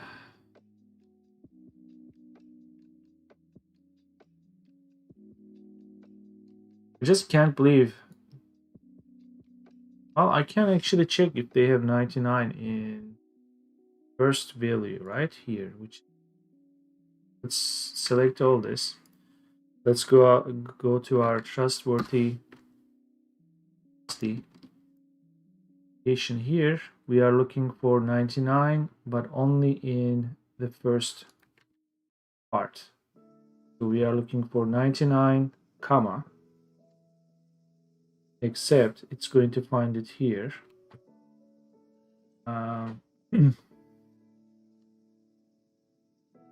I need it so that it starts with this, meaning if we have no match, meaning nothing here starts with 99 followed by comma. But what if there is? What if there is? If there is actually worst case scenario, I have missing data here. So what happened here? January 1st.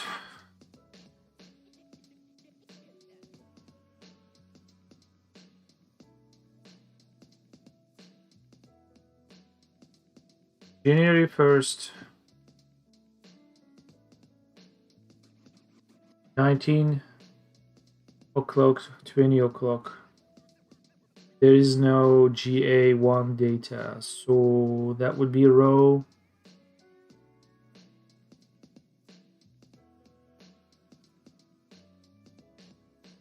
20, 0, no, 19.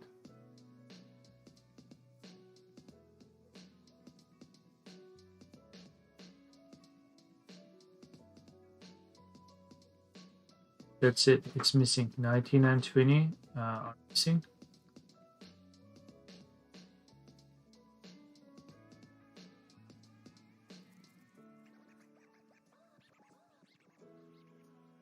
So I will fast forward the time.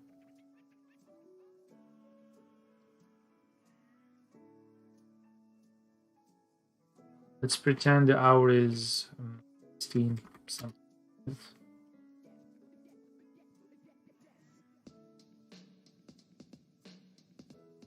So we do have some values. When we get to 19, it's 0. The fact that it says 0 is concerning because it's not the actual 0, it's missing. Because once it's 0, 0 means something else. 0 means none. But it didn't show 0 because it was none. It shows 0 because it was.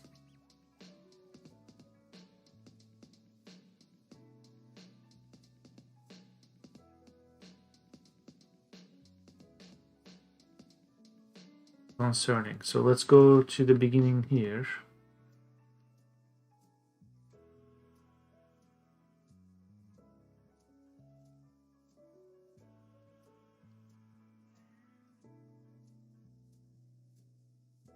So not only do I have to check for the quality, if it's 99, it's not good, but I also have to check whether coverage is there or not. So how do you parse null?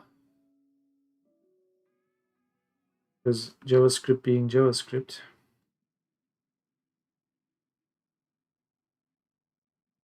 essentially what we are trying to do, we are trying to parse int null.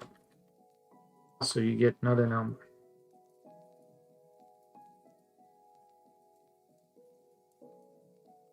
So I should be writing something like this. If the quality is okay, but coverage is none. Well, you don't do that like that. Is none. It's not a number. Then this row doesn't have coverage.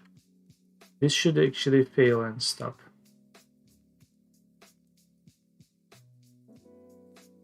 It's concerning.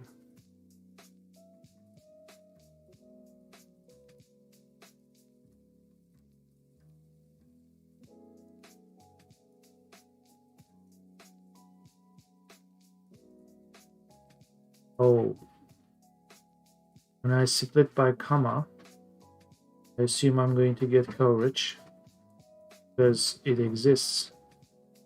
When you split an empty record, in other words,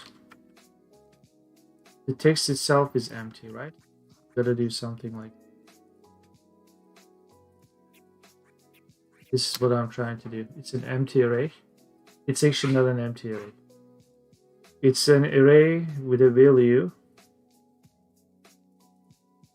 Better English. It's an array with one element, and the element is an empty string. Which is unfortunate because if you get the length, it's 1. If you get the value, it's actually empty. If you even do this, it's going to give 0.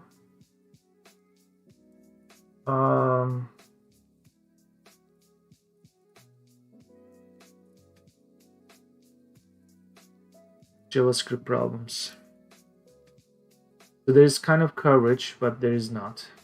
It's trying to do this. It's sort of doing something, but it's not giving this error, which is a whole other layer of confusion. So it's as if you gotta check this. That's more like it. Except this is now going to check everything else. So it's going to give you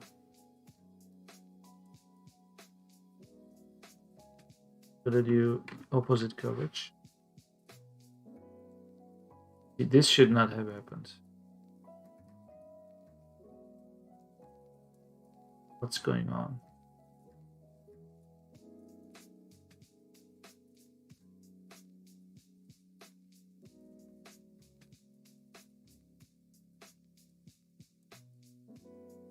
Honestly, I have a feeling it's converting this to 0, which is wrong.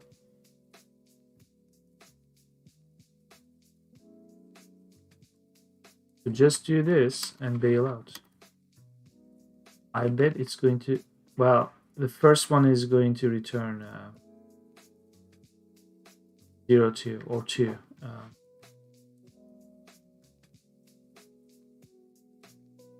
So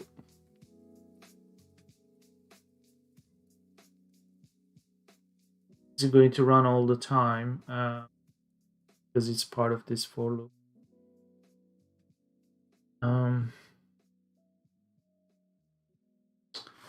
Have to stop it here. I'm passing index. I can say something like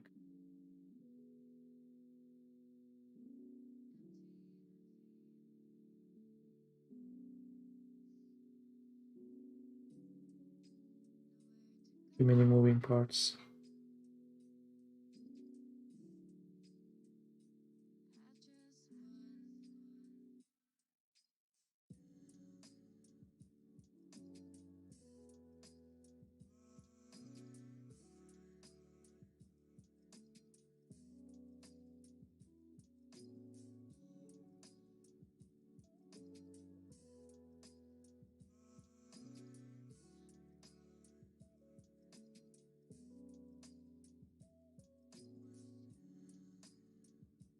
You know what I'm going to do? I'm not going to parse it.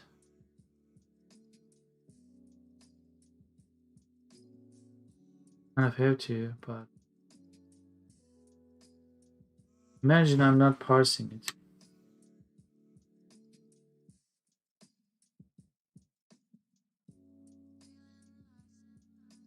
And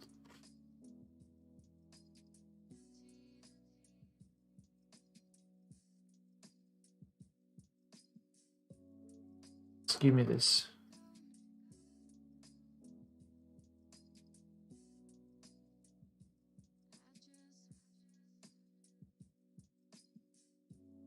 Yeah, this is more than I have 8,000 console logs here, which is sitting.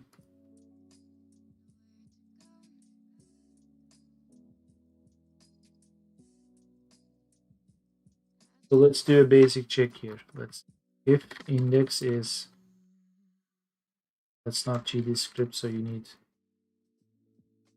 if index is less than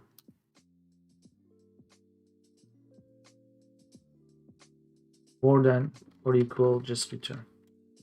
Don't do the rest.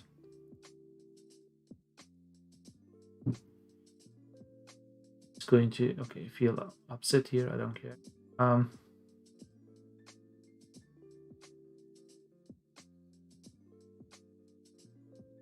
This record has GA1 property because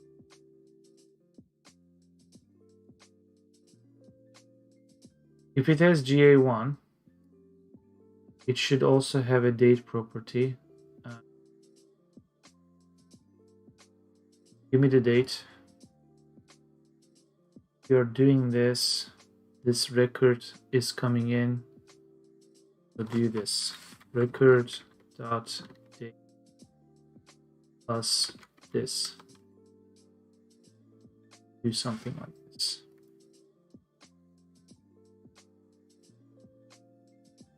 I am stopping right where it's crucial. Let's do 25.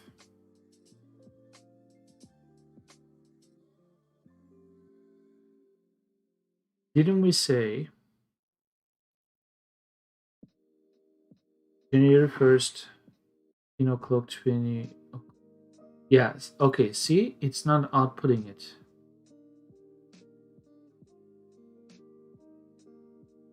Because it's empty.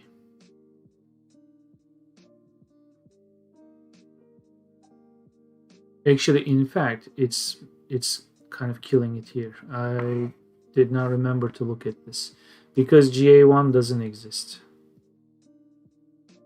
This is a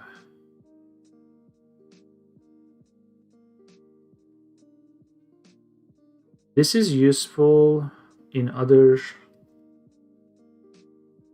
measurements.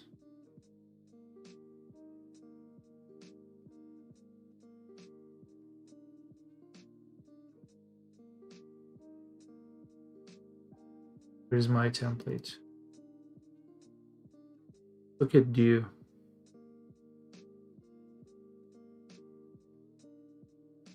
Here's a bit of a problem.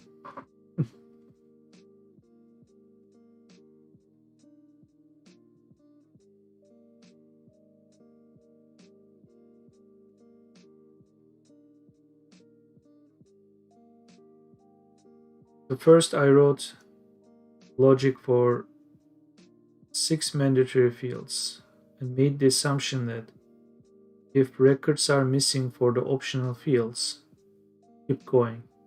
But if I keep going, then I'm skipping these cases, which I don't want to. I do want to fix these cases. And I could develop a manual or automatic way to fix those. If I skip, I won't be aware. So it's not a good strategy. And then in retrospect, since I won't have to skip these anyway because they're always there, why do I even need this?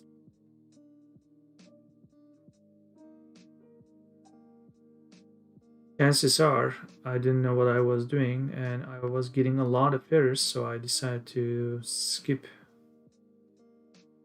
The record wasn't there, or the certain property of the record. This is not serving me. In fact, this is now going to say this plus 2 more records, or it's going to say what. Yeah, I don't know what GA1 is. How can I split it? I think something is coming back. That's the reason why I was skipping.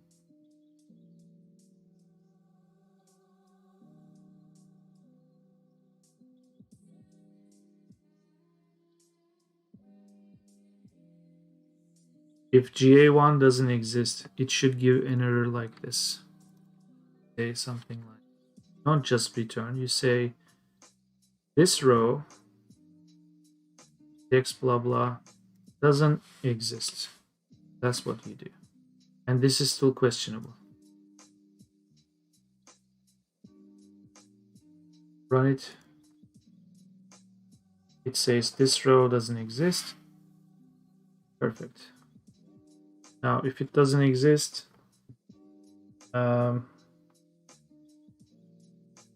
hopefully in a file there will be only a few missing that I will manually fill it. Okay. Sometimes the fix is automatically done here at this level. Maybe what do I need here? I need this. Do I even need this?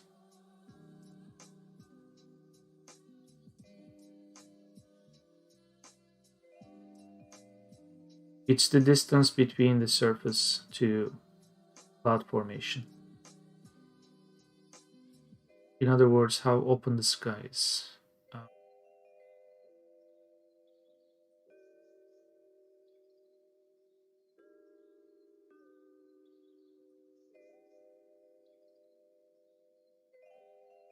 I will write a note here. The name for this is height. The note here.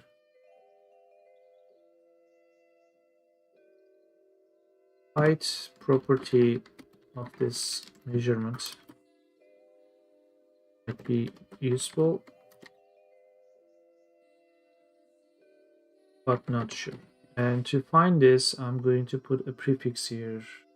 There are prefixes like this.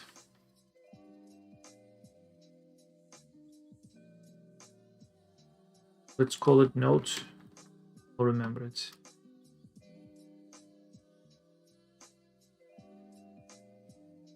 I will parse these files in the future to see if these notes needed later.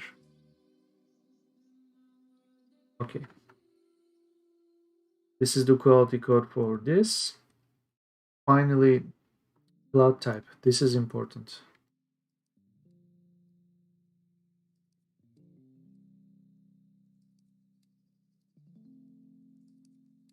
Here's the quality.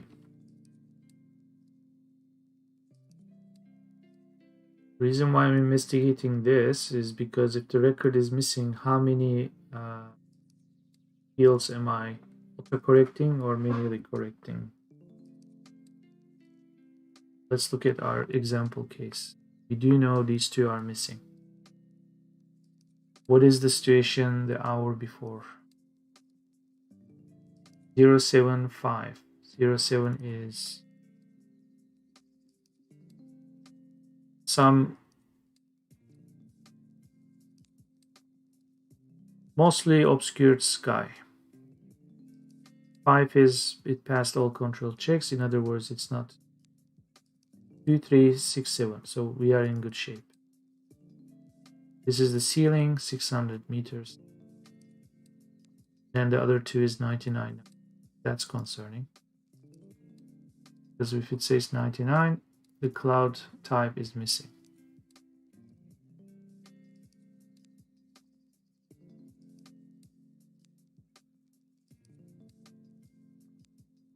In fact, it's all the way 99. That's really concerning. Holy crap.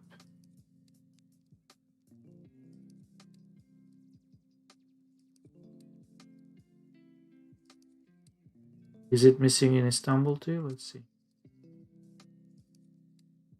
It's missing there. Except it's here, 031.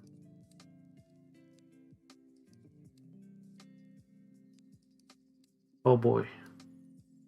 I cannot do this manually. There are too many missing parts.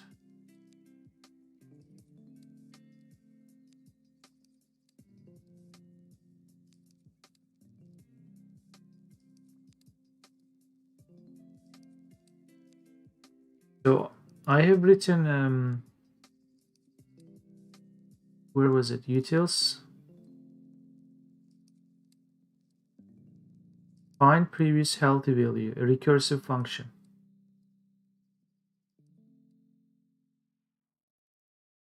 I need to write a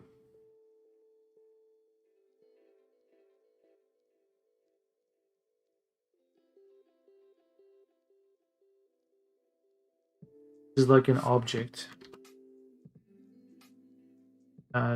Data meaning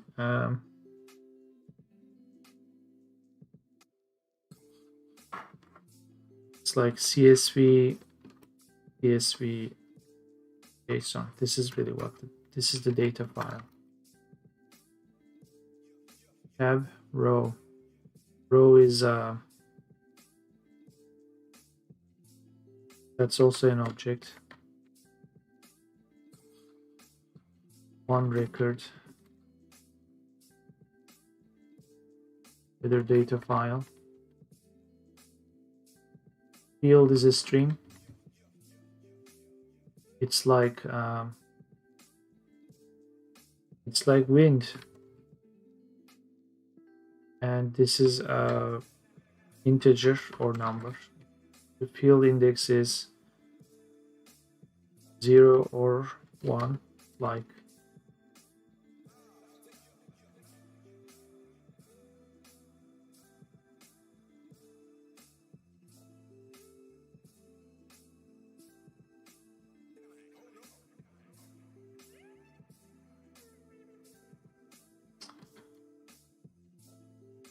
where it is in the comma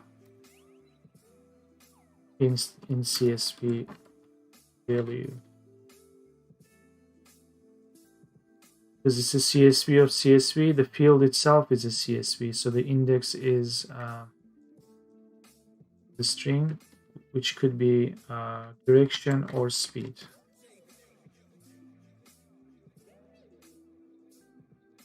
This returns what? This returns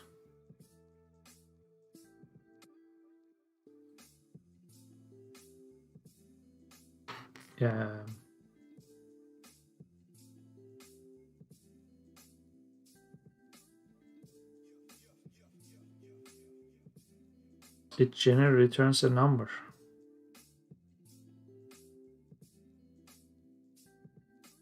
Explanation for this function is the record is missing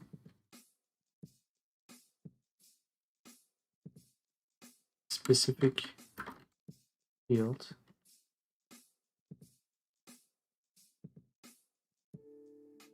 this function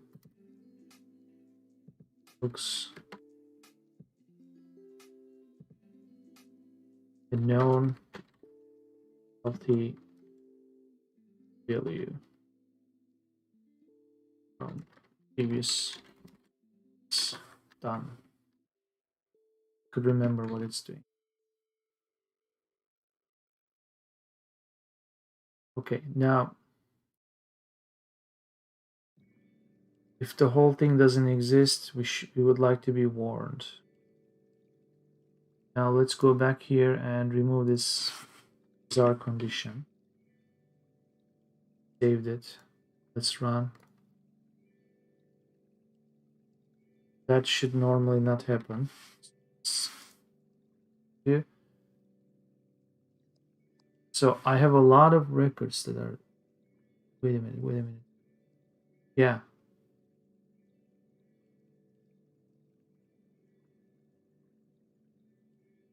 I think beyond a certain range, a lot of. Yeah, see, there's a gap here, but it's a lot of. Yeah, that's what I was noticing, right? Toronto. Go down. Missing 8,700 something. And when we go over.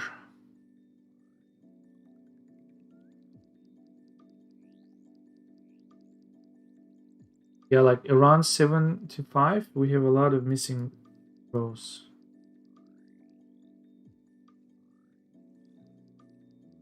Yeah, just coming up. Yeah, a lot of.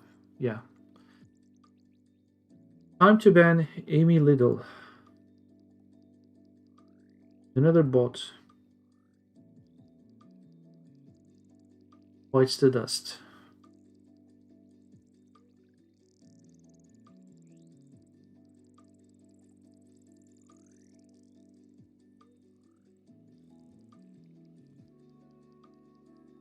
When there are too many records missing, how can I go back to the previously known value?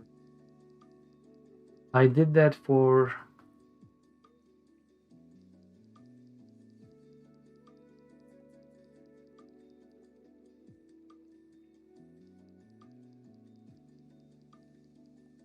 I think I needed that mechanism in SLP, right? SLP.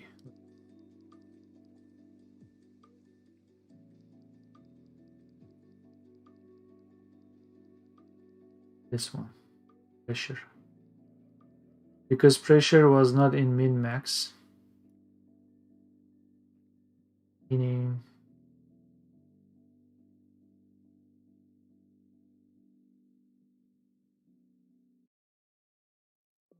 Maybe that's how I dealt with it. I thought, okay. But see, SLP always existed. I never. And in here.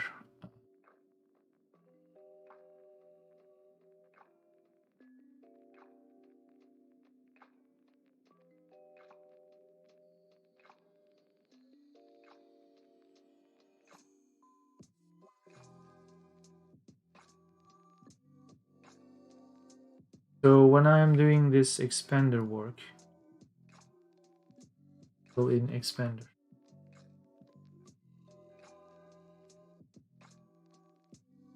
This file is also written to. Well, I am trying to write it. I wrote with some errors. Let's check that file.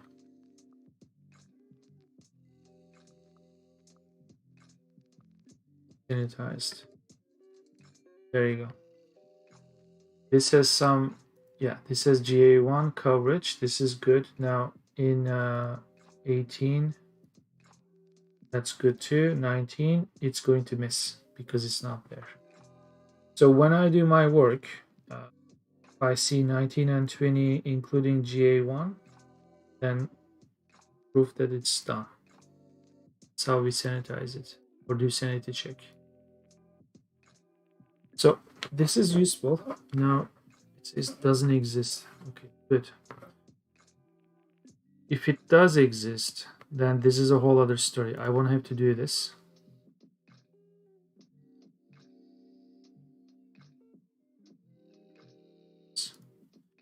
And there's the whole min-max thingy. I think we kind of need this anyway. This is extra. So this is the default. It's not in min-max. Coming from the template like that, that's fine. This should not be a problem. Well, for the records that don't exist, this is going to stop it. For the records that exist, but it doesn't fit in min-max, this should stop it. So we could see two types of errors. And I do want to do this. Let's go. Okay. So seems like our major problem is that the records are not existing.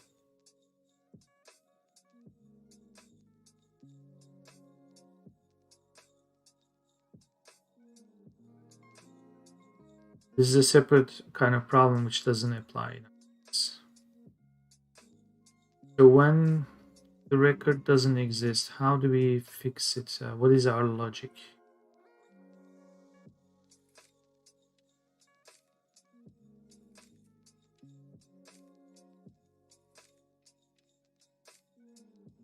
If we want to pick the previous value,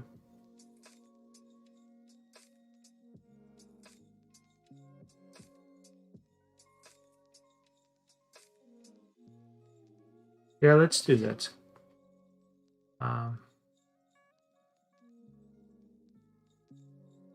If record GA1 doesn't exist, instead of returning, now that we know what is happening here, I'm going to force record GA1 to be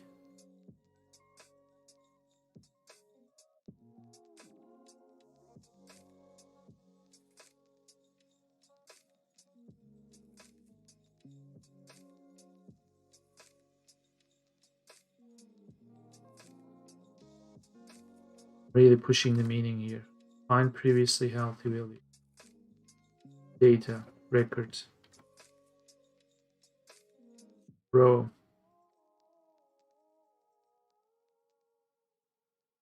Row is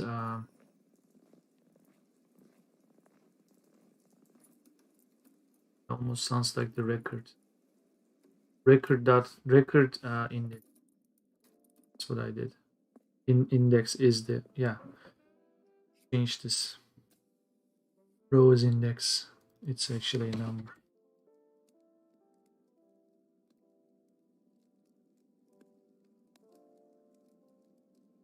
One record from the weather file. Index of the row from the records from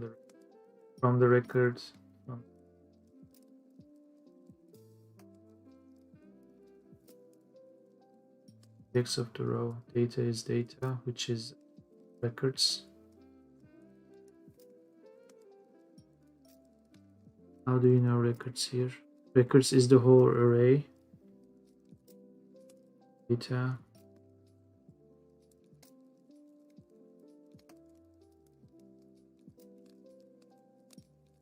The big kahuna.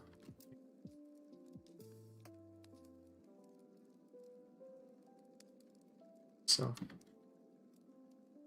index of the row from the data file. The field. It's fine. Save this.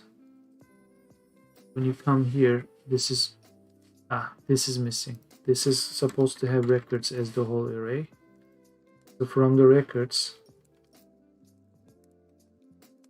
I think there is a reason why I'm not passing the record, because record is essentially records square brackets index. There was a reason why I did not. Anyway, that's some JavaScript work. Focus on the game. Records, what is this? Let's get some help. Index of, which is this index. Fields. Field is, we are interested in reading GA1. In GA1, index 0, field index is 0. Field name is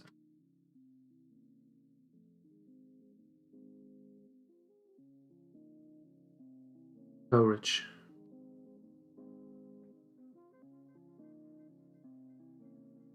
So the logic is, if you parse this, you parse from records this index,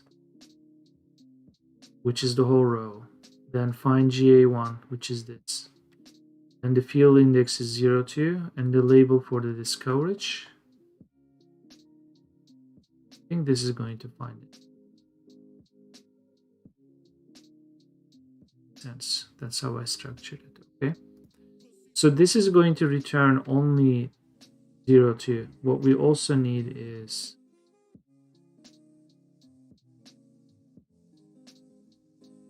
kind of saddened.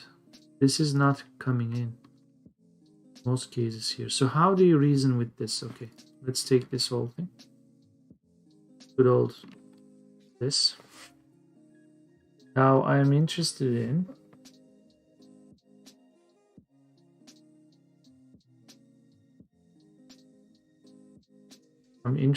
finding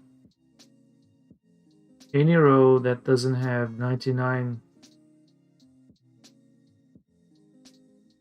How do I look that up in regular expression?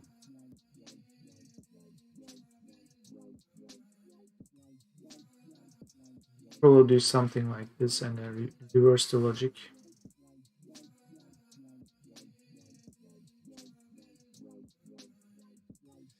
It's close to 8,000 matches. I have missing records, so I need to exclude those.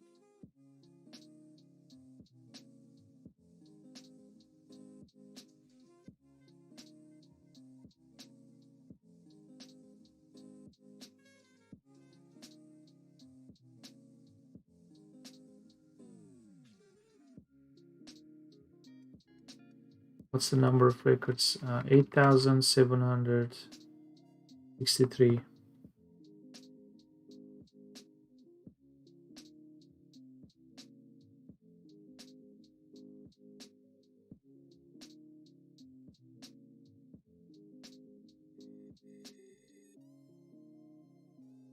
Let's look at another city. I looked at Istanbul, right? Which showed the cloud. Let's look at Tokyo. That's 99 too. It's as if like they didn't bother measuring the cloud type. I guess I'm skipping that, which simplifies my job here. Not in this department. This was easy enough to find. But this department, that in order to fix the data, I would have to find two previously healthy values and combine them so that the record could come here splittable. Sort of. Well, Toronto, where are you? Say, are you missing? So I was going to take something like this, put it here on the fly.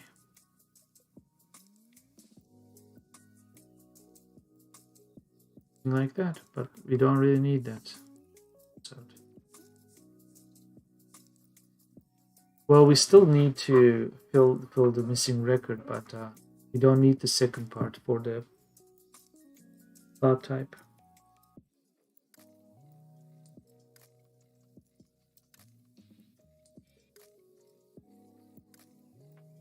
Because this has to be splittable, this is going to be a string. And not make a string like that. You need to do string interpolation like this. So that's a string that has only one value. The quality is missing. I am hard coding it 1 because I'm making sure it's a healthy value, so it's 1.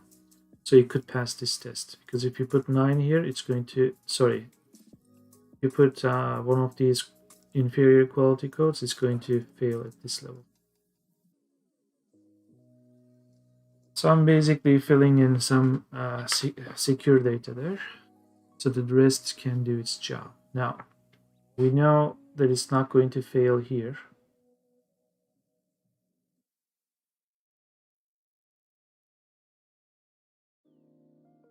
And this is 0 index, 1 index, and they are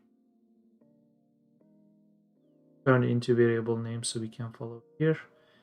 And we can check whether the quality is okay or not, and then whether the value is in minimum or maximum, because the previously healthy value may also be outside. And this should normally pass. Now when we come here, we should see 19 and 20 filled. If that is the case, I'm going to get some water. It says 0.7, 0.7, because the previously healthy value must be 7. Now, we could do another spot check here. Something like, well, now that I remove this, I'm not actually seeing it, but let's just pretend it.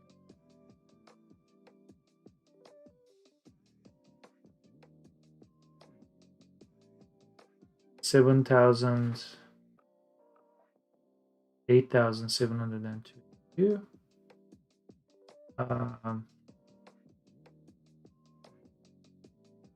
I believe I fixed the index, so this should really be 8.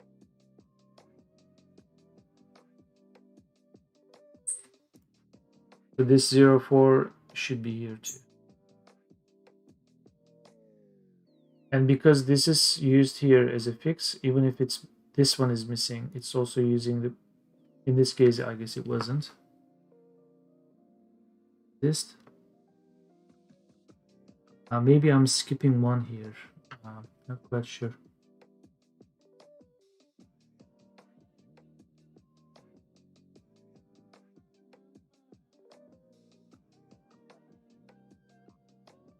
Okay, this one is fixed from this.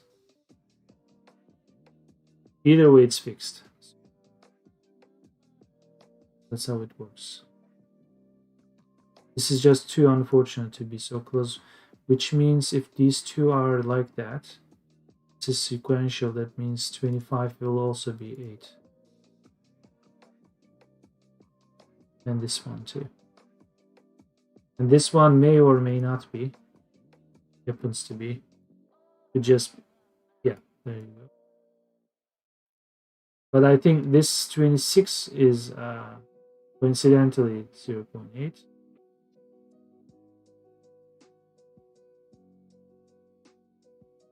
And yeah, that is coincidentally 0.8. Thank you. Have a good night. Good sleep. Don't let the bed bugs bite. And good luck with the sculpture. And I'm off to grabbing some water.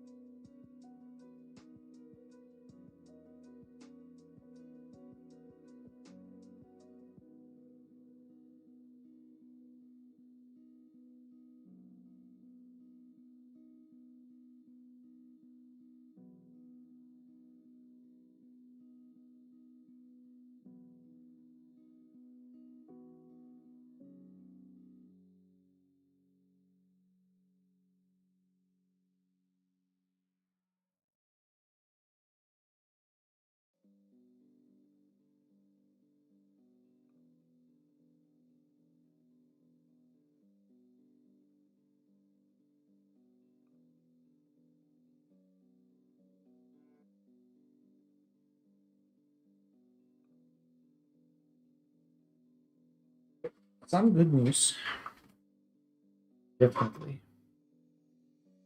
So coincidentally, we have 08, and then records are also sometimes 08. So we do have some cleanup.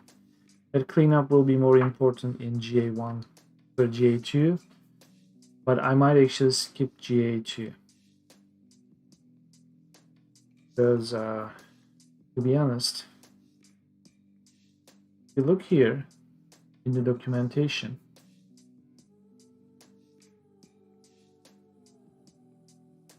talking about sky cover layer, why do you need 6?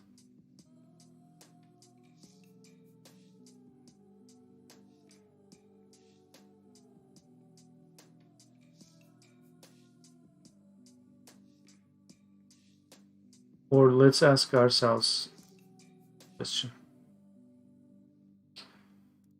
We do have these two, 02, 08. This. So we have two types of measurement. One is claiming that the sky is mostly covered. The other one says it's kind of open. And then the ceiling height is more or less the same. There's only 180 meters difference. Cloud type is unknown.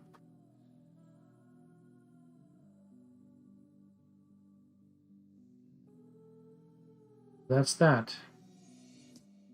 So if we had to write GA2, we are going to write exactly the same file, except we are going to change this to GA2.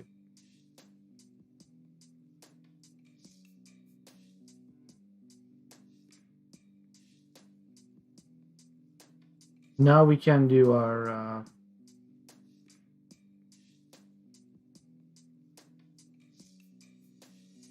normalization. Are we actually doing it? Oh, it's doing it.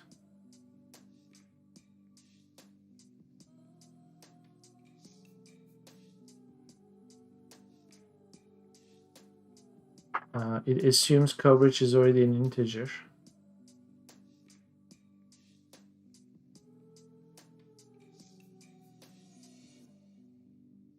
There is a chance that the coverage is going to be, well, it's never going to have letter, but it's missing. In this case, it's not missing. So I'm not checking for that case. So how do you do 99 missing?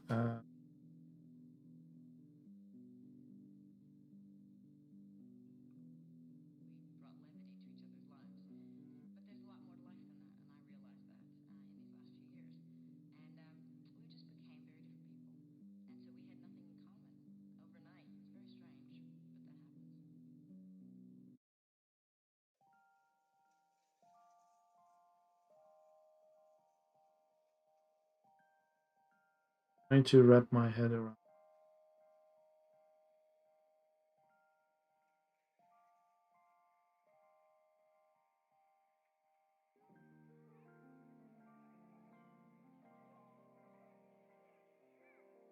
I'm also seeing a different pattern here. Wait a minute. I was gonna say, why am I not taking into account the ceiling height? Then I thought I already took the ceiling height calculation.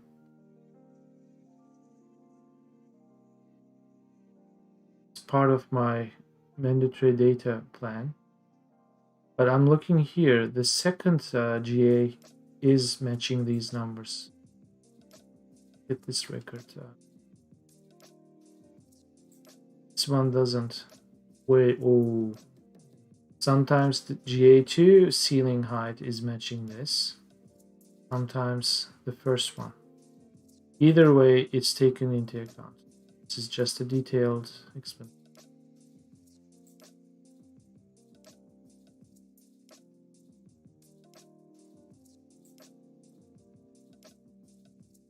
If this is missing, this 144, okay, it's here.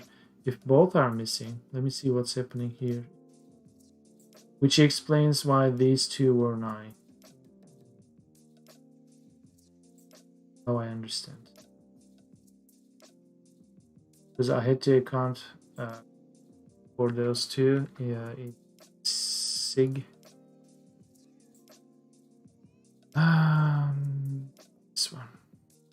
or yeah.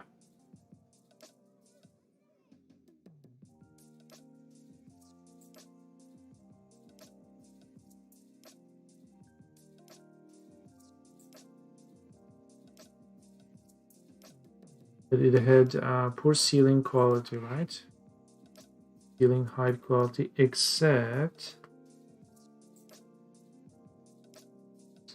those were always 1. This was 9, which we didn't care for, this one. So we kind of figured it out.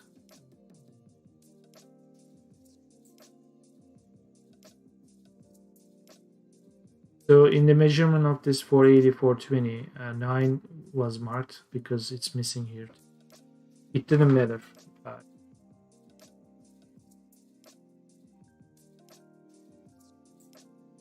It's good.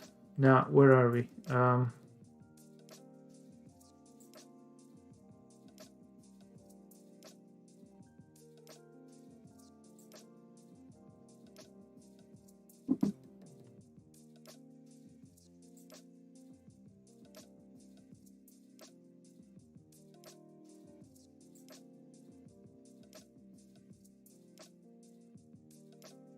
In a different file, I might bump into this min-max issue. For now, I think this is good. This is an extra thing. What I do need is in the game, I do need to know what this is mapped. 08, 8 octaves, overcast. I need this. I'm going to keep this here. I'm going to save this.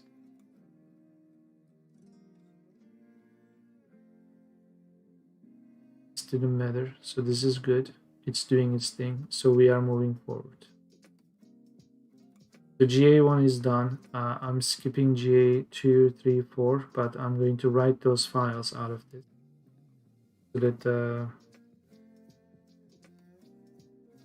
because the original plan was to complete this number to 107. Cleaners, this one, cleaners.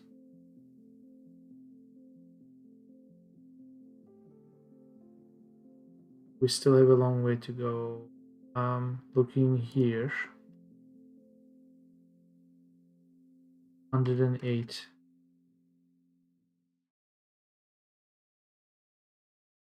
Six mandatory.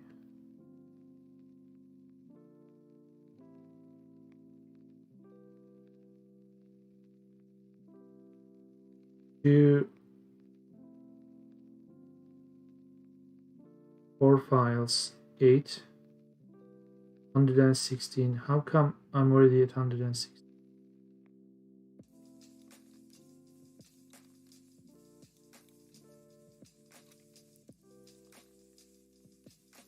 Which means this number is wrong.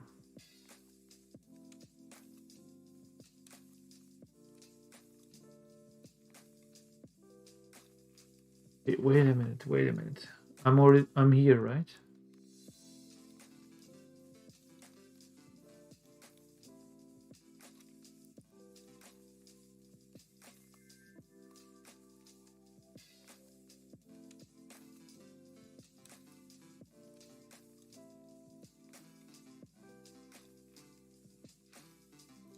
Okay, copy this.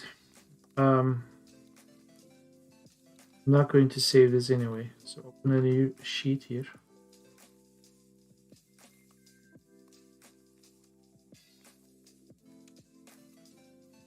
Go all the way down. You don't need to count it here yet. What I'm going to do is this tab or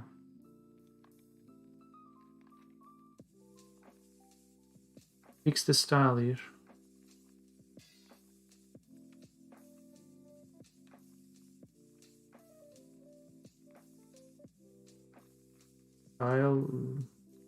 Style, clear style, clear style.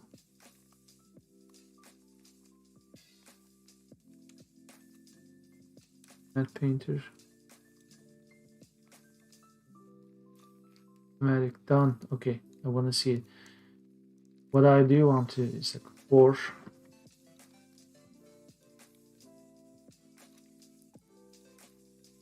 1 1 6 6 1 4 4 8 4 6 2 2 2 3 3 2 1 1 8 3 3 3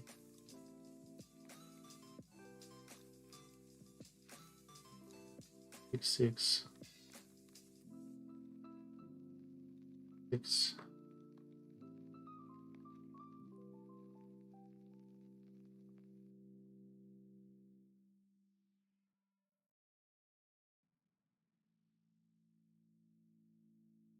3 2 2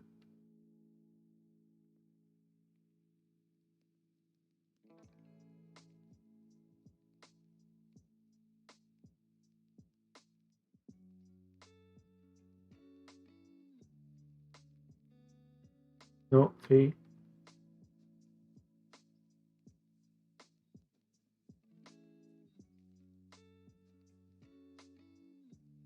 What's the total?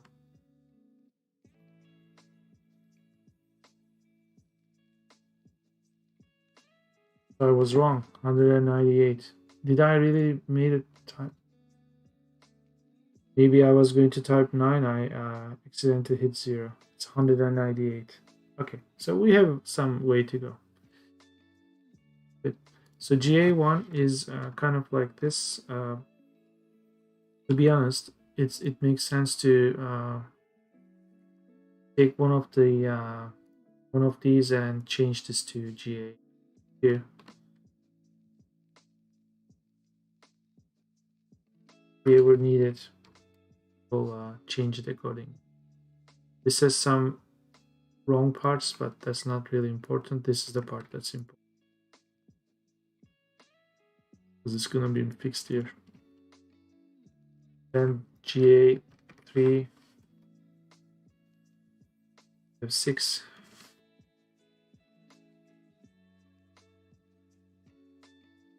5. Then I decided that GD is also utterly useless. Istanbul doesn't have it. Tokyo doesn't have it. Bangkok doesn't have it. Canada has it. But wrong sheet. GD stood for the summary of the properties, summation.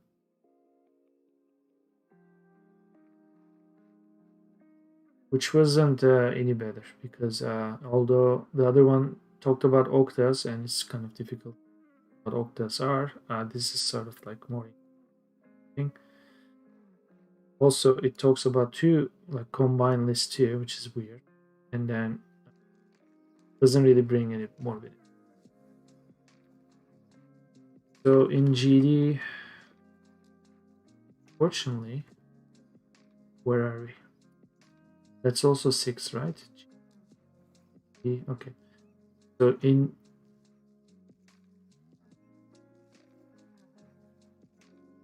I will call this summation identifier. I will save this as GD6 and I'll count down.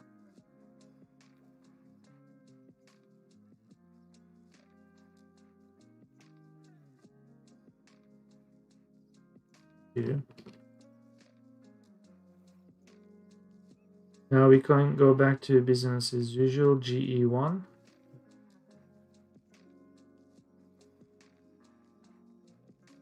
Start of a sky condition observation data group.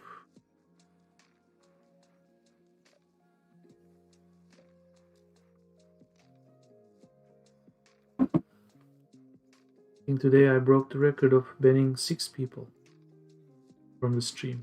Bye.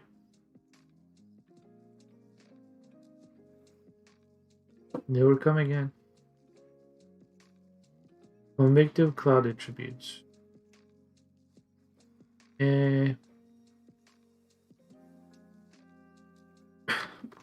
Just write it well on GE1. I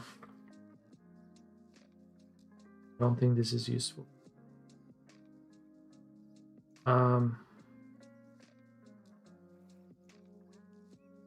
Toronto doesn't have it. I think I saw one GE in one of these. No, I was wrong. So GF.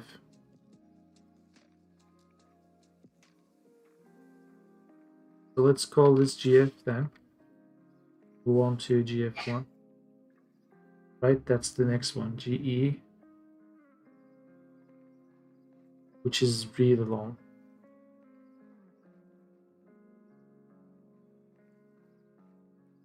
This is still GE, by the way. This is F. Too many fields.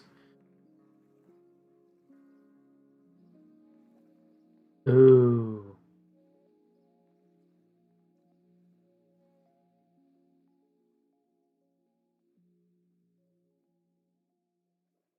This looks like what we just did.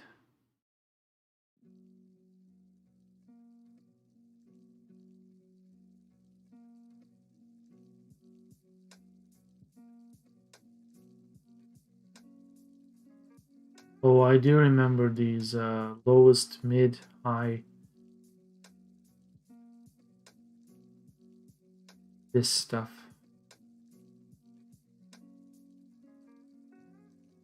In M12.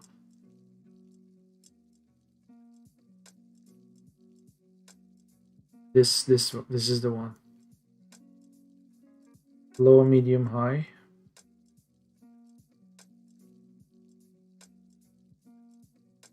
Low, medium, high. There you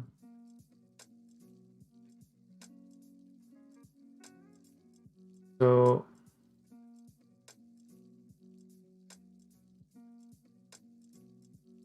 total coverage. Total celestial dome covered by cloud. Here's the difference. By clouds or other obscuring phenomena. Covered by opaque clouds. So the cloud could not be opaque in this. This is when it's opaque. This is the quality. All low clouds present. This is the lowest cloud formation. How much of it is covering? The quality check for that. And this is, yes, the cloud that is covering it, but is it low or not? Now, this is something that might exist. It's like a summary. GF that exists in Istanbul, exists in Tokyo. Wow, okay, exists, but what is the measurement?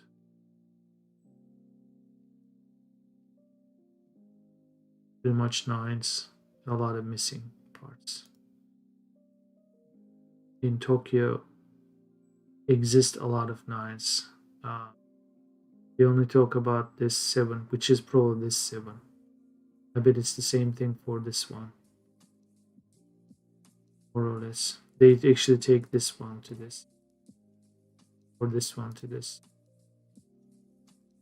Quickly becoming useless. GF1 again. Let's see.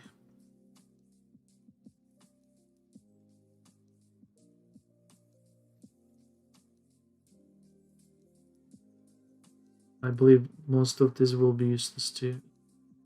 Occasionally, every 6 hours, there's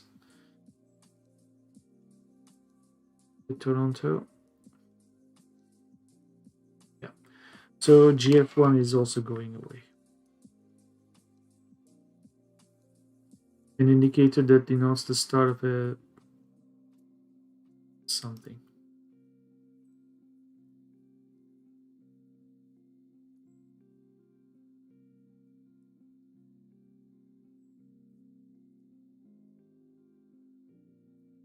Do it again. Okay, GG1 to 6.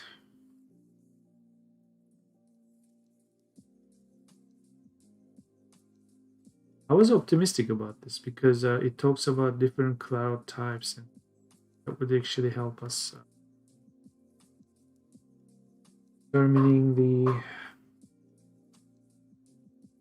light conditions.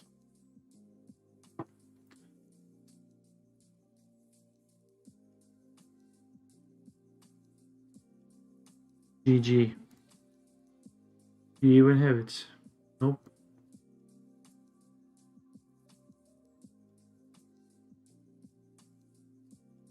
Bangkok has even fewer items. Okay. Tokyo. It's down with the G's. Wow. So cloud coverage past the height quality. Another cloud formation. The cloud type stuff. This could have been another useful part. Not anymore. Because they didn't measure it. Below station cloud layer. Really no.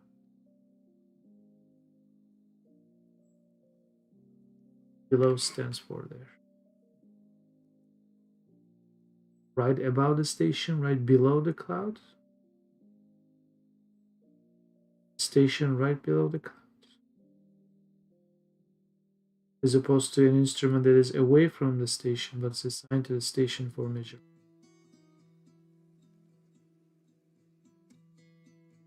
Stuff. GG1.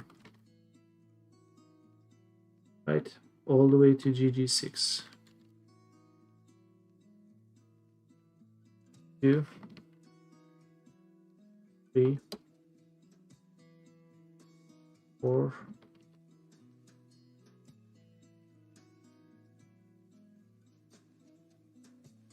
6. Then we go back to GH1.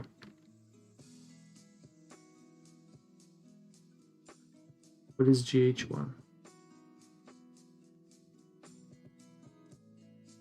Interesting stuff. Useful stuff. Nobody is measuring this. In the last IST record of the hour.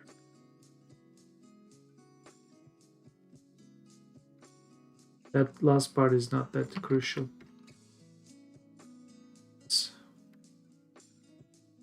GH1. Done. I don't think anyone has bothered. Nope. Maybe I'll look at a tropical country. Well,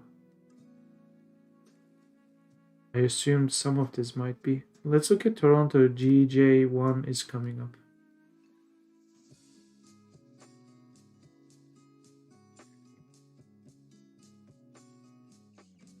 This key. So we just did this.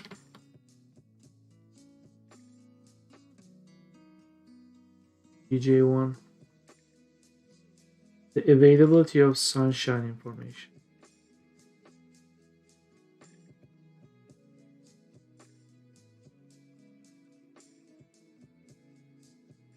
I'll quickly look at GH1 and GJ1. An hourly observation of solar radiation, whereas this one is sunshine information.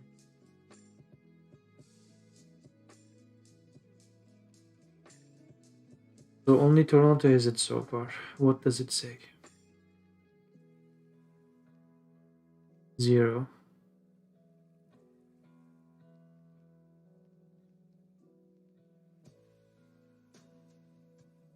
Minutes.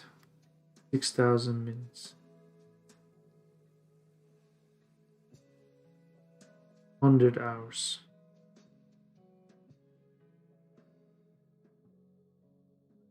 Just this.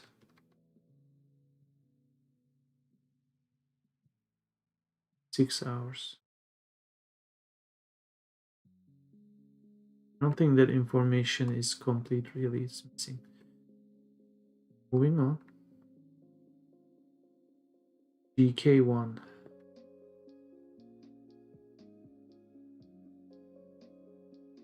Right.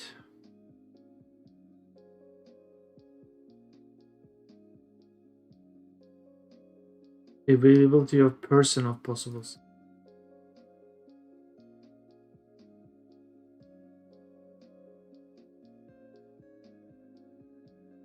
which is again missing. GL1.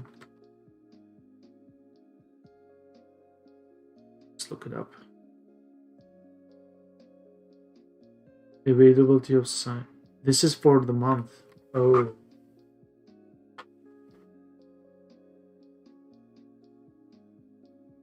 Perhaps this would be much more useful. Observation.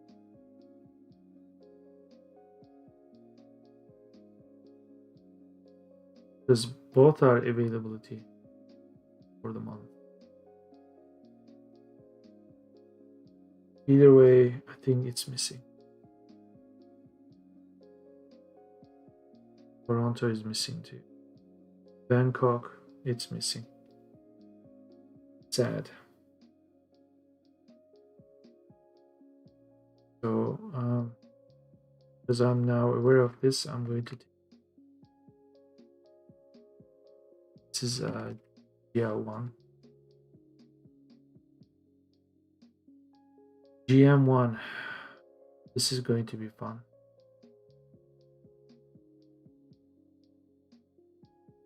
See what it is?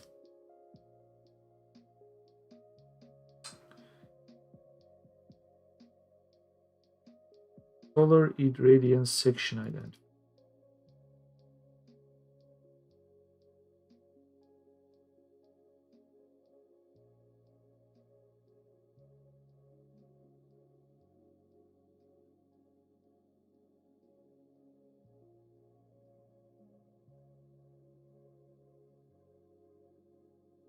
Doesn't mean much to me.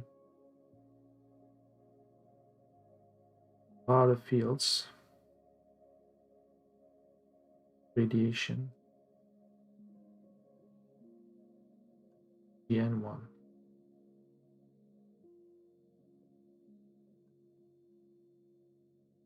It indicates an observation of solar irradiance, solar integrated over solar radiation. Take this is GN.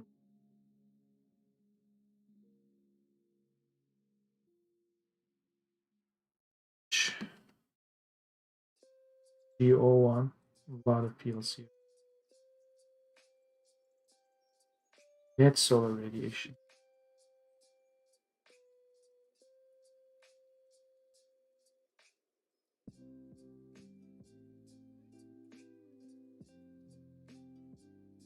This is probably out of all so far the most useful.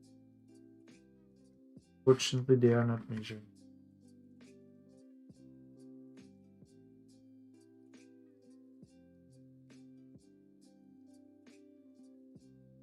GP1. Modeled solar irradiance.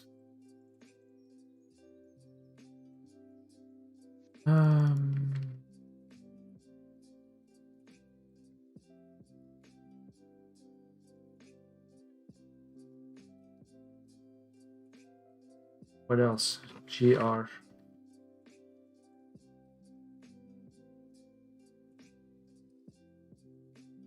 Hourly solar. Oh, I think I skipped one. GQ. Let's do GR1, then we'll come back to GQ1. This is useful for me.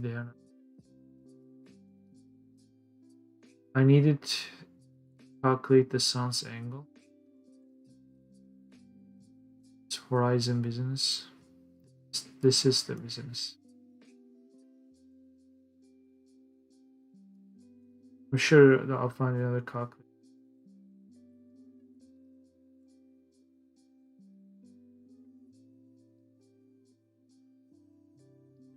Follow the radiation deal. And we have GQ.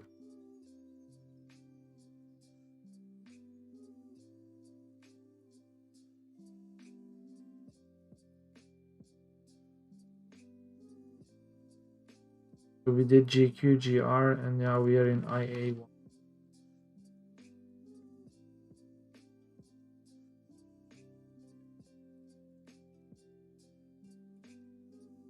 Ooh. Oh, hail data.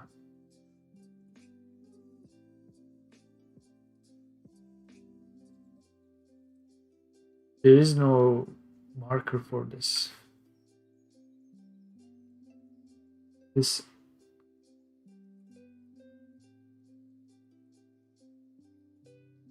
see all this field length 3 dome under dome. There's the identifier, right? This one is missing. There's hail, but we don't really know. Uh,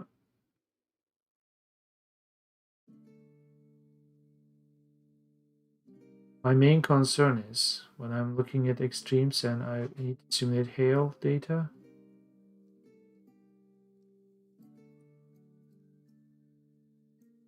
Simply missing. It's unfortunate. Cannot make a guess here whether it starts with H or I.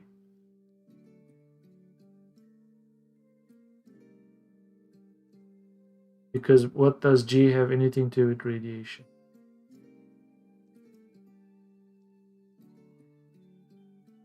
So we move on to IA1.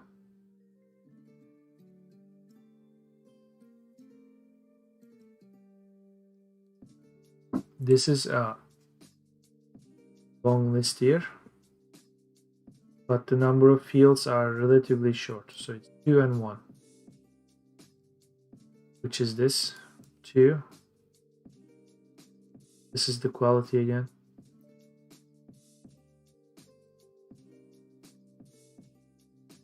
It's more like a summary. Do you even measure this? Let's see. Luckily, this one does. Bangkok doesn't. Tokyo, they don't. Istanbul, they do sporadically. So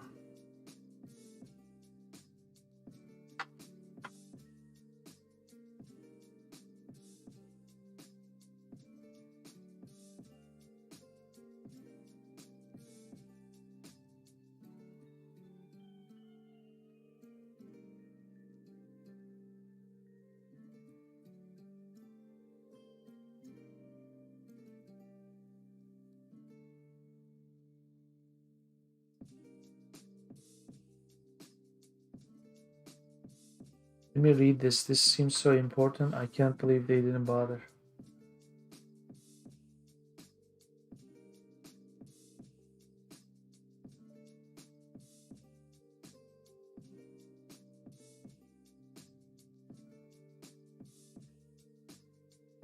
But then it's like a summary too.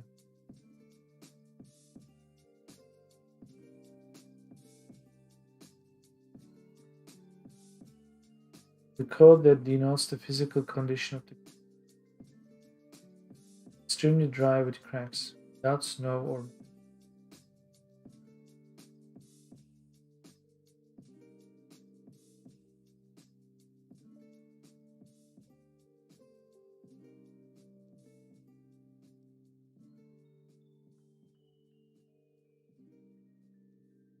here's what I'm thinking.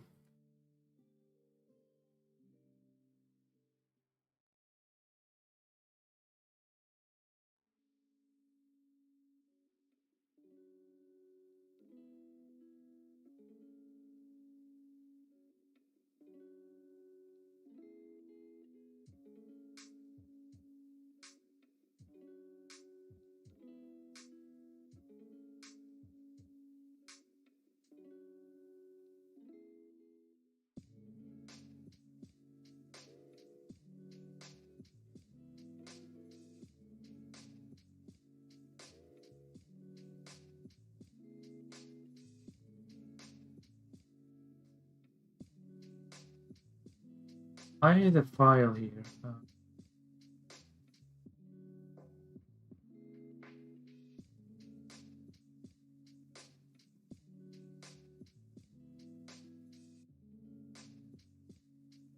What's this one?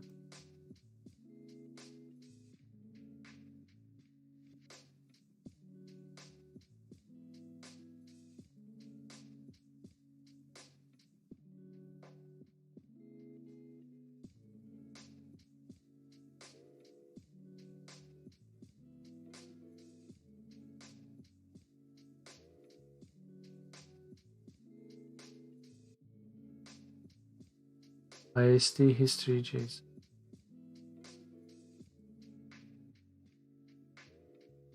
Yeah, I created this out of that other file, right?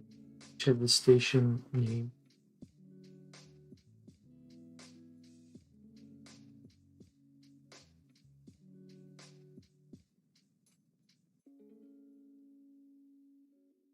Which was here.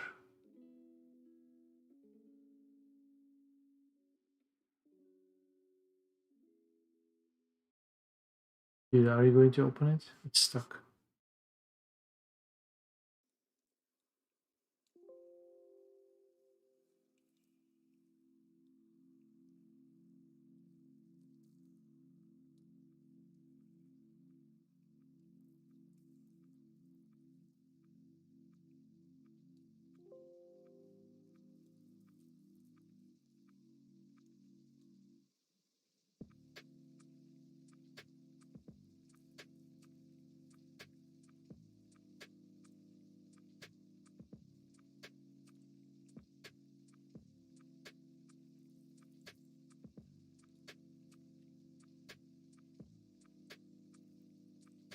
Yeah, there's this prepare candidate cities, which is finding weather stations near. Oh, couldn't handle it.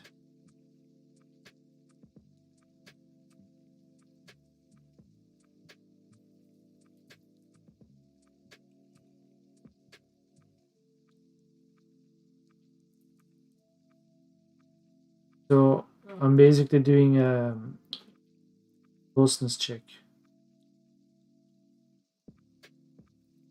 This is reading the IST history stations. So I'm doing it for 4 cases where cities have a certain number of population, right? For each case, let's say it's this one, 1 million, okay? It's happening here. For cities that have over 1 million population, I'm looking for nearby weather stations for that city in here, right? So if the city center is close to that station, and if the station has at least 30 years of record, and the nearest measurement is close to 2010, then it's a good candidate. Then I include that city in the list. And it's also acquiring the station's measurements so I can download them. Question is, these records are collected based on that assumption. What if a different weather station in the city has better records? So in this case, Bangkok has this station, but it's kind of useless. In most cases,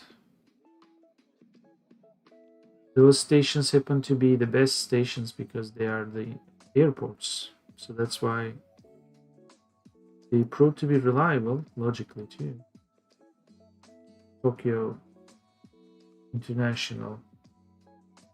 This is the Istanbul Atatürk Airport.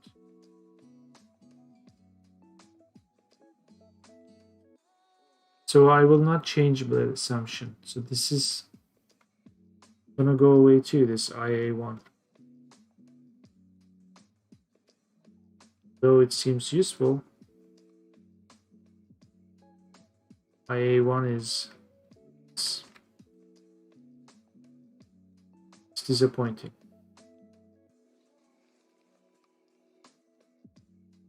Then there's IA2.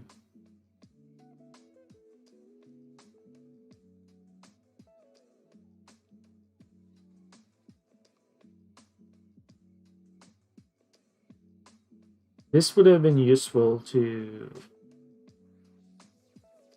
attach it to shader work. Shader in the game could simulate a frozen ground surface, that kind of thing. Would have been really useful. But we'll have to figure out some other way. So IA2 is also ground surface. but this is about minimum temperature data. But similarly, this is not measured either. In Toronto, IA1 is measured but sporadic. In Istanbul, it's even less common, and in the other two, not there. IA2 in Istanbul is it's all 999, which means missing. Okay, that's not reassuring. Missing. Even if the record is there, it's missing. The value is missing. Useless. And here IA2 is non-existent. Bangkok is also non-existent. So another useless identifier for us. So this is IA2. Just write this, move on. IB1.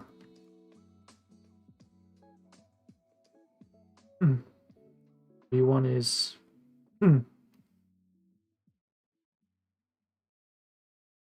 radiation sensor. I doubt anyone has bothered with this.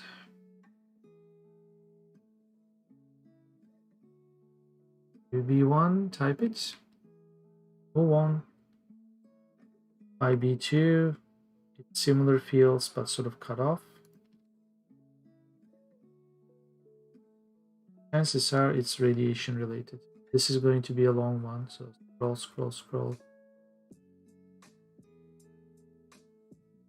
Sorry, I said radiation temperature, something similar.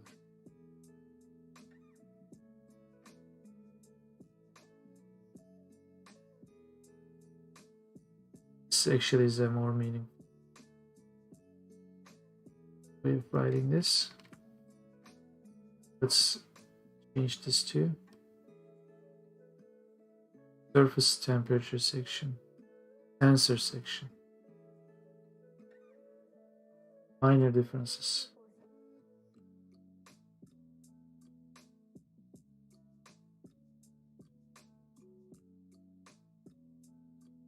Where is IA2?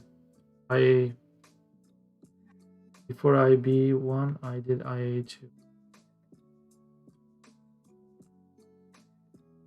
Confused. How many I have done? Okay, IB1 is going to be this.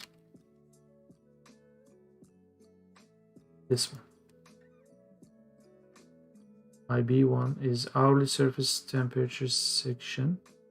IB2 is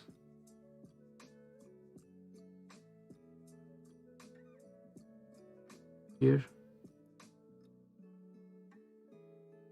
Temperature section, temperature sensor section.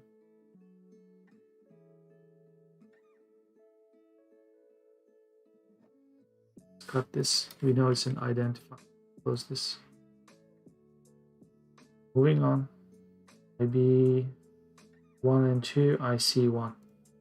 So let's turn this into IC1.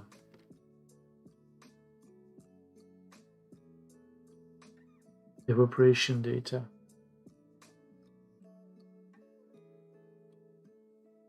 Does it exist? No. In Tokyo? Nope. Bangkok? Nope. Istanbul? No, I think these guys are moving to case. Yeah.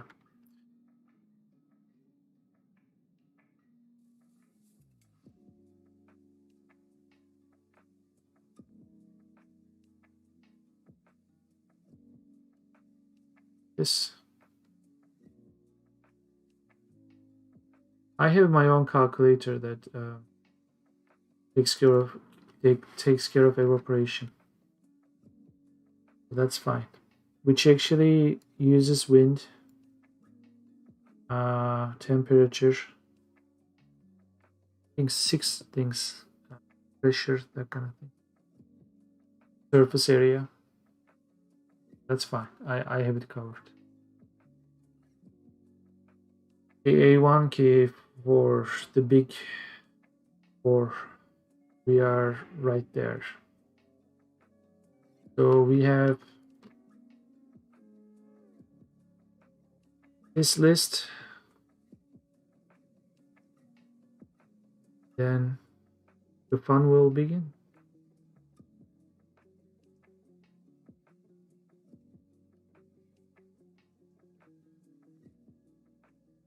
I have a feeling I'll have to implement KA1 similar to the way I did this, because I see it here, right?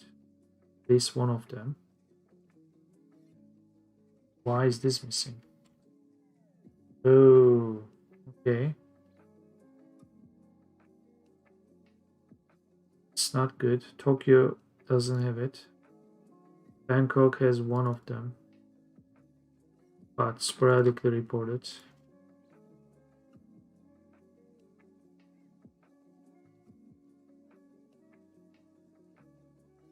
Let's see what it means. Period quantity, most likely hours.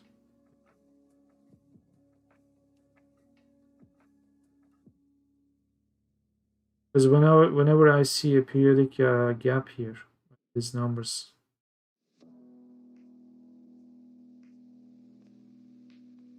What does it mean? 120 nm. Minimum temperature, maximum temperature. Another person to ban from the stream. Bye. Another bot, let's say. They are not persons, people. I don't know if you can hurt a bot's feeling. Air temperature, temperature quality code. Let's look at the air temperature. I'm curious. This one. I bet this 291 will be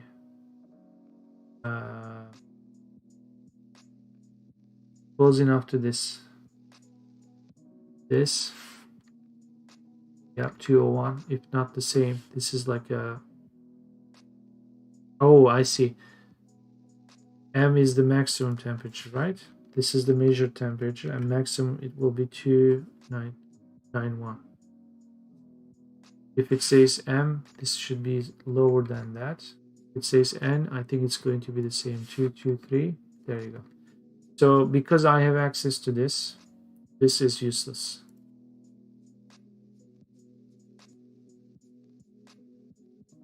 This, the other two. Let's look at Toronto. Similar story. 27. Let's look at temperature. That was also M, so it's going to be higher than this. Let's see. Let's find with okay N. -8 N. What's the row? 14.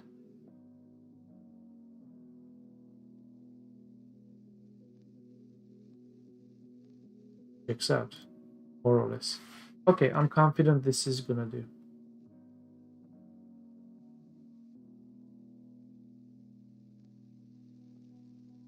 Besides, yeah, this is the extreme air temperature. So it's talking about minimums and maximums.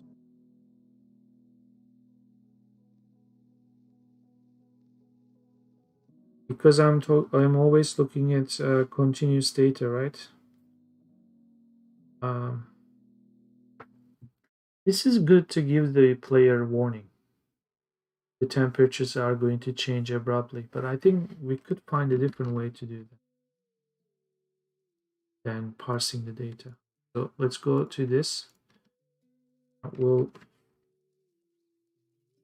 turn this into KA1.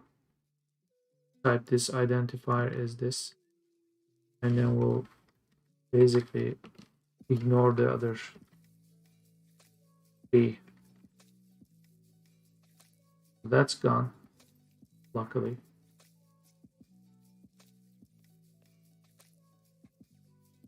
And we won't have to worry about this. Average air temperature. Now, this is useful as it stands here. Question number 1. I don't think anyone bothers to measure that. Because AB doesn't exist in Istanbul. It doesn't exist for Tokyo. In Bangkok, it doesn't exist. In Toronto, it doesn't exist. So nobody cares. Why should we?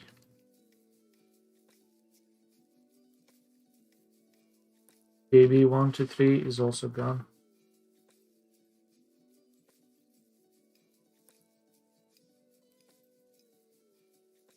Sounds useful though. Let me investigate. Hours. The quantity of time over which temperatures were sampled to determine the average air temperature. Minimum, maximum, average. I think we will either deduce this out of existing values or we'll look at the other files from the data folder or directory from one of these folders.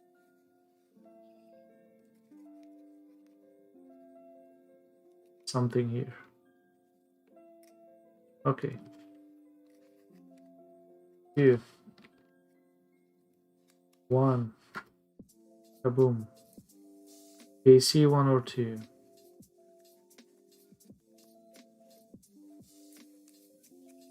Extreme air temperature for the month.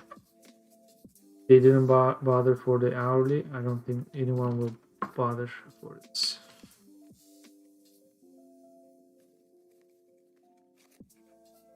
And we have 1 and 2.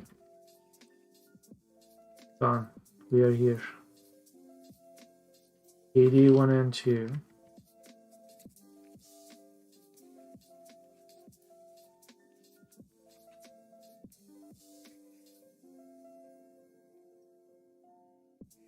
Heating, cooling degree days.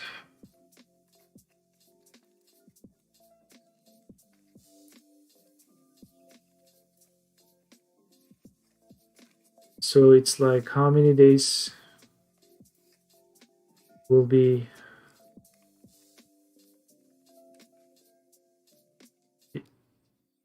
yeah, I understand what it is.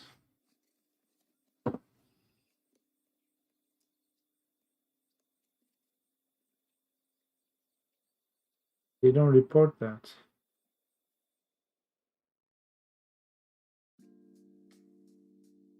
AD1 and 2 isn't here. It's done. AE1. Let's look that up. Extreme temperatures. Number of days exceeding criteria for the month.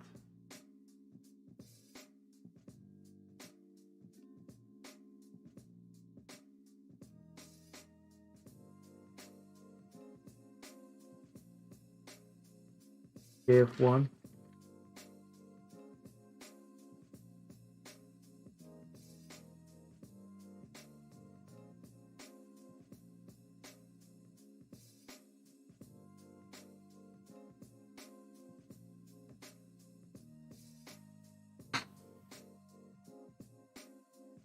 That indicates a calculated hourly average air temperature derived by an algorithm whose inputs are hourly temperature averages from each of the 3 collocated temperature sensors.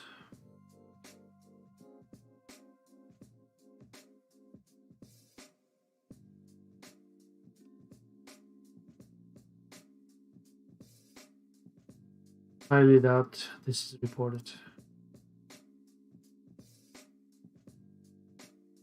In fact, nobody bothered.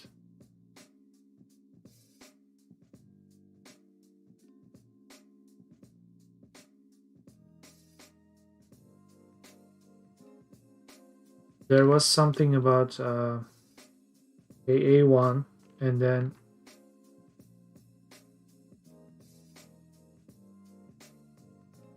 the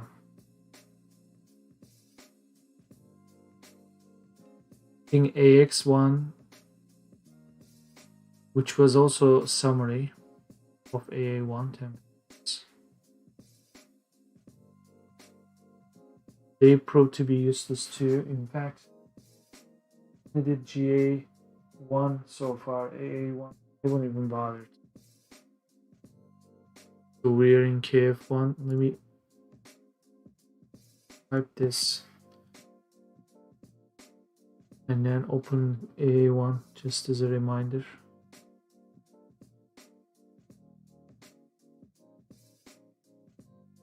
This is about precipitation, and then there was another section that was giving the summary of precipitation.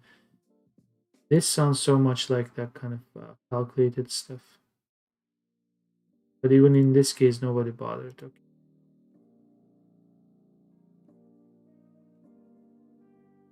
KF1, KG1, KG.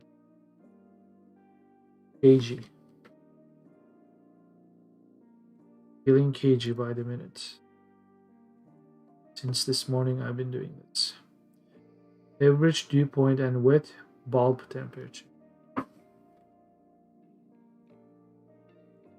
We do have dew point as a measurement. In fact, it's mandatory. That's why this is probably here, but never really measured in the records here, right? Or never shown. Let's type it.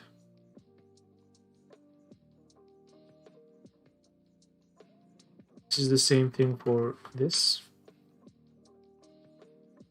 MA1. What are you?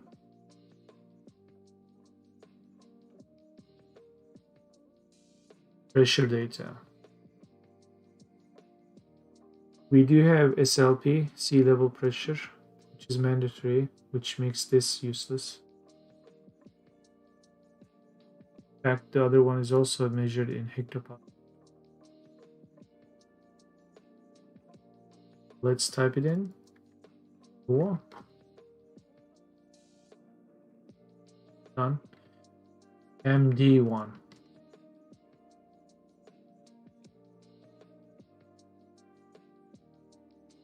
This is the change in atmospheric pressure. The tendency. This is a useful one. I think these two will be in the records because, let me see, because when I collect the measurement, it doesn't talk about the tendency. I think this MD1 will exist. Yeah, even MA1. Okay. I think that's something crucial for airports. In Bangkok or in Tokyo, they didn't actually measure MMD suspect.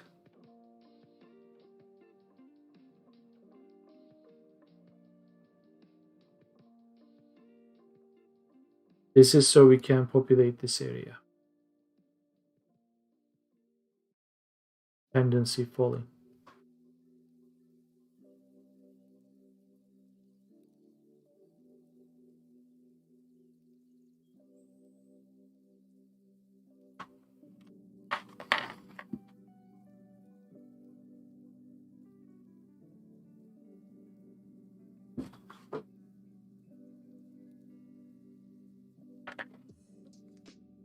I think I'm going to conclude the stream soon.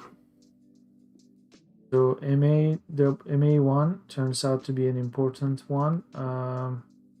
We have to implement it. MD1 is also important. I have to write its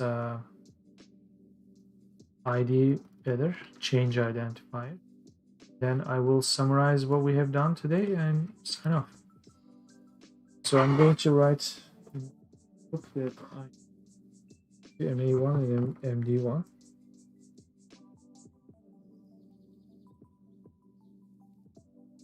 Pressure and tendency. Okay. So as a recap,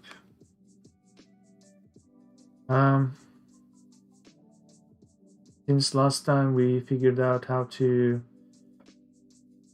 pick the plants based on temperature, I moved on to completing different parts of the weather system, so I could be